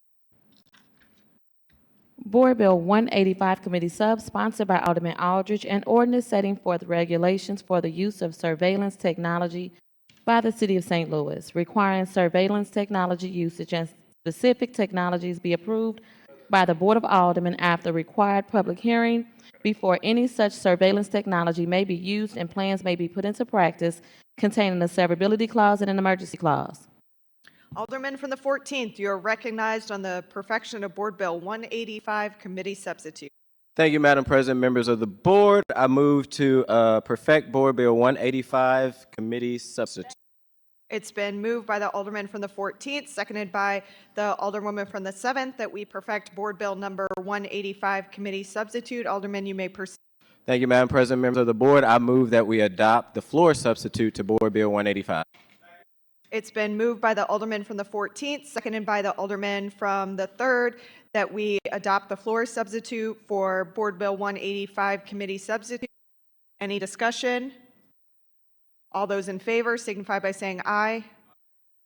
Opposed? Motion carries. Alderman, you may proceed with the perfection of Board Bill number 185 floor substitute. Thank you, Madam President, members of the board. Board Bill 185 floor substitute is a long way coming of a piece of legislation. So this legislation originally originated with our legendary Alderman, now clerk, but was Alderman Terry Kennedy back in 2017. There's been various versions of this bill, followed by Alderman Collins, who had supported it, Alderwoman, I want to say Ingrassia, as well as Alderwoman Annie Rice, who filed it for the last 2 years. During that process of her filing it, it actually had a very diverse list of co-sponsors from north to south. Alderwoman Schweitzer had co-sponsored the older version, Alderwoman Spencer, Alderman Gunther, Alderwoman Boyd, Alderwoman Sarah Martin, and a Alderwoman at the time, but now President Green, and many others. Board Bill 185 floor substitute is an oversight bill that would put parameters in place to have oversight around surveillance technology. What this board bill would do is it would allow the community to have input on the different pieces of technology that is used within our police department. There's a section in here that we talk about the existing technology, how they'll be worked out. What happened is the department would have to create a surveillance use plan. The surveillance use plan is basically a plan that explains what the technology is, the deployment, the cost, how they're using it, what's the purpose of that piece of technology, it would go to public safety. It would come as a resolution, so it wouldn't be in the same fashion as a board bill. One of the things that came up in committee a lot was, of course, we do not want to slow down technology, but as we continue to do more enforcement, I know we have the conversation on red light cameras. How do we ensure that people's civil liberties are being protected? How do we ensure that the technologies that is being used in our communities is actually being used in the right way? So it would start as a resolution, it would move through the Public Safety Committee, and then from there would move to the Board of Aldermen. That would be the same process for new technology as well. Any new technology that the department would try to seek either through a grant process or just through the budget, they would have to provide a surveillance use plan, which will again do that same process, which will start at the Public Safety Committee. It will move through the board, and the board will vote on it. And what is really critical is we know that a executive order was passed about a month or so ago around transparency, which is very important. But we also know that we need to have oversight. And the Board of Aldermen is very unique because we're the only body really where the community can really come and voice their concerns during all our different committee hearings, if it's public safety, if it's budget, if it's HUD. There's no really other entity that have that ability where the community can have say-so on the different things that are happening in the neighborhood. We, over the last several of months, there's been a lot of collaboration on this piece of legislation. I do want to thank all the partners that have been part of this. Alderwoman Velasquez has played a significant role in putting some major pieces in this legislation as far as definition around AI, as well as language around budget line items. Also, the chairman of public safety has been at the table and has voiced concerns when we first saw this piece of legislation.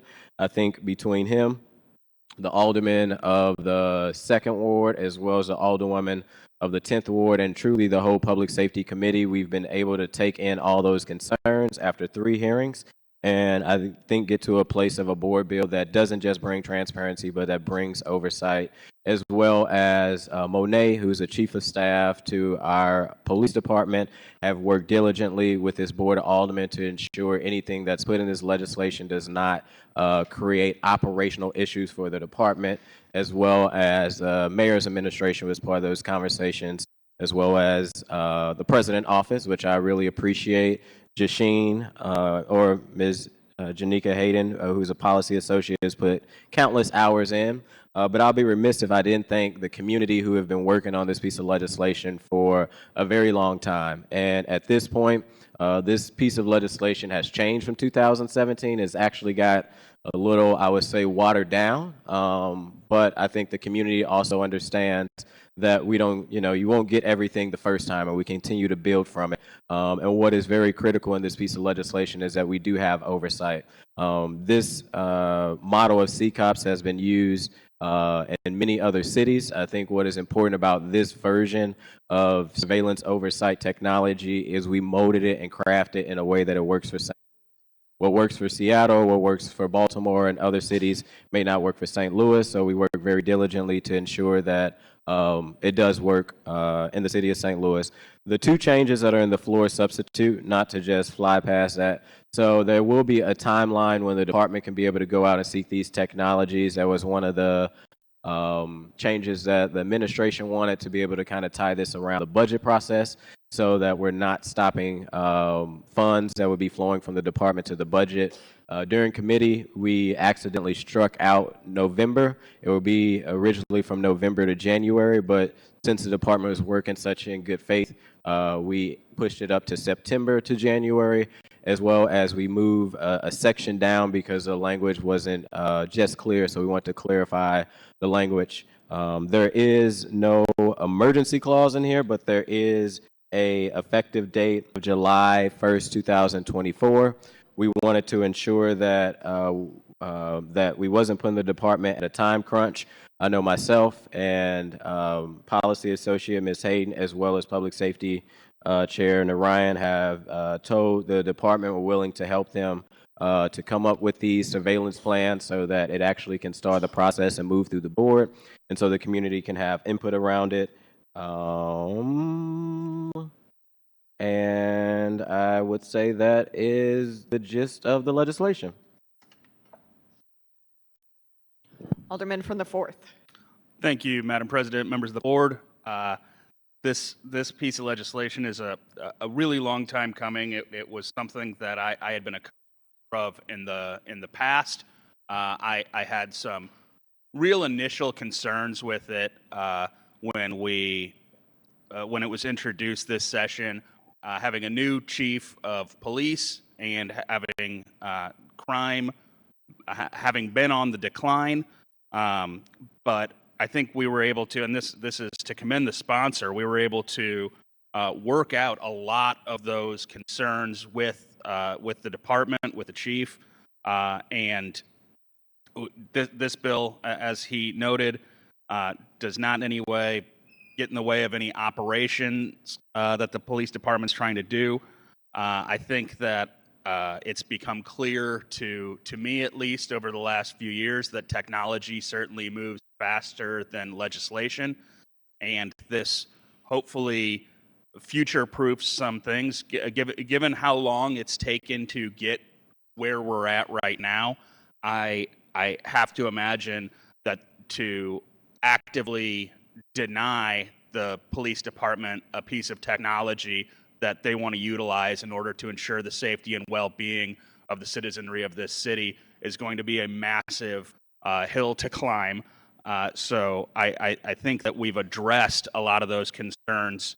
And as the sponsor noted, I and he and others are committed to working with SLMPD to ensure that existing technologies clear the hurdle immediately, so that there's not a chance that we're putting SLMP at an immediate disadvantage when it comes to keeping the streets safe. That being said, I messed with the sponsor on his speed hump bill because and voted no because ultimately I think this bill has gotten to a place where I would like to again add my name to it as a co-sponsor. And with that, I yield. Thank you. Madam Clerk, please make note of that. Any further discussion? Any further discussion? Seeing none, Alderman, you are recognized to close. Thank you, Madam President, members of the board. Again, this was probably one of the hardest pieces of legislation to work on because of really understanding, regardless of my previous years, as on a state level, this is a new body, it's different, really understanding how to work with colleagues, how to constantly come to the table, how to figure out ways, especially to make sure that the community voice was heard in the process, make sure that my colleagues' voice was heard in the process, to make sure that the department voice was heard in the process. Sometimes it's difficult. I know the aldermen from the 4th have said, it's good legislation where everyone didn't get what they want. And I think in this piece of legislation, that is true. I think the goal of the legislation always, as you made it clear also, Madam President, is there had to be some level of oversight to be able to ensure that the community voice was being heard in this process. We've been able to achieve that. We've been able to work with the department to make sure it wasn't operational concerns. And I'm just very thankful for everybody that's been to the table, that gave input. Again, thank you to the whole Public Safety Committee, Alderwoman Sanye, Clark Hubbard, Velasquez, Narayan, even ones that disagree, Alderman, what's his name? Tom Oldenburg. Those disagreements have been able to be helpful to get us to a place where we actually got, I think, a bill in a very good spot. And I would, again, be remiss if I didn't thank the community and thank John, who's a legendary community activist that have been working on this with Alderman Kennedy since 2017. Thank you for your commitment and continuing to work with younger, newer members of the community to make sure we continue the legacy that you and so many others have brought forward. And thank you to Jasheen for the many late nights and many changes to the legislation to get us to this place. And with that, I would renew my motion. It's been moved by the Alderman from the 14th, seconded by the Alderperson from the 7th, that we perfect Bill number 185, floor substitute. Madam Clerk, please call the roll. Alderwoman Schweitzer. Alderman Oldenburg, Alderman Cone, Alderman Narayan, Alderman Valmer, Alderwoman Velazquez, Alderwoman Sanier, Alderwoman Spencer, Alderman Browning, Alderwoman Clark Hubbard, Alderwoman Keys, Alderwoman Tyus, Alderwoman Boyd, Aye. Alderman Aldridge, President Green, Aye. Alderman Oldenburg. 13 aye votes and 1 no vote. By your vote, you sustain the motion from the Alderman from the 14th to perfect Board Bill number 185, floor substitute. Board Bill 231, sponsored by Alderman Narayan and President Green, and ordinance amending ordinance number 70796, adopting the 2018 International Fire Code with the changes set forth in ordinance number 70796. Alderman from the 4th, you're recognized on the perfection of Board Bill 231. Thank you, Madam President. I move that we perfect Board Bill number 231. It's been moved by the Alderman from the 4th, seconded by the Alderman from the 9th, that we perfect Board Bill number 231. Alderman, you may proceed.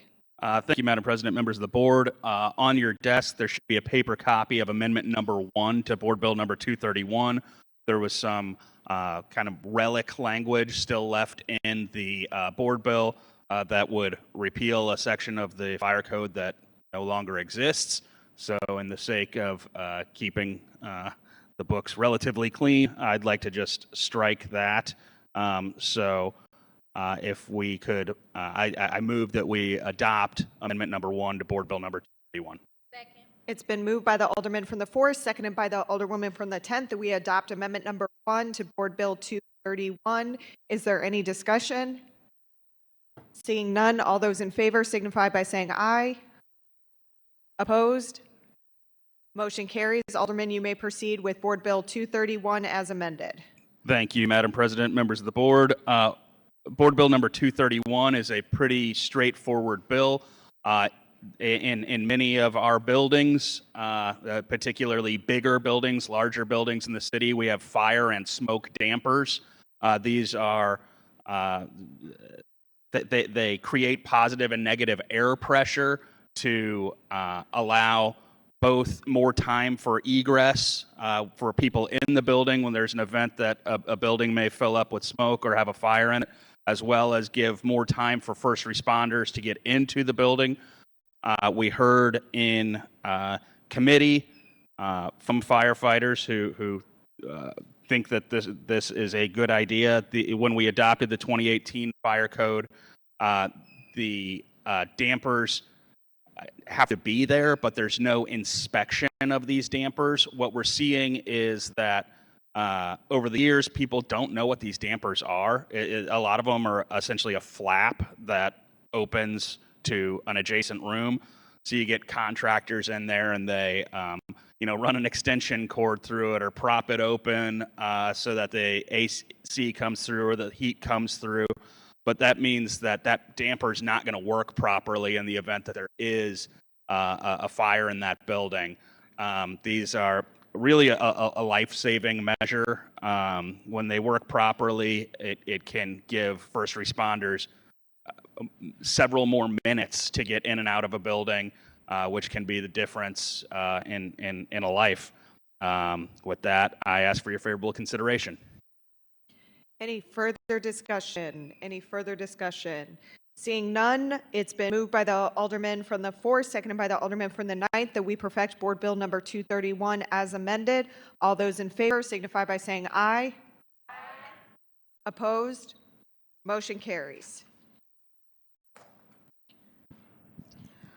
Board Bill 105, Committee Sub, sponsored by Alderman Cone and President Green. An ordinance relating to traffic control, repealing ordinance number 66868, and establishing the Automated Camera Enforcement Act, authorizing installation of and contracts relating to one or more automated traffic control systems as defined herein, and establishing standards for prosecution of violations of traffic control ordinances detected by automated traffic control systems.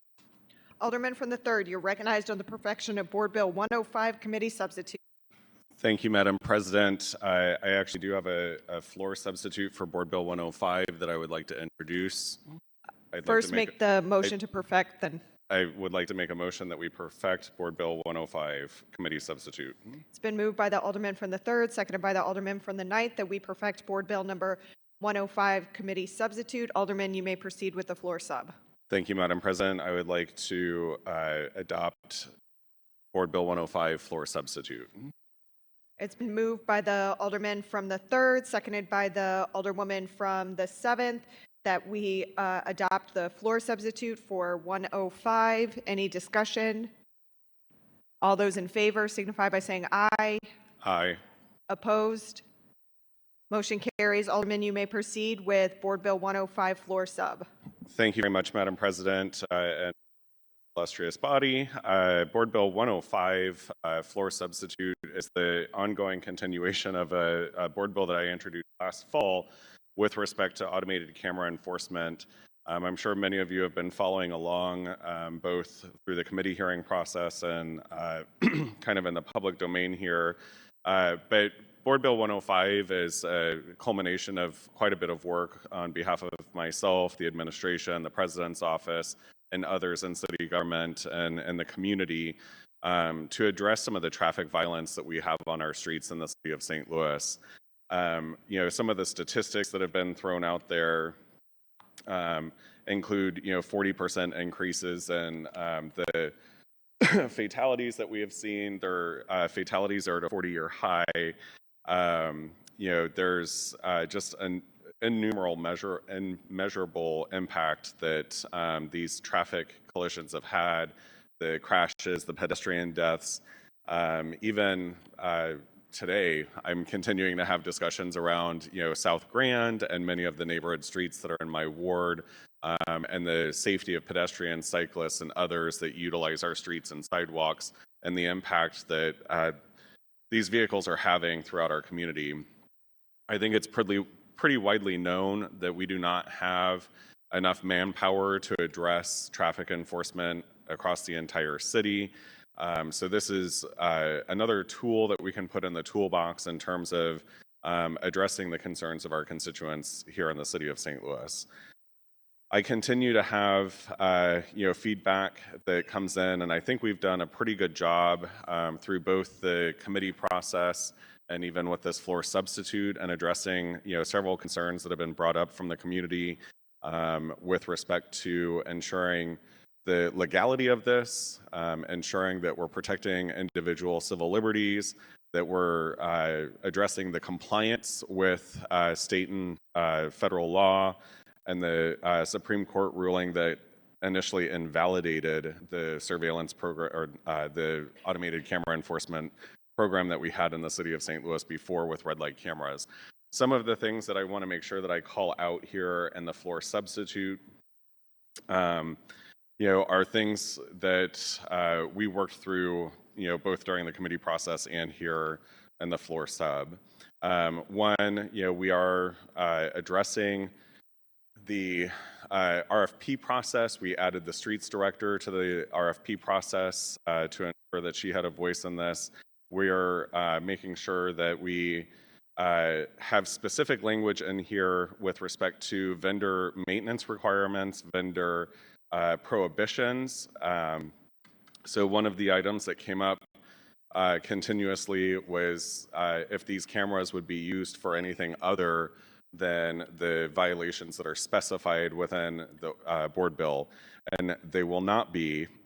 I've said continuously.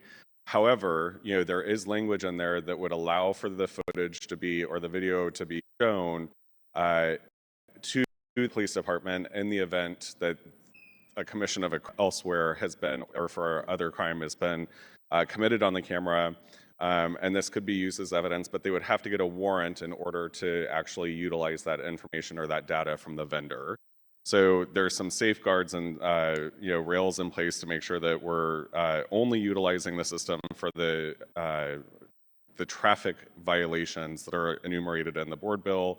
And if there's another crime that would take place, the data would be made available, but it has to go through a process in order to be made available, a legal process in order to be made available. The ordinance also, what differs from past programs is that the revenue from this would be utilized, one, to administer the program, but two, for the benefit of our neighborhood streets. And so Board Bill 106, which comes after this, establishes the Neighbor Traffic Safety Improvement Fund. So, some of the community feedback that was provided was we don't want to continually perpetuate, the surveillance and kind of criminalization of traffic safety in the city. And how do we make sure that the vendor isn't just using the money to continue to, grow the program and make sure that they're not just, profiting off the backs of people who are frankly committing crimes in the city of St. Louis because of your speeding 40 miles an hour or otherwise you're creating very dangerous situations. But we do have in the board bill language that creates an evaluation process to ensure that the efficacy of the cameras that are in place, that would be administered through the Board of Public Service. That was an alignment conversation that I had with the administration and the President's office. Initially, through some of the amendments that were offered in the committee process, we were talking about moving that back underneath the police department, but the administration came along with the President's office and myself and making sure that we could have these evaluation programs administered outside of the police department. It still maintains, though, that these violations and citations are issued through the police department, which is part of the kind of legal aspect of this underneath state statute and the court rulings that have taken place. We do need to have the police actually issuing the citations. So that doesn't change in this floor substitute.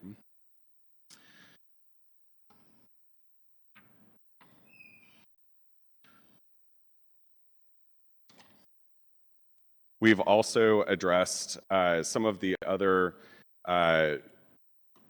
warning situations and notifications. So there's a requirement that signage would be posted at each of the intersections where these cameras exist.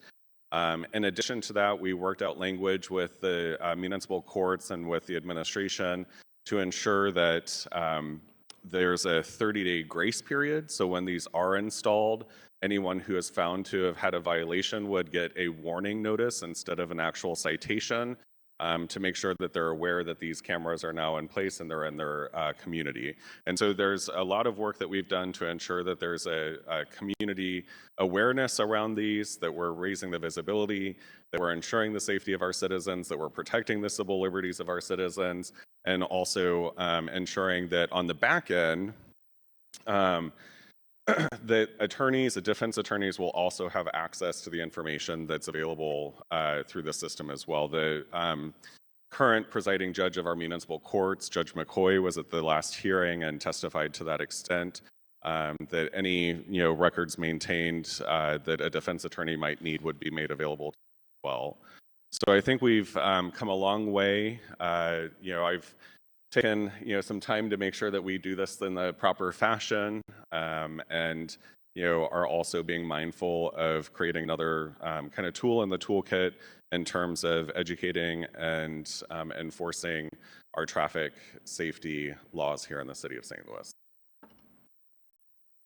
Any further discussion? Alderman from the 4th. Thank you, Madam President, members of the board. I rise in opposition to this bill. We've done this before. They were wildly unpopular. It was a cash grab. They were found to be unconstitutional. I've talked to both the mayor's office and the president's office about the actual methodology that would be used to ensure that any vendor was in compliance with the Constitution and the Missouri Supreme Court decision on the unconstitutionality of these. All I've heard is repeatedly that vendors are interested. Sure, vendors will be interested in making money, and vendors don't necessarily look out for our constitutional rights. We've been down this path before. And to the extent that people have said, oh, well, they're going to capture a picture of you while you're driving. Great. But then when you say, okay, well, what's the effect of wearing a hat? What's the effect of sunglasses? What's the effect of a COVID mask? Oh, well, that may not work then, with the artificial intelligence that they're going to use to move through the database of driver's license photos and then match those up. Further, this is not going to address the real issue here. The people that are flying down our streets and running red lights oftentimes have no tags on their car or temp tags that expired a dozen years ago. This is putting a Band-Aid on a bullet hole. This is going to punish good, hardworking people that do keep their paperwork in order, that do have the right tags on their car, that do have their insurance. And what's going to punish them for is when they don't come to a full and complete stop, making a right turn, that if there was a cop behind them, would never write the ticket because they only slowed down to 2 miles an hour rather than coming to a complete stop. I'm very concerned about where we may place these cameras, where there may be a proliferation of cameras, where we won't place these cameras. There's good data that there's actually more accidents at intersections that have these type of cameras because people see the signage there and they slam on their brakes at a time when and get rear-ended at a time where the light would be yellow. If you want to address traffic in this city, there's easy ways to do it. It's to put more officers out there doing traffic enforcement. I know that Alderwoman Tyus has, thank you. I know that Alderwoman Tyus has a resolution that was in front of public safety to address that. I think every alderman here has been requesting more traffic enforcement in their wards, and I would love to see and we're now finally back to kind of our pre-COVID traffic enforcement numbers, but frankly, I'd like to see even more when it comes to just the recklessness that we see. And I don't think cameras and mailing someone a ticket is the solution, especially when we've lawyers have been telling people who have gotten these red light tickets in the mail for years, just ignore it. It's a civil violation. Ignore it. It's not going to make any difference.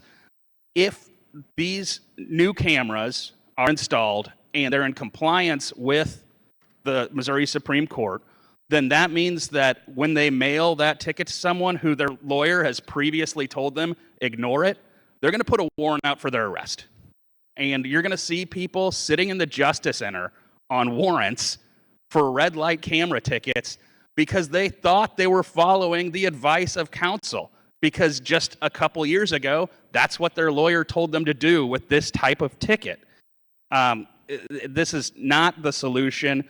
A bunch of people here, say that, oh, this is a very progressive board. I'm surprised to see this being popular amongst members of this board. This is regressive, and it's ultimately returned to a failed policy, and there's nothing particularly progressive about that. I would encourage you to vote against this. I understand the concerns on traffic in general. I think we all have busy streets in our ward that we could probably make a bundle of money if we were actively enforcing traffic laws and I just can't get behind this. That's not a slight to the sponsor in any way. I know that he's worked very hard on this. I just don't see eye to eye on him with it, and I look forward to working with him on the next one. But I rise in opposition to this. Thank you. Alderman from the 13th. I agree with my colleague. I rise in opposition to this, and I did have a conversation with the mayor's office and with the president's office. And so I guess my question is, again, and what I had, not a question, but a suggestion, because there's so many people in our community that are totally against this red light camera. And I asked, are you going to come to my community and explain this legislation to them? And nobody came to my community to talk to my residents in regards to the red light camera. So what Alderman Narayan is saying is just what my residents are saying. What Alderman Tyus suggested, I recommend that we pursue that and look at those retired officers to play a part in traffic enforcement. But it's kind of hard for us to look for traffic enforcement in our communities citywide, and we only have 6 traffic enforcement officers in the city of St. Louis. And so that's unrealistic to look for them to cover all these areas. But it's also inconsiderate to me to ignore, again, the residents of these communities and not bring this legislation to them to hear their voices. Yeah, you had a meeting, and most of my people in my community were at work at that time of day. So I guess, it was ignored. Nobody thought it was of urgency to talk to these residents in the city.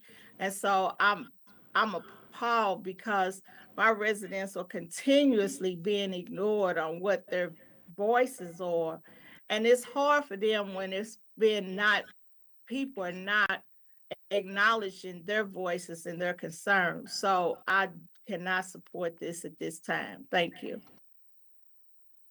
Alderman from the 5th. Hello. Thank you, Madam President, members of the board. In regards to the Alderman from the 4th comments, maybe you shouldn't listen to lawyers all the time, for starters.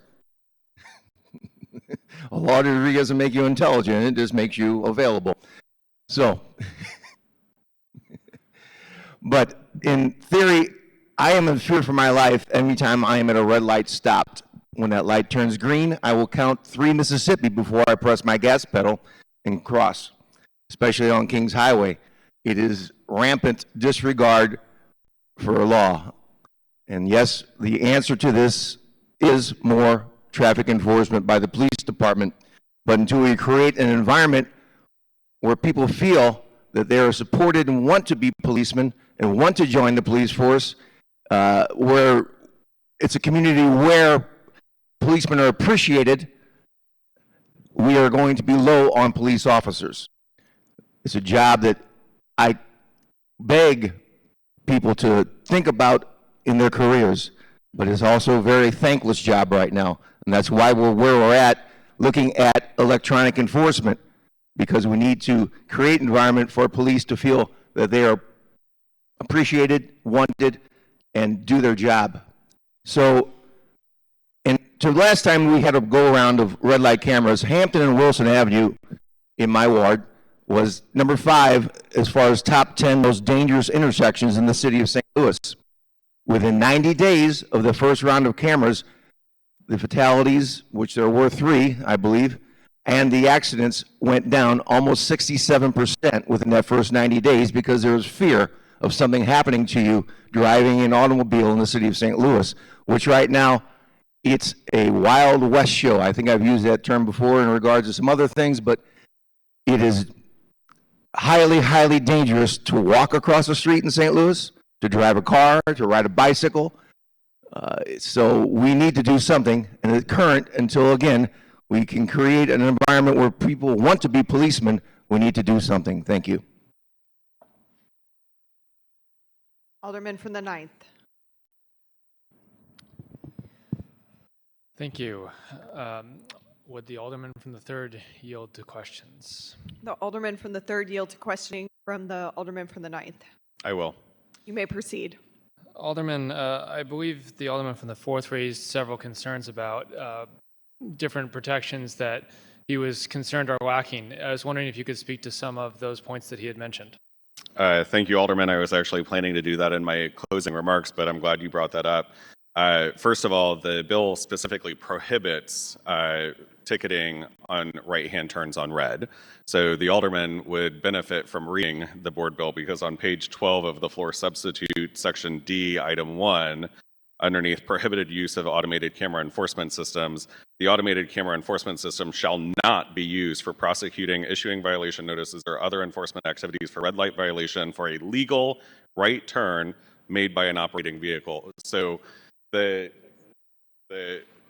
I think at the end of the day, we are working through this to ensure that we're addressing those concerns that had been previously abused by the old system And I was very vocal during my tenure down here in terms of my concern around the constitutionality of the previous system and the abuse therein, that we did try to address that in this board bill, particularly right-hand turn on red. In the old system, that was probably the only time I ever got ticketed, was turning right-hand turn on red at Grand and Delore, because I live 1 block north. There's a dedicated right-hand turn lane at northbound Grand and Delore. There is absolutely no reason that someone who comes to a stop for whether that's a second, 2 seconds, 3 seconds should have gotten a ticket. When I brought that up to the Slay administration said, no, you have to full stop for, I think it was 16 seconds or something like that. And I'm like, this is like absurd. There's literally a dedicated right-hand turn lane when you're at Grand and Delore at 11 o'clock at night, and there's no cars coming from the northbound, there's no cars coming from the eastbound, there's no cars sitting on the westbound, and you're coming from northbound. It makes absolutely no sense to just stop there for 16 seconds and wait for a car to potentially show up. So that was a concern that I specifically had, and had addressed that through the legislation that we have before us. The constitutionality of this, we literally have had multiple attorneys and the city councilor's office involved in this process, looking at the Supreme Court ruling, addressing the concerns that were specifically in the Supreme Court ruling.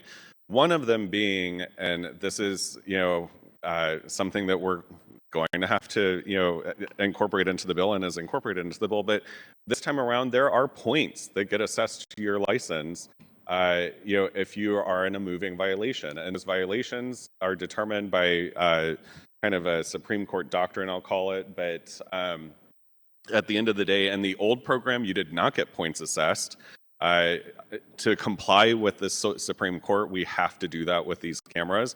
We have to be able to prove who was the operator of the vehicle. And I'm sorry to the aldermen from the 4th, but I don't care if your car's in compliance. If you're going 40 miles over the limit, you're breaking the law.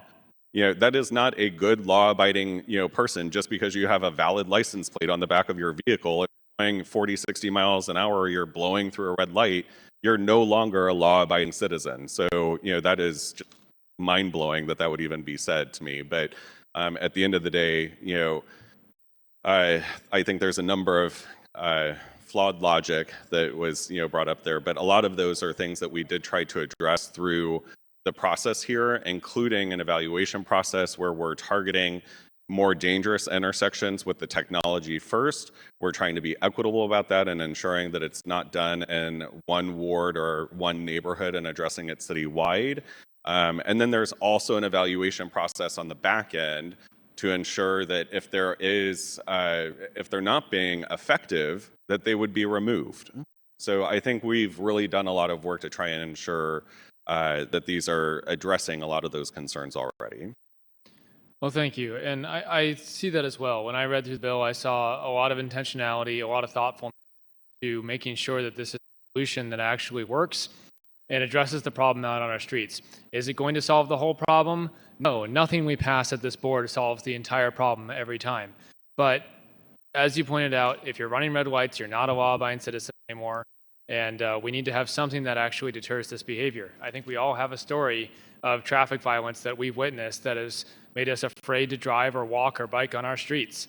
So I thank you for the effort you put into this and how you've drafted this with care, paired it with something that puts the money back into improving our streets.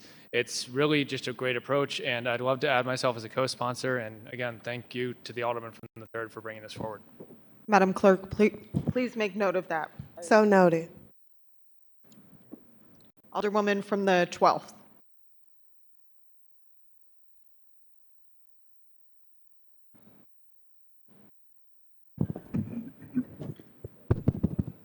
Madam President, members of the board, if the Alderman from the 3rd would yield.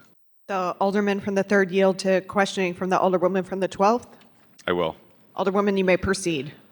Alderman, I'm looking at page 21 of 22, and it talks about, I think it's starting with section 12, line 12, talking about the revenue and how it's dispersed, and it says fines shall not be collected by or paid directly to the vendor. Does the vendor get a portion of the fines that are collected?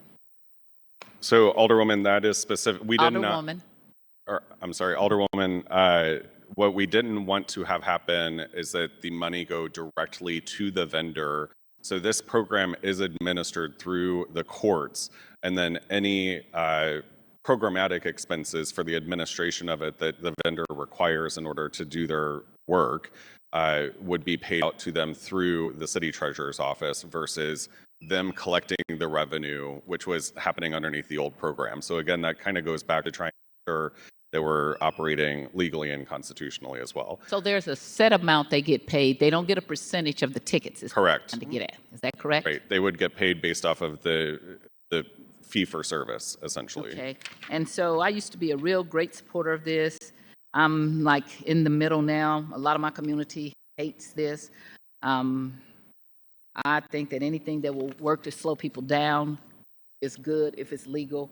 But I want to say that I do have some other questions. Looking at page 17 of 22, it says, as part of this annual assessment, the St. Louis Metropolitan Police Department shall, in partnership with the board BPS, determine whether to install or deploy automated camera enforcement systems at additional intersections or to remove existing installed or deployed automated cameras enforcement systems from intersection. And what will they base this on? And what is our test if it's effective or not? So that's enumerated in following sections, Alderwoman. And one of the things that we had discussed in the committee substitute was putting specific measures in there. But one of the kind of cautionary items there was, and it was an example that I shared during the committee process, efficacy in and of itself doesn't mean that like the number of tickets themselves go down, because, traffic is fluid, population is fluid in the city of St. Louis.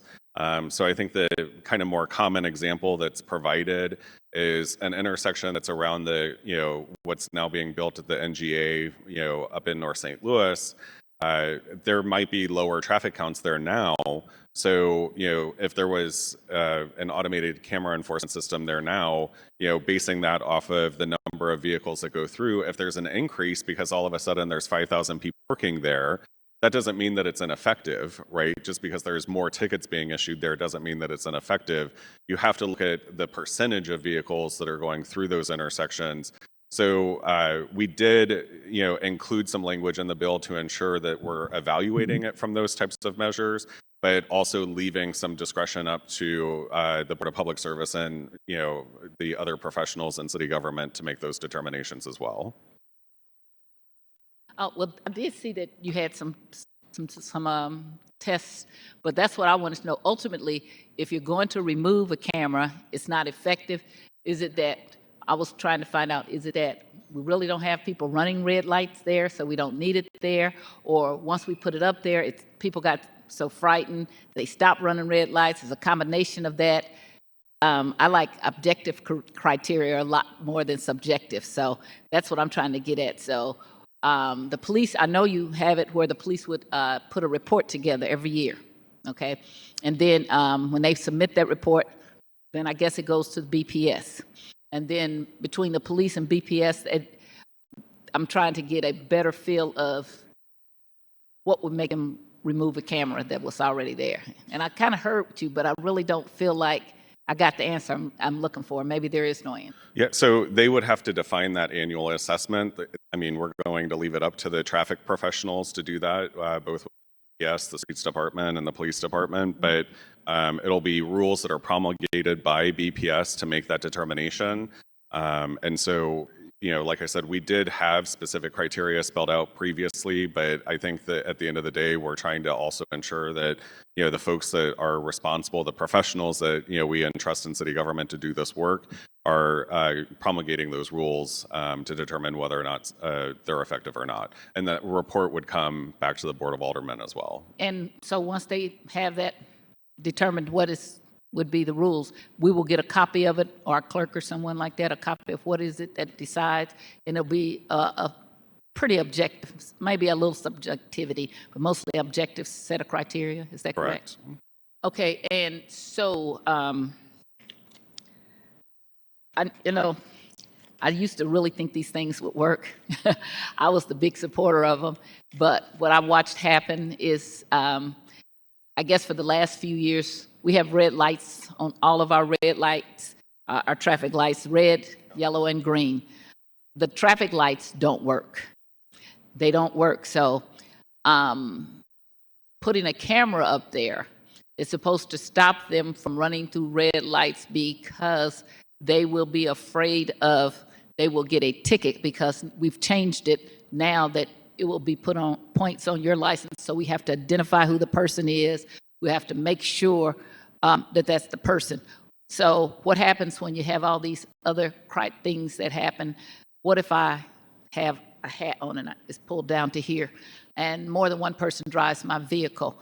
Then how do you prove that? Even if you could prove that it was the vehicle, what happens then? Well, because of the trying to address the constitutionality issue, they do have to verify that they were the driver in the vehicle before issuing the citation. So that would be on the police department to make sure that that's the case before the citation is issued. The citation would then go to the court. The defense attorney would have access to the same information that's provided to the court and to the defendant so that they can, provide a defense to that individual in court. But how do they verify if I have a hat and you can't see my face? I mean, Alderwoman, if someone's driving, this came up in committee and... Wait a minute. So what I'm saying is, would they go ahead and issue the ticket to the owner of the vehicle? No, they will not. Okay, so then what I'm trying to get at is if they don't verify who it is, then they won't issue the ticket. Correct. Is that correct? Okay, so, I live right next to Kings Highway. If you want to see speed and live next to it, it vibrates our house. I live right off Grand. Right, okay, so it's not just a little bit.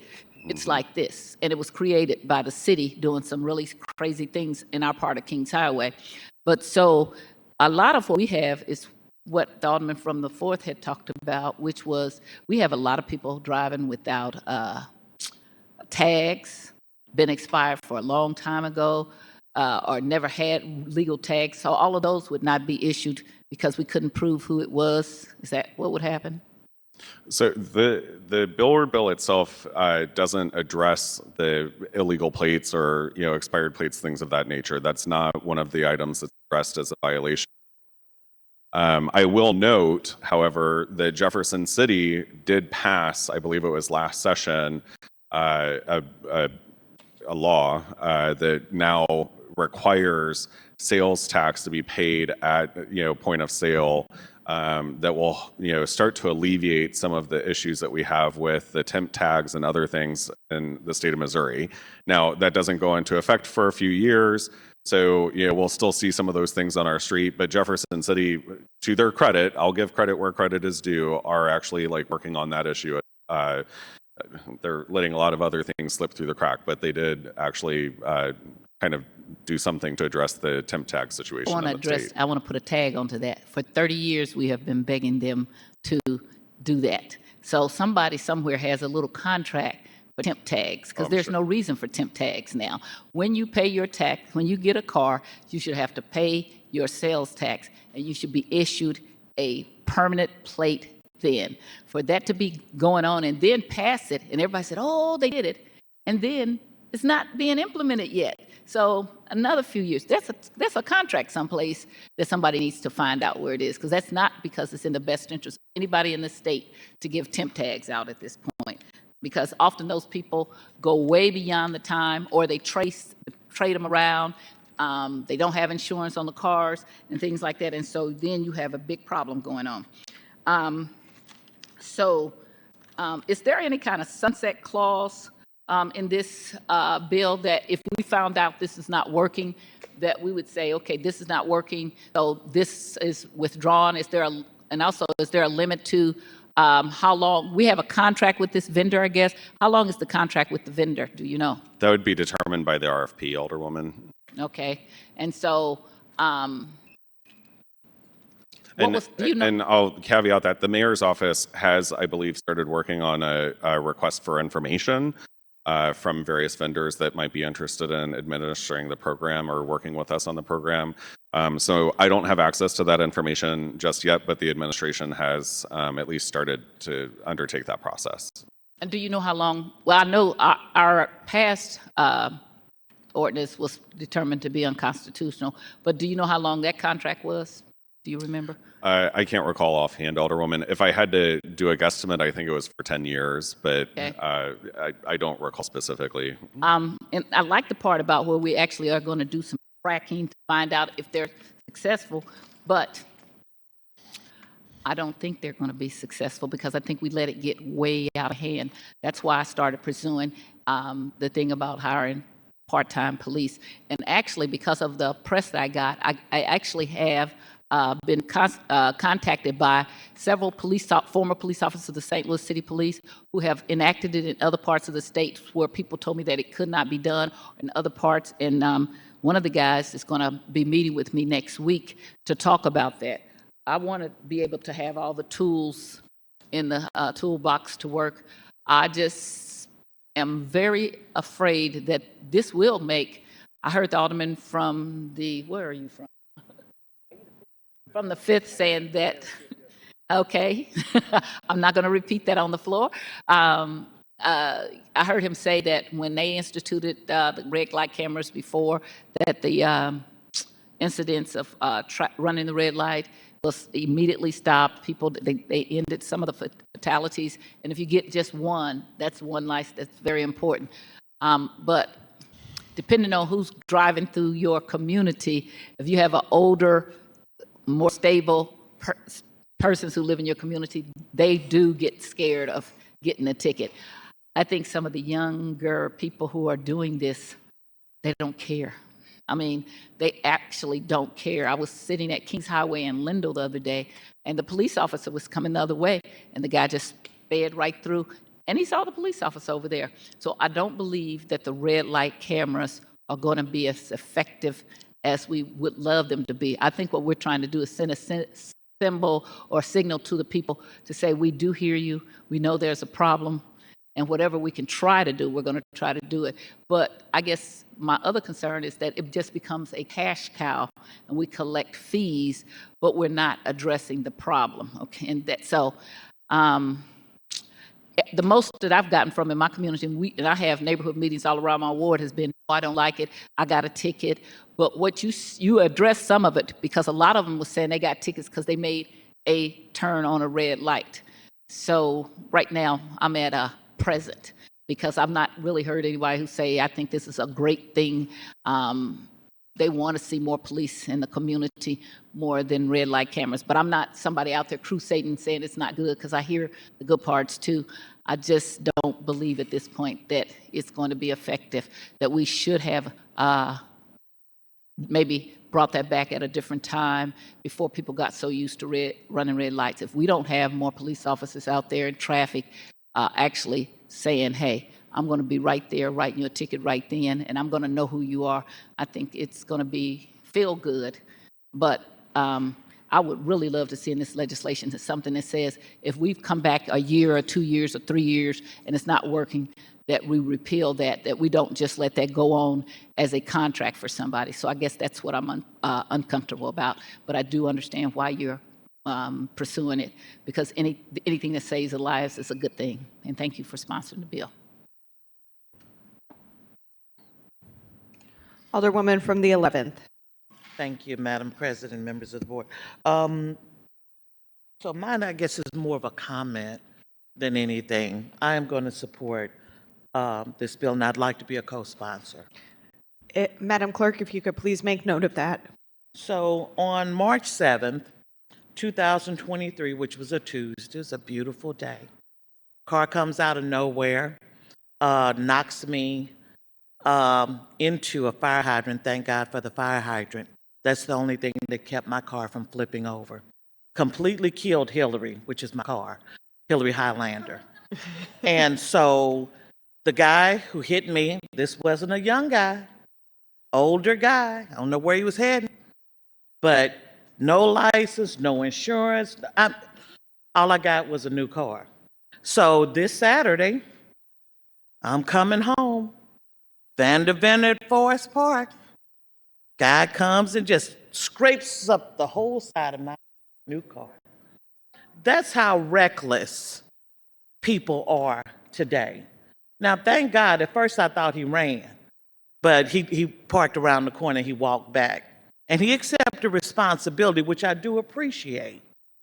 But it's that mentality. And the first thing he said is, oh, I wasn't paying attention. You know, and I thank God I wasn't hurt. But this is happening all too often. And the premiums on these are very high. And I'm not just talking about the insurance. I'm talking about the loss of life. When I was hit on March 7th, I actually went to the hospital in an ambulance. And I had a bruised lung because the airbag hit me so hard in the middle of my chest. It felt like Mike Tyson hit me. And so when we begin to talk about the very high price that people and families are having to pay for this lawless and reckless behavior, I thank God I wasn't hurt either time. Mm-hmm. But we have to do something. Now, here's the other thing that the wise and comedic Alderman Ballmer said in terms of having more officers. I love it that we are able to recruit some new officers for each class. However, I'm not seeing enough. I'm not seeing enough officers of color, brown and black people who are going into this profession. But we're constantly asking for people who look like us to protect and serve our communities. And so I definitely do agree with you, Valmer. But that's basically my comment. I think that we need to look somehow beyond some of the negatives that come with this. No situation is usually ideal or ever ideal in some cases. But there are enough people who get hurt, who get killed. Thank God I'm not one. But I am upset about I had to buy a new car. Now my new car has been hit. So this process begins again and again. So basically, like I said, I'm going to support. And I hope that most of you will as well.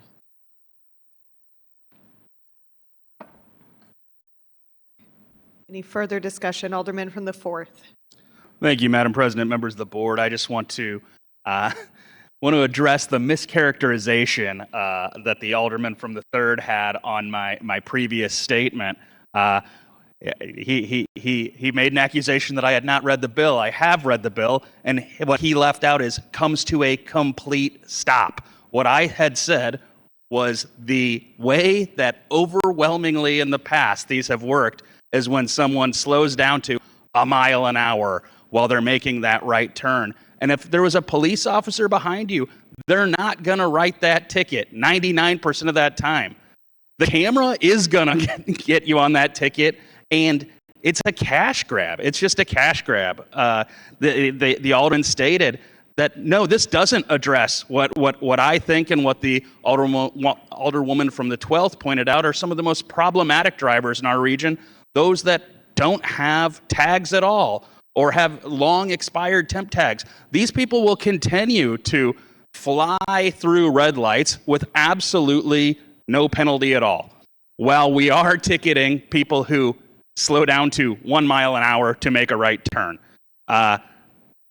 The only thing that's going to solve this issue is when people see red and blue lights behind them after they've run a light. A camera just isn't going to do it for the vast majority of the people who are the problem on our roads right now. This is ultimately a failed stopgap measure, and I think that we're going to pass this, I imagine, and then I look forward to hearing from you all when your constituents call you about the ticket that they got where they made the right turn on red at 1 mile an hour, asking you to do something about it. But instead, they're going to get points on their license because we're making poor decisions here today. Thank you. Any further discussion? Any further discussion? Alderman from the 3rd, you are recognized to close. Thank you, Madam President. This has been a very lengthy conversation, both publicly and with individuals in city government and community stakeholders. You know, I hear the concerns of individuals that, you know, this isn't going to address, you know, people wearing a monkey suit or a panda suit driving down, you know, Kings Highway or Jefferson, and you know, we won't be able to identify the driver, or you know, those that might have temp tags. Well, you know, since introducing this bill, I have been acutely aware of the drivers around me and paying attention to the intersections when I'm sitting there. And actually, you know, right before committee hearing, the previous committee hearing, in one day,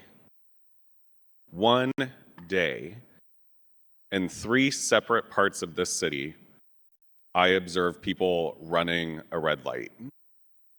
In one day, 3 different intersections, 3 different periods of time during the day, 3 separate drivers. All of them had legal plates, by the way. None of them had a paper tag. They all had valid Missouri license plate. Well, one I think was not a Missouri license plate, but that's just one day. One person, one driver, myself, observing 3 different, you know, situations on our city streets. That was not someone, you know, flying 100 miles an hour down one of our, you know, main roads. Those were people who, just for whatever purpose, decided to run a red light and did so. And I would argue did not generally think about the safety of the individuals that were going through that intersection otherwise. We have a problem with unsafe driving in our region. And it's not just a St. Louis City issue. I mean, this is an issue nationwide.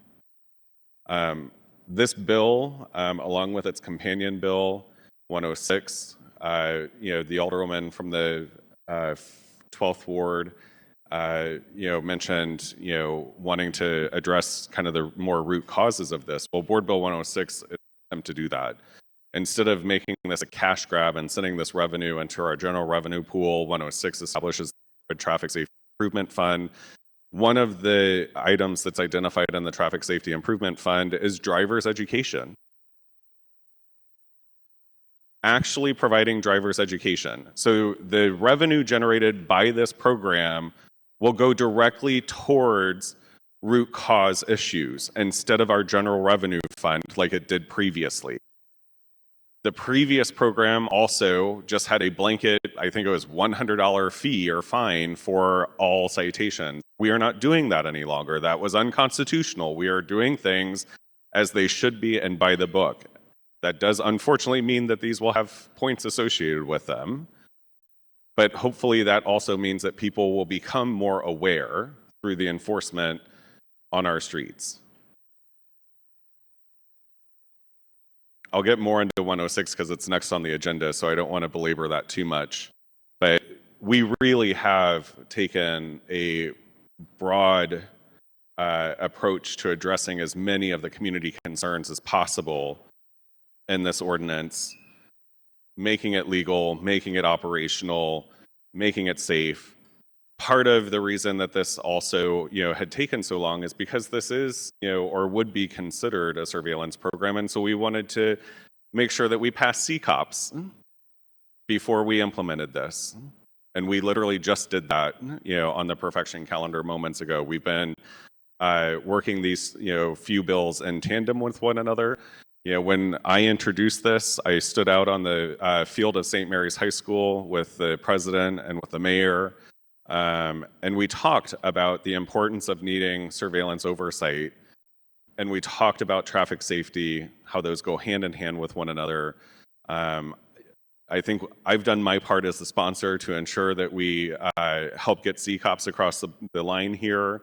I'm hoping that we can listen to the, you know, voices of our constituents with respect to traffic violence that's happening. I still have residents that have trauma from seeing a man dying between a brick fence post on Cleveland High School's field and a vehicle that crashed into it. He was standing there at the intersection and got pinned by a car in front of what used to be a school building.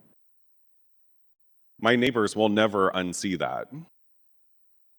My neighbors will never unsee an SUV hurtling down the middle of South Grand Boulevard and the middle turn lane, flipping and rolling for a block and a half, leading to a deadly crash.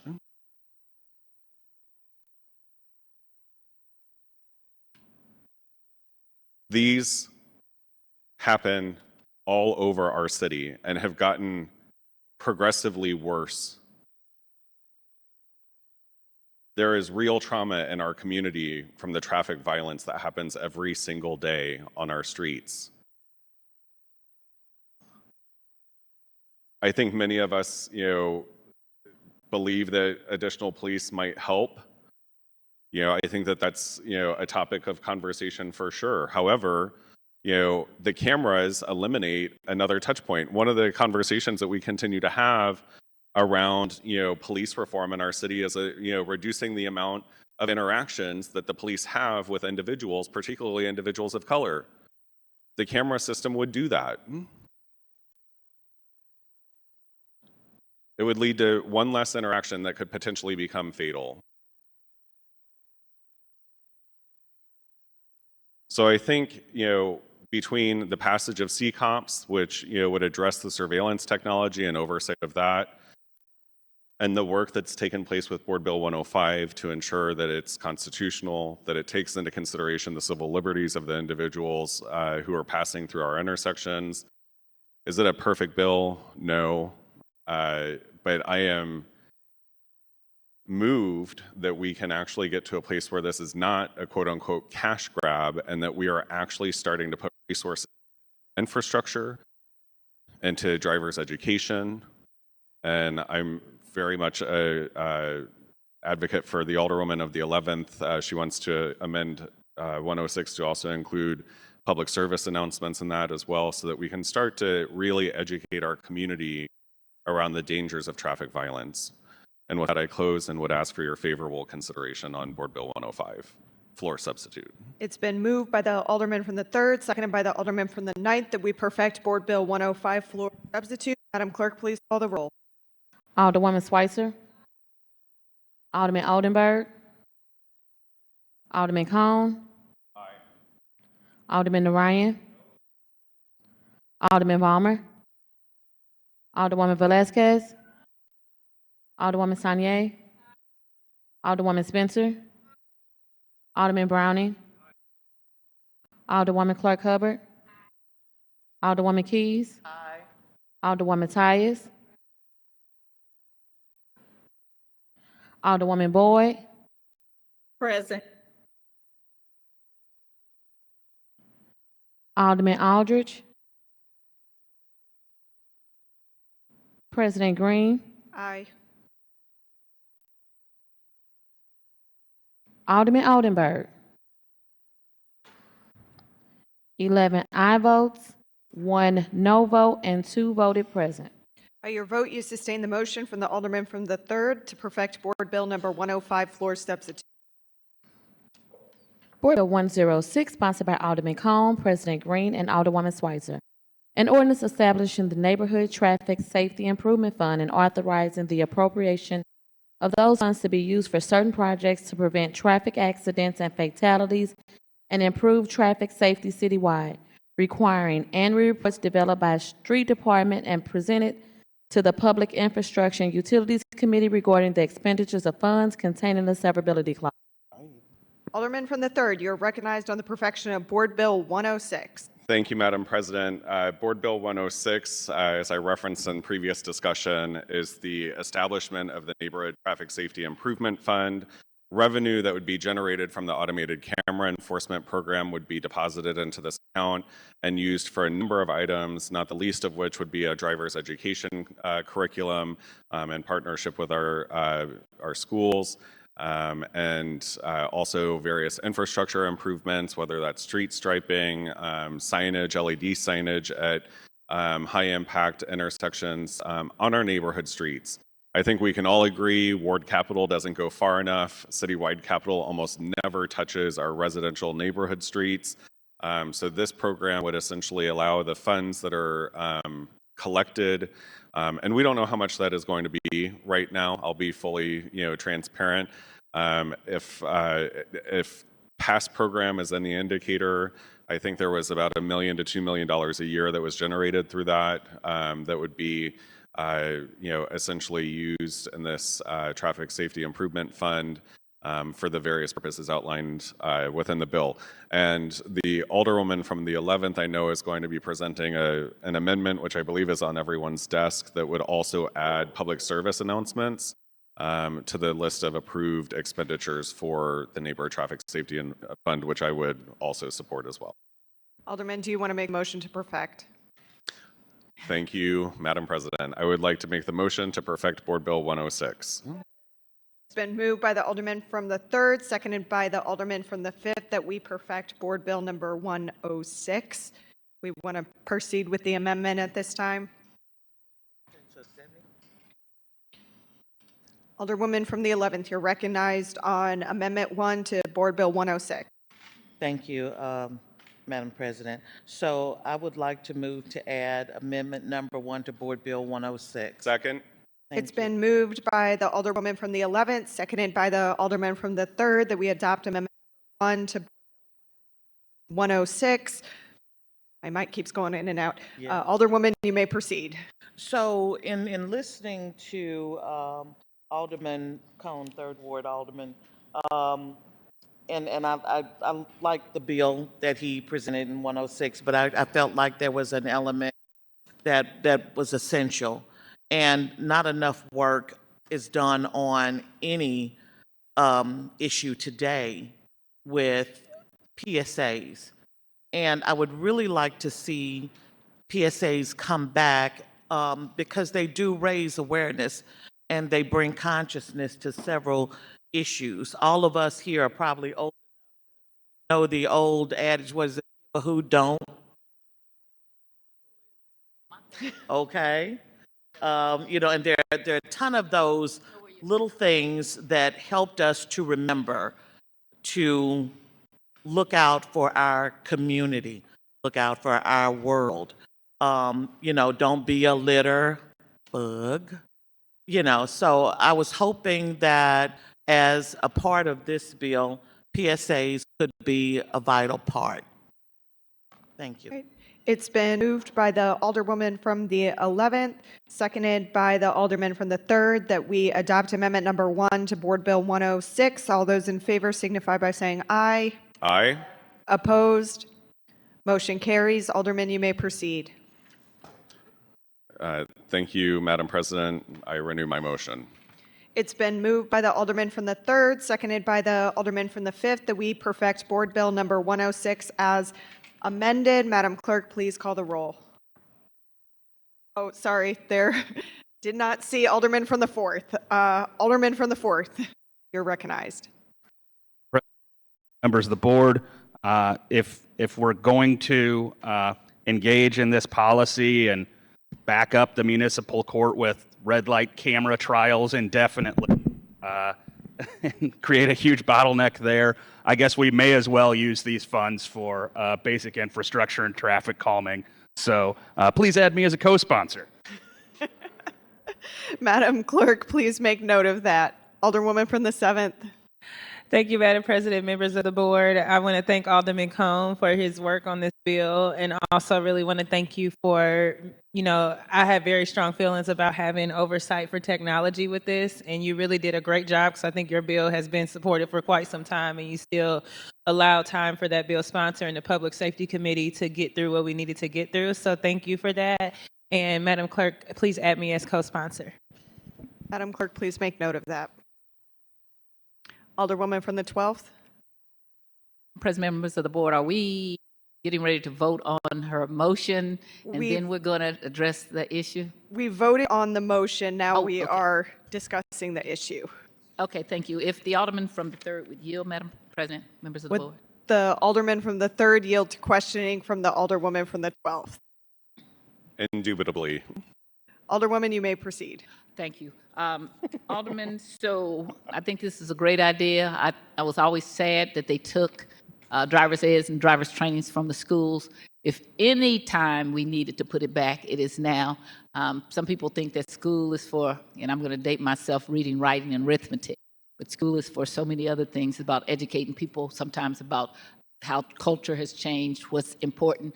Nobody would have thought that we would have been teaching computer technology when I graduated from high school or any such thing. You need to keep up with the times. But one of the things that I am so thankful for, when I was in high school, we had driver's training and driver's education, two different things. We actually had the book learning, and we also got to go out and drive with a teacher. When you talk about working with the St. Louis Public Schools in connection with that, can you tell me how that would work or what that would look like? Because I'm excited about that, and I'm hoping that we can somehow find a way to get money to them, that they would have driver's training and driver's education again. So that would all need to be worked out through the streets director and the streets department. So the fund would be administered through the street director.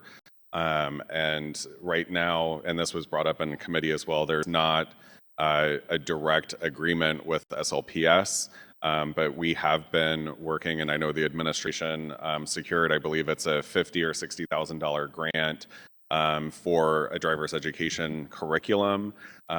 So the way that that would probably be, worked out is that we would have to contract with a third party and offer those programs to students. So it wouldn't be it wouldn't be a class that's created by SLPS. It would be a program that's administered through a third party that SLPS students would be able to participate in instead of having nothing available to them. But right now, we don't have an agreement with St. Louis Public Schools. Well, correct, and that's partly because, this hasn't passed, but also the program likely would not be administered by the schools. It would be administered through a third party that would then offer to the students of SLPS their services. And would all the funds that we collect, except for maybe the expenses of collecting, go to all the fines we collect go to this fund, except for expenses for collection or whatever? Correct. Okay. And will there be a yearly report? There will be. Size budget? Or there will be. So the board bill summarizes that there would be an annual report provided by the streets director, the Board of Aldermen, that would indicate the amount of money that was collected in the fund and where the funds are being spent and how they're being spent. So both from a programmatic perspective, but also from a geographical perspective to ensure that we're spending money equitably across the city. And do you anticipate any breakdown in percentage of how the funds would be spent? Is that something that's to be determined? I think that that's really up to the discretion of the director based upon the information that we get in real time and determine, because first of all, we don't know how much revenue is going to be generated, so they're going to have to evaluate based off of the amount of revenue coming in and the cost of the programs or services, infrastructure, what would need to be spent. So this is essentially creating enabling legislation for them to start to do that work. And will this be deposited? Are we creating an enterprise account or just general revenue with a sub account for? It would be a separate fund that's created through the comptroller's office and deposited into that. Okay, and would that prevent anybody from raiding it? And I asked that question because years ago, when Alderman Greg Carter was the 27th Ward Alderman, we sat and talked about, why don't we pass a tax for to build low and moderate income? It's what April Ford Griffin is in charge of now. That was supposed to be a little bit of funds that blossomed into a wonderful amount of money that no one anticipated, and the Slay administration raided it at will. So what do we have in place to prevent that kind of thing from happening? I mean, Alderwoman, any pot of money we have, most of it can be reappropriated through an ordinance. So, but at the end of the day, the way that I envision this, and what I have shared with others is that similar to Prop S funds that we have that come here to the Board of Alderpersons, or the parks accounts that have revenue for our neighborhood parks, our metro parks accounts, it would function very much the same way. So it would be a separate line item in our budget. But at the same time, if the budget committee, ENA, et cetera, decide that they're going to do whatever they're going to do, going to do that anyway. But as long as I'm here, I fought along with the former alderperson from the 21st Ward, Antonio French, when the Slade administration tried to take away Prop S funds and completely eliminate them. We, fought to get those monies back. So that we could provide those services and grants to organizations supporting at-risk youth in our community.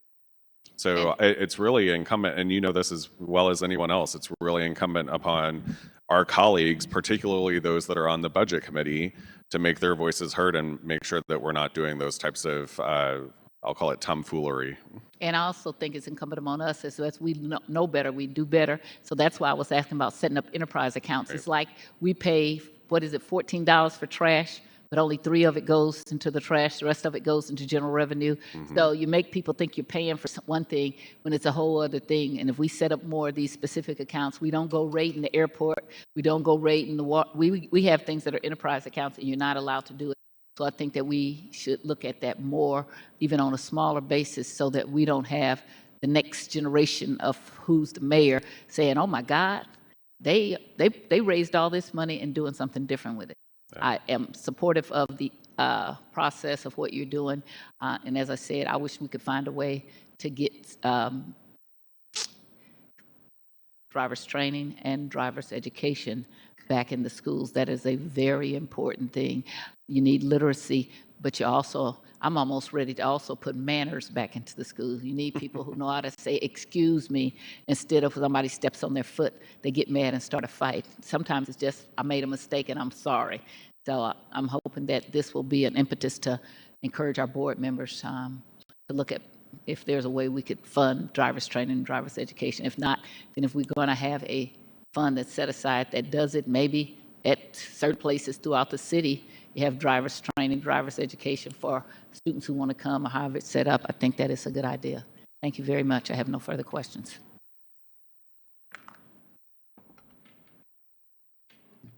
Alderwoman from the 11th.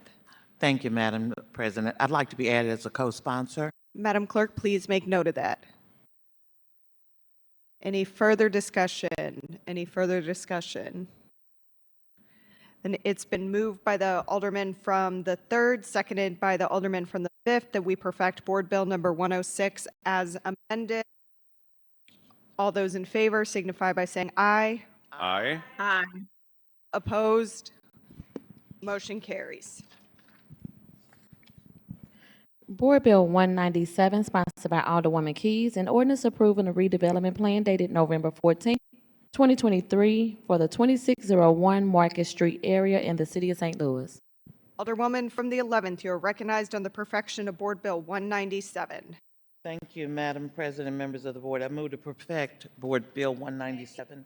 It's been moved by the Alderwoman from the 11th, seconded by the Alderperson from the 10th, that we perfect Board Bill number 197. Alderwoman, you may proceed. Thank you, Madam President. So Board 197 would authorize a 10-year tax abatement. I know that's a bad word, but this is for $125 million development here in the 11th Ward. And to date, in the new 11th Ward, this would be the largest development that we would have. This would be for 2 major hotel brands, Kempton and Staybridge, and that would house 304 rooms. So a heck of a deal has been put together for this this development. So Midas Enterprises and so what they plan to do with the development is they will provide support for the unhoused. There is also a provision for the union, and if they choose to, employees 2 years from now, if they choose to have a union, then there would be no pushback. Additionally, in terms of jobs, they would follow oh goodness, what's the name of it? I'm sorry. The policy of unions for labor. The average salary would be $43,000, and they would have 116 full-time positions. Any further discussion? Any further discussion? Alderman from the 14th. Thank you, Madam President, members of the board. I want to just commend the Alderwoman from the 11th Ward for putting a lot of work and negotiations into this legislation. I think the HUD's committee and members of that committee has been very intentional about development and moving forward. I've kind of went through the same fire that she went through with the same developer. I think this is probably even a little better than the one that I passed with being able to put in some requirements that the developer will work with our unhoused community as well as our SLPS families and kids during inclement weather. And I know that they plan to expand that to be able to help our SLPS families. She put a lot of work into this as well as I would say your office, Madam President, to ensure and members of the committee that did a lot of questioning to ensure that this was a right tax abatement. I think what was very important during that hearing that sometimes get lost is that actually this tax abatement would generate a lot of money to SLPS as this development will come and generate a lot of money to the city. So I know this is one of those pieces of legislation that has been, I wouldn't say difficult for the Alderwoman because she has the skin for this, but it's been a lot of work, and I just want to commend her and her leadership on this development, which touches her ward, but right across the street is in my area, and I think is beneficial to the city of St. Louis. So thank you, Alderwoman from the 11th, for all your hard work on this. Thank you so much. So, Any further? oh, I'm sorry. Sorry, you don't have the floor back quite yet. Alderman from the 3rd. Okay. Thank you, Madam President. I would also like to acknowledge the work that has gone into this board bill. I will still be voting no, as I did in committee, for the same reasons that I did in committee, which were, around the 2019 hotel study that was done, that really indicated that we need a large convention hotel in the St. Louis City area, particularly within that central business district. And then also, just I've been down here for 15 years, beating the drum about incentives in the Central Corridor versus North St. Louis and Southeast City. And while I think that this has come a very long way, and I appreciate that effort on part of the Alderwoman and SLDC, because in the past, I think that this probably would have been a much worse bill than it is right now. I think now, the Alderwoman and SLDC have worked to ensure that we're not, giving away the entire city with this, and that we've scaled back the amount of incentives that are being provided for a project in the Central Corridor. I think also the various changes that have been submitted just in the last week and a half that have been referenced by my colleague from the 14th Ward, certainly make this a much, much better bill than it was. And I want to commend everyone for their work and getting it to this place. But I did want to just make sure that I explained why, I'm still in the position that I am. It's not that the Alderwoman hasn't done a magnificent job. You really have. But I'm still kind of a no on principle at this point, and had those conversations prior to committee, and I don't want to take anyone by surprise down here, but just want to make sure that I'm reiterating where I'm at on it. But certainly the bill is in a much, much better place than it was before, and I want to commend the Alderwoman from the 11th on that, as well as everyone else who had been working on it. Thank you. Alderwoman from the 7th. Thank you, Madam President, members of the board. I rise in support of this bill. This is one of those times where I was a no and was moved to a yes. I want to commend Alderwoman Keys. Even when I was a no, she took every phone call. We talked about it. She, was very proactive in those conversations.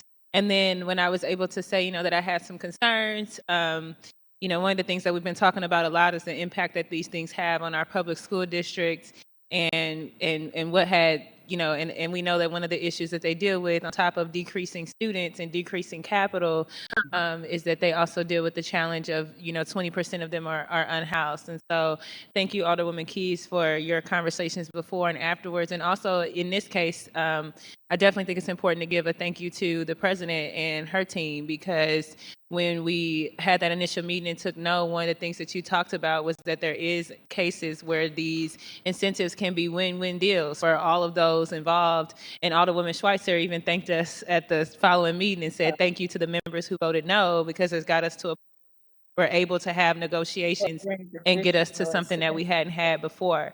So I think this is a great example of our legislative process. I also think it's a great example to let us know, particularly those who serve on HUD's committee, to ask for the things that we want and to not be scared to say no until we get the things that we want. And then I would also thank the developers for being willing to go and have those conversations with the school districts.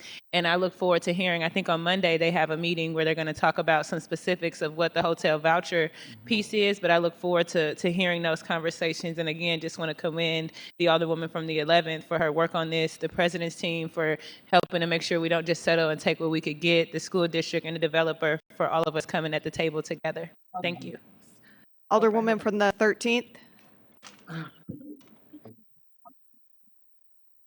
I hope I'm not froze.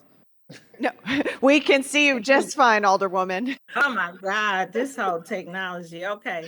And so, could I ask the sponsor a question, please? Sure. Would the Alderwoman from the 11th yield to questioning from the Alderwoman from the 13th? Yes, I will yield. Alderwoman, you may proceed.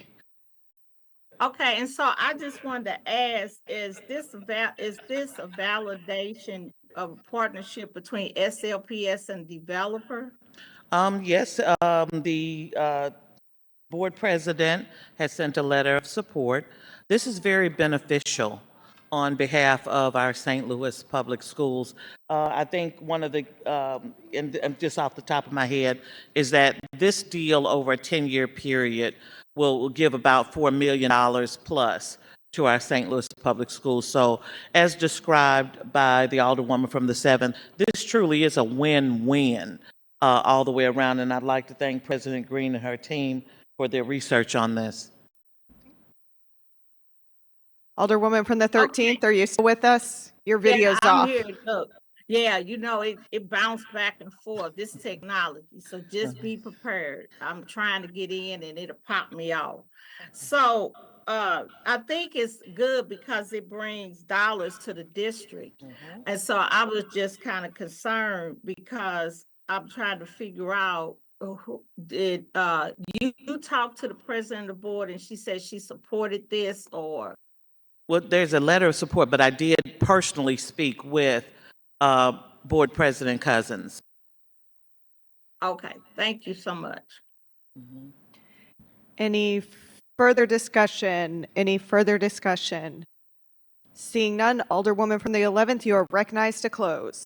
All righty. Well, thank you all so much again for all of the president's team for your hard work on this. And as stated before, this, I believe, is a win-win. It's a heck of a deal for our city and for our schools, as well as for the construction people and the workers as they come on board in the year to come. So with that, I would ask for your favorable consideration. It's been moved by the Alderwoman from the 11th, seconded by the Alderwoman from the 10th, that we perfect Board Bill 197. Madam Clerk, please call the roll. Alderwoman Schweitzer. Alderman Oldenburg. Alderman Cone. Alderman Narayan. Alderman Balmer. Alderwoman Velazquez. Alderwoman Sanye. Alderwoman Spencer. Alderman Browning. Alderwoman Clark Hubbard. Alderwoman Keys. Aye. Alderwoman Tyus. Alderwoman Boyd. Alderman Aldridge. President Green. Aye. Alderman Oldenburg. Alderman Vollmer. Alderwoman Tyus. Alderwoman Boyd.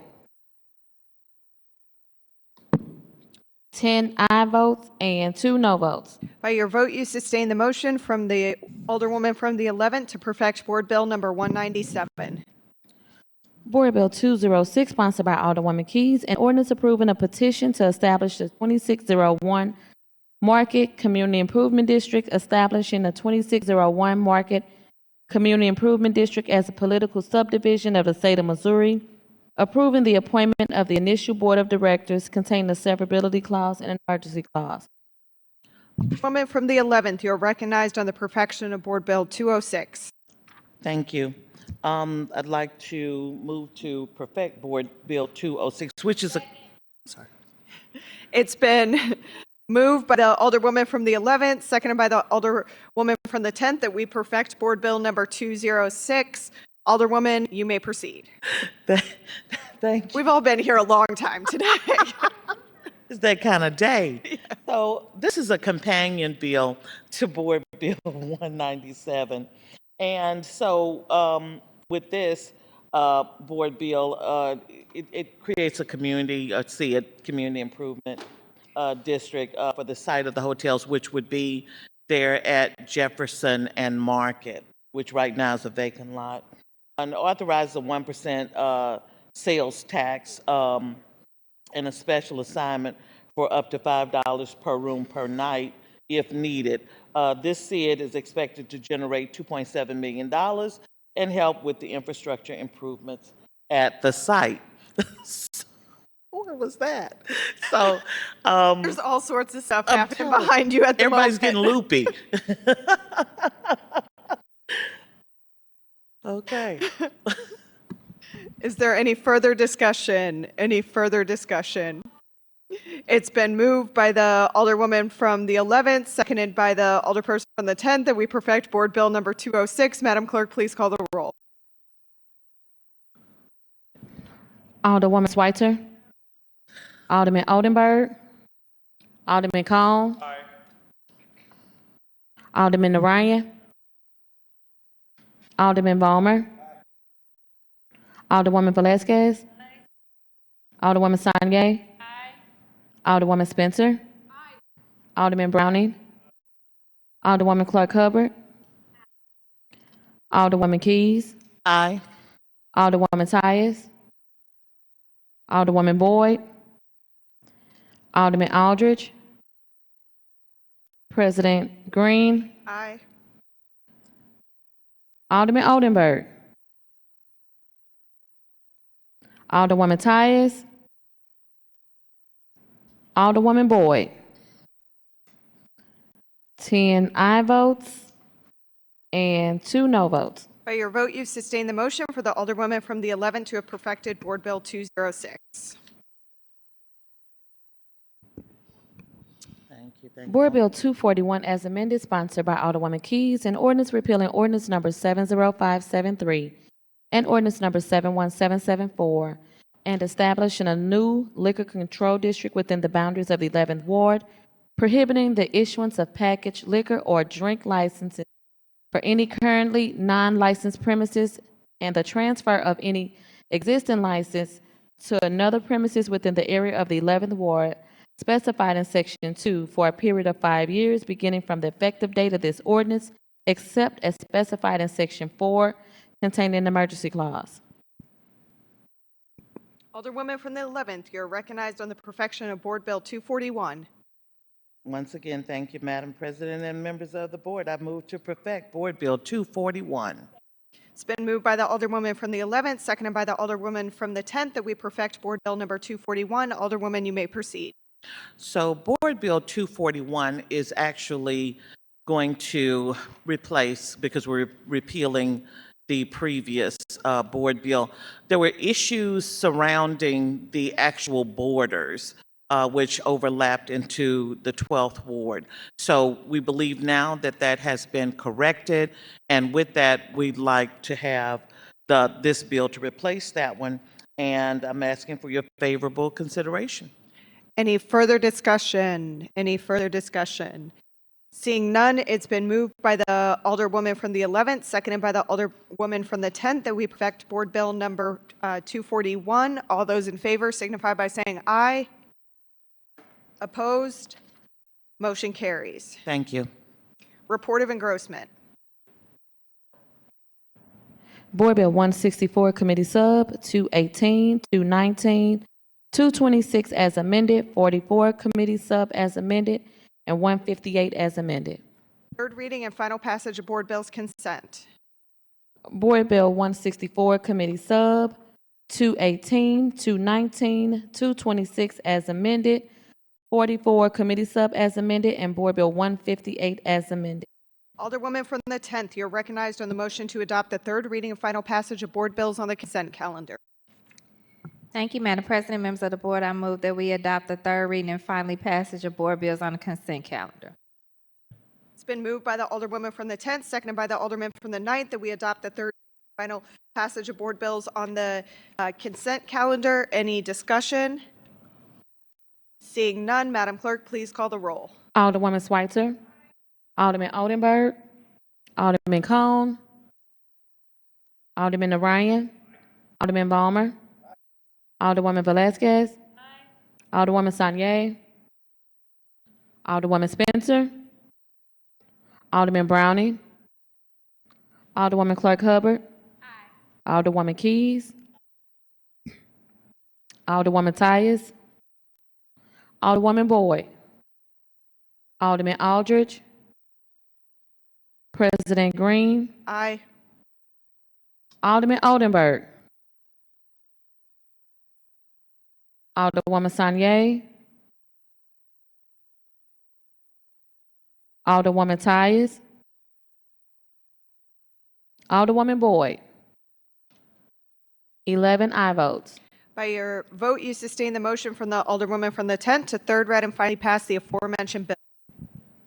Third reading and final passage of Board Bills. We have none. We can dispense with line item 18B. Reported the finally passed and signed by the President. Board Bill 164, Committee Sub, 218, 219, 226 as amended, 44, Committee Sub as amended, and Board Bill 158 as amended. All other business being suspended, the President shall in open session affix her signature hereto to the end that these may become law.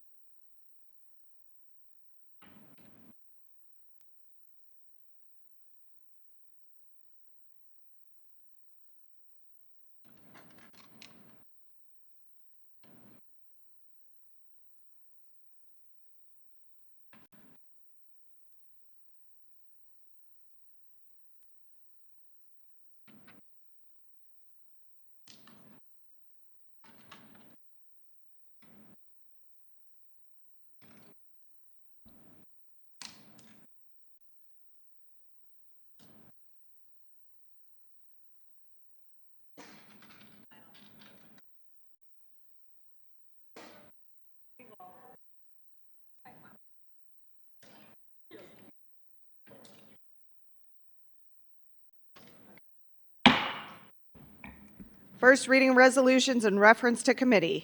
Report from the Legislation and Rules Committee, mayoral appointments to the Clean Energy Development Board.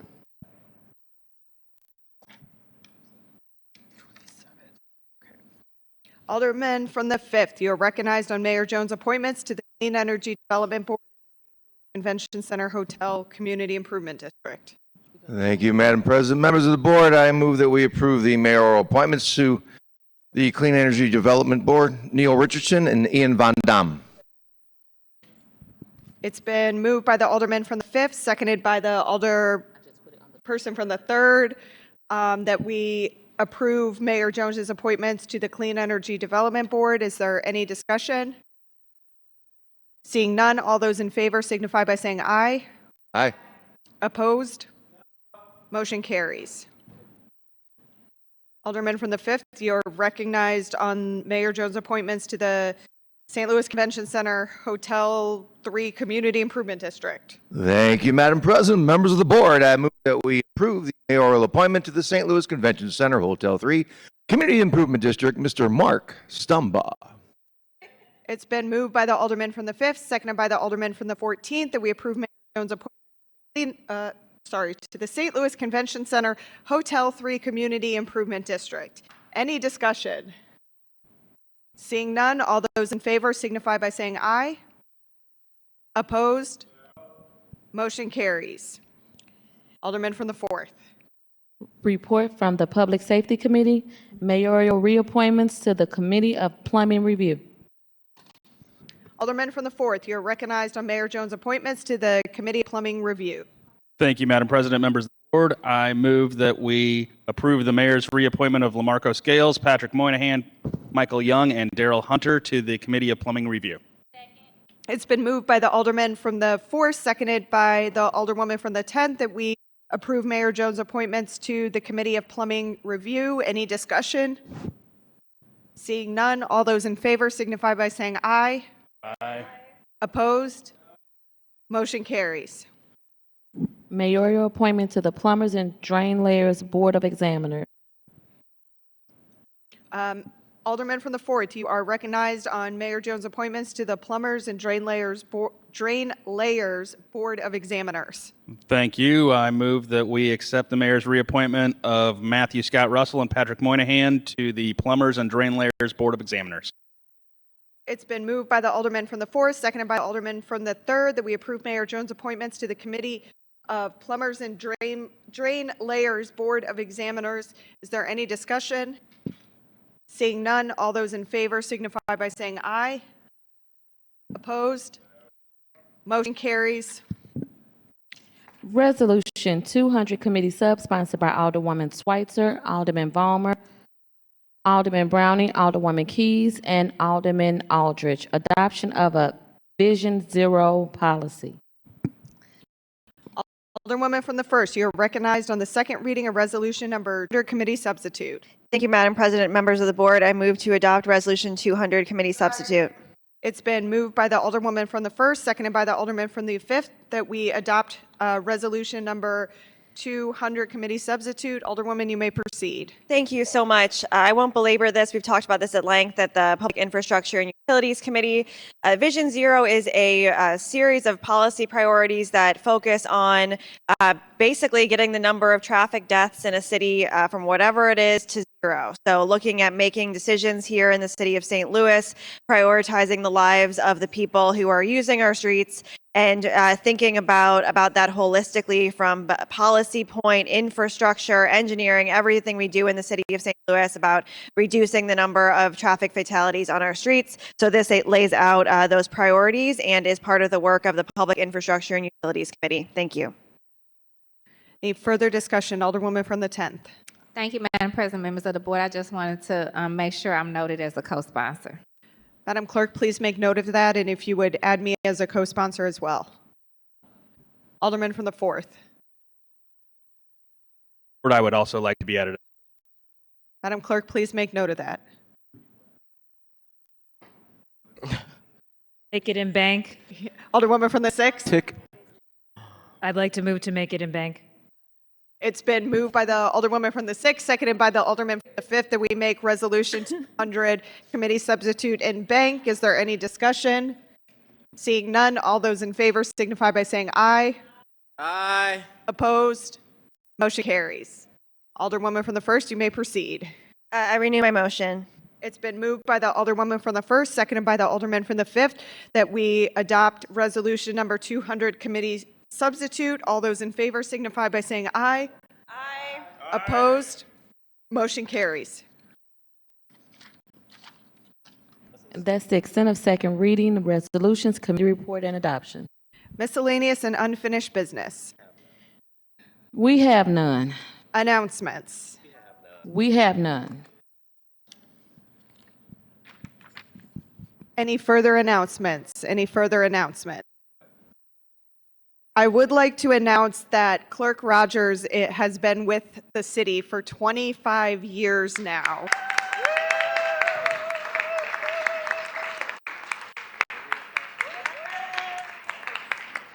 Give her a big round of applause and a standing ovation for the amount of work that she puts into this body, standing here for hours on end, keeping track of what we're doing is no small task. So thank you, Sharita, for all of your years of service. You is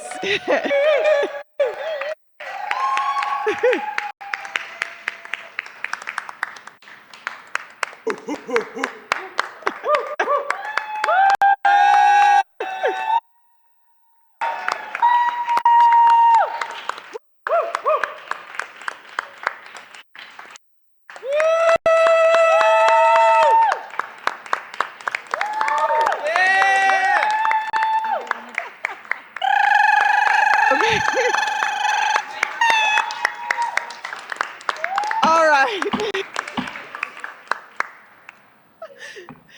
Any further announcements? Any further announcement? Nope. Alderman from the 3rd? Alderman from the 3rd, are you making an announcement or are you just holding the mic? I am doing both, Madam President. Thank you. I do want to acknowledge, we missed this last week, but the Alderwoman from the 1st Ward's birthday happened to take place. So I want to just acknowledge my neighbor to the south. Happy birthday, Alderwoman.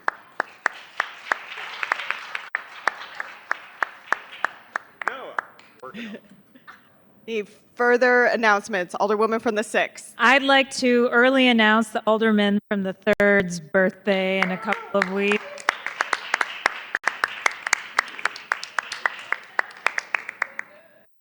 That's it. Any further announcements? Alderman from the 14th. Thank you, Madam President, members of the board. Today at 5:45 down at Ballpark Village, right outside of their big STL sign. If others, Alder, would like to join, we will be presenting the resolution to the Battlehawks with players. Again, that will be at 5:45. Everyone's invited. And then I would also like to congratulate our clerk, Sharita Rogers, on 25 years also of her work for the city of St. Louis. If we can give her another round of applause. Any further announcements? Any further announcements? Seeing none, Alderwoman from the 10th, you are recognized on the motion to excuse. Thank you, Madam President, members of the board. All members were present this. Alderwoman from the 10th, you are recognized on the motion to adjourn. Thank you, Madam President, members of the board. I move that we adjourn until Monday, April 15, 2024 in the Board of Aldermen chambers for sine die. It's been moved by the Alderwoman from the 10th, seconded by the Alderperson from the 7th, that we adjourn until Monday, April 15, 2024 in the Board of Aldermen chambers for sine die. All those in favor signify by saying aye. No. Opposed? No! Motion carries. We are adjourned. No! Howdy, crew.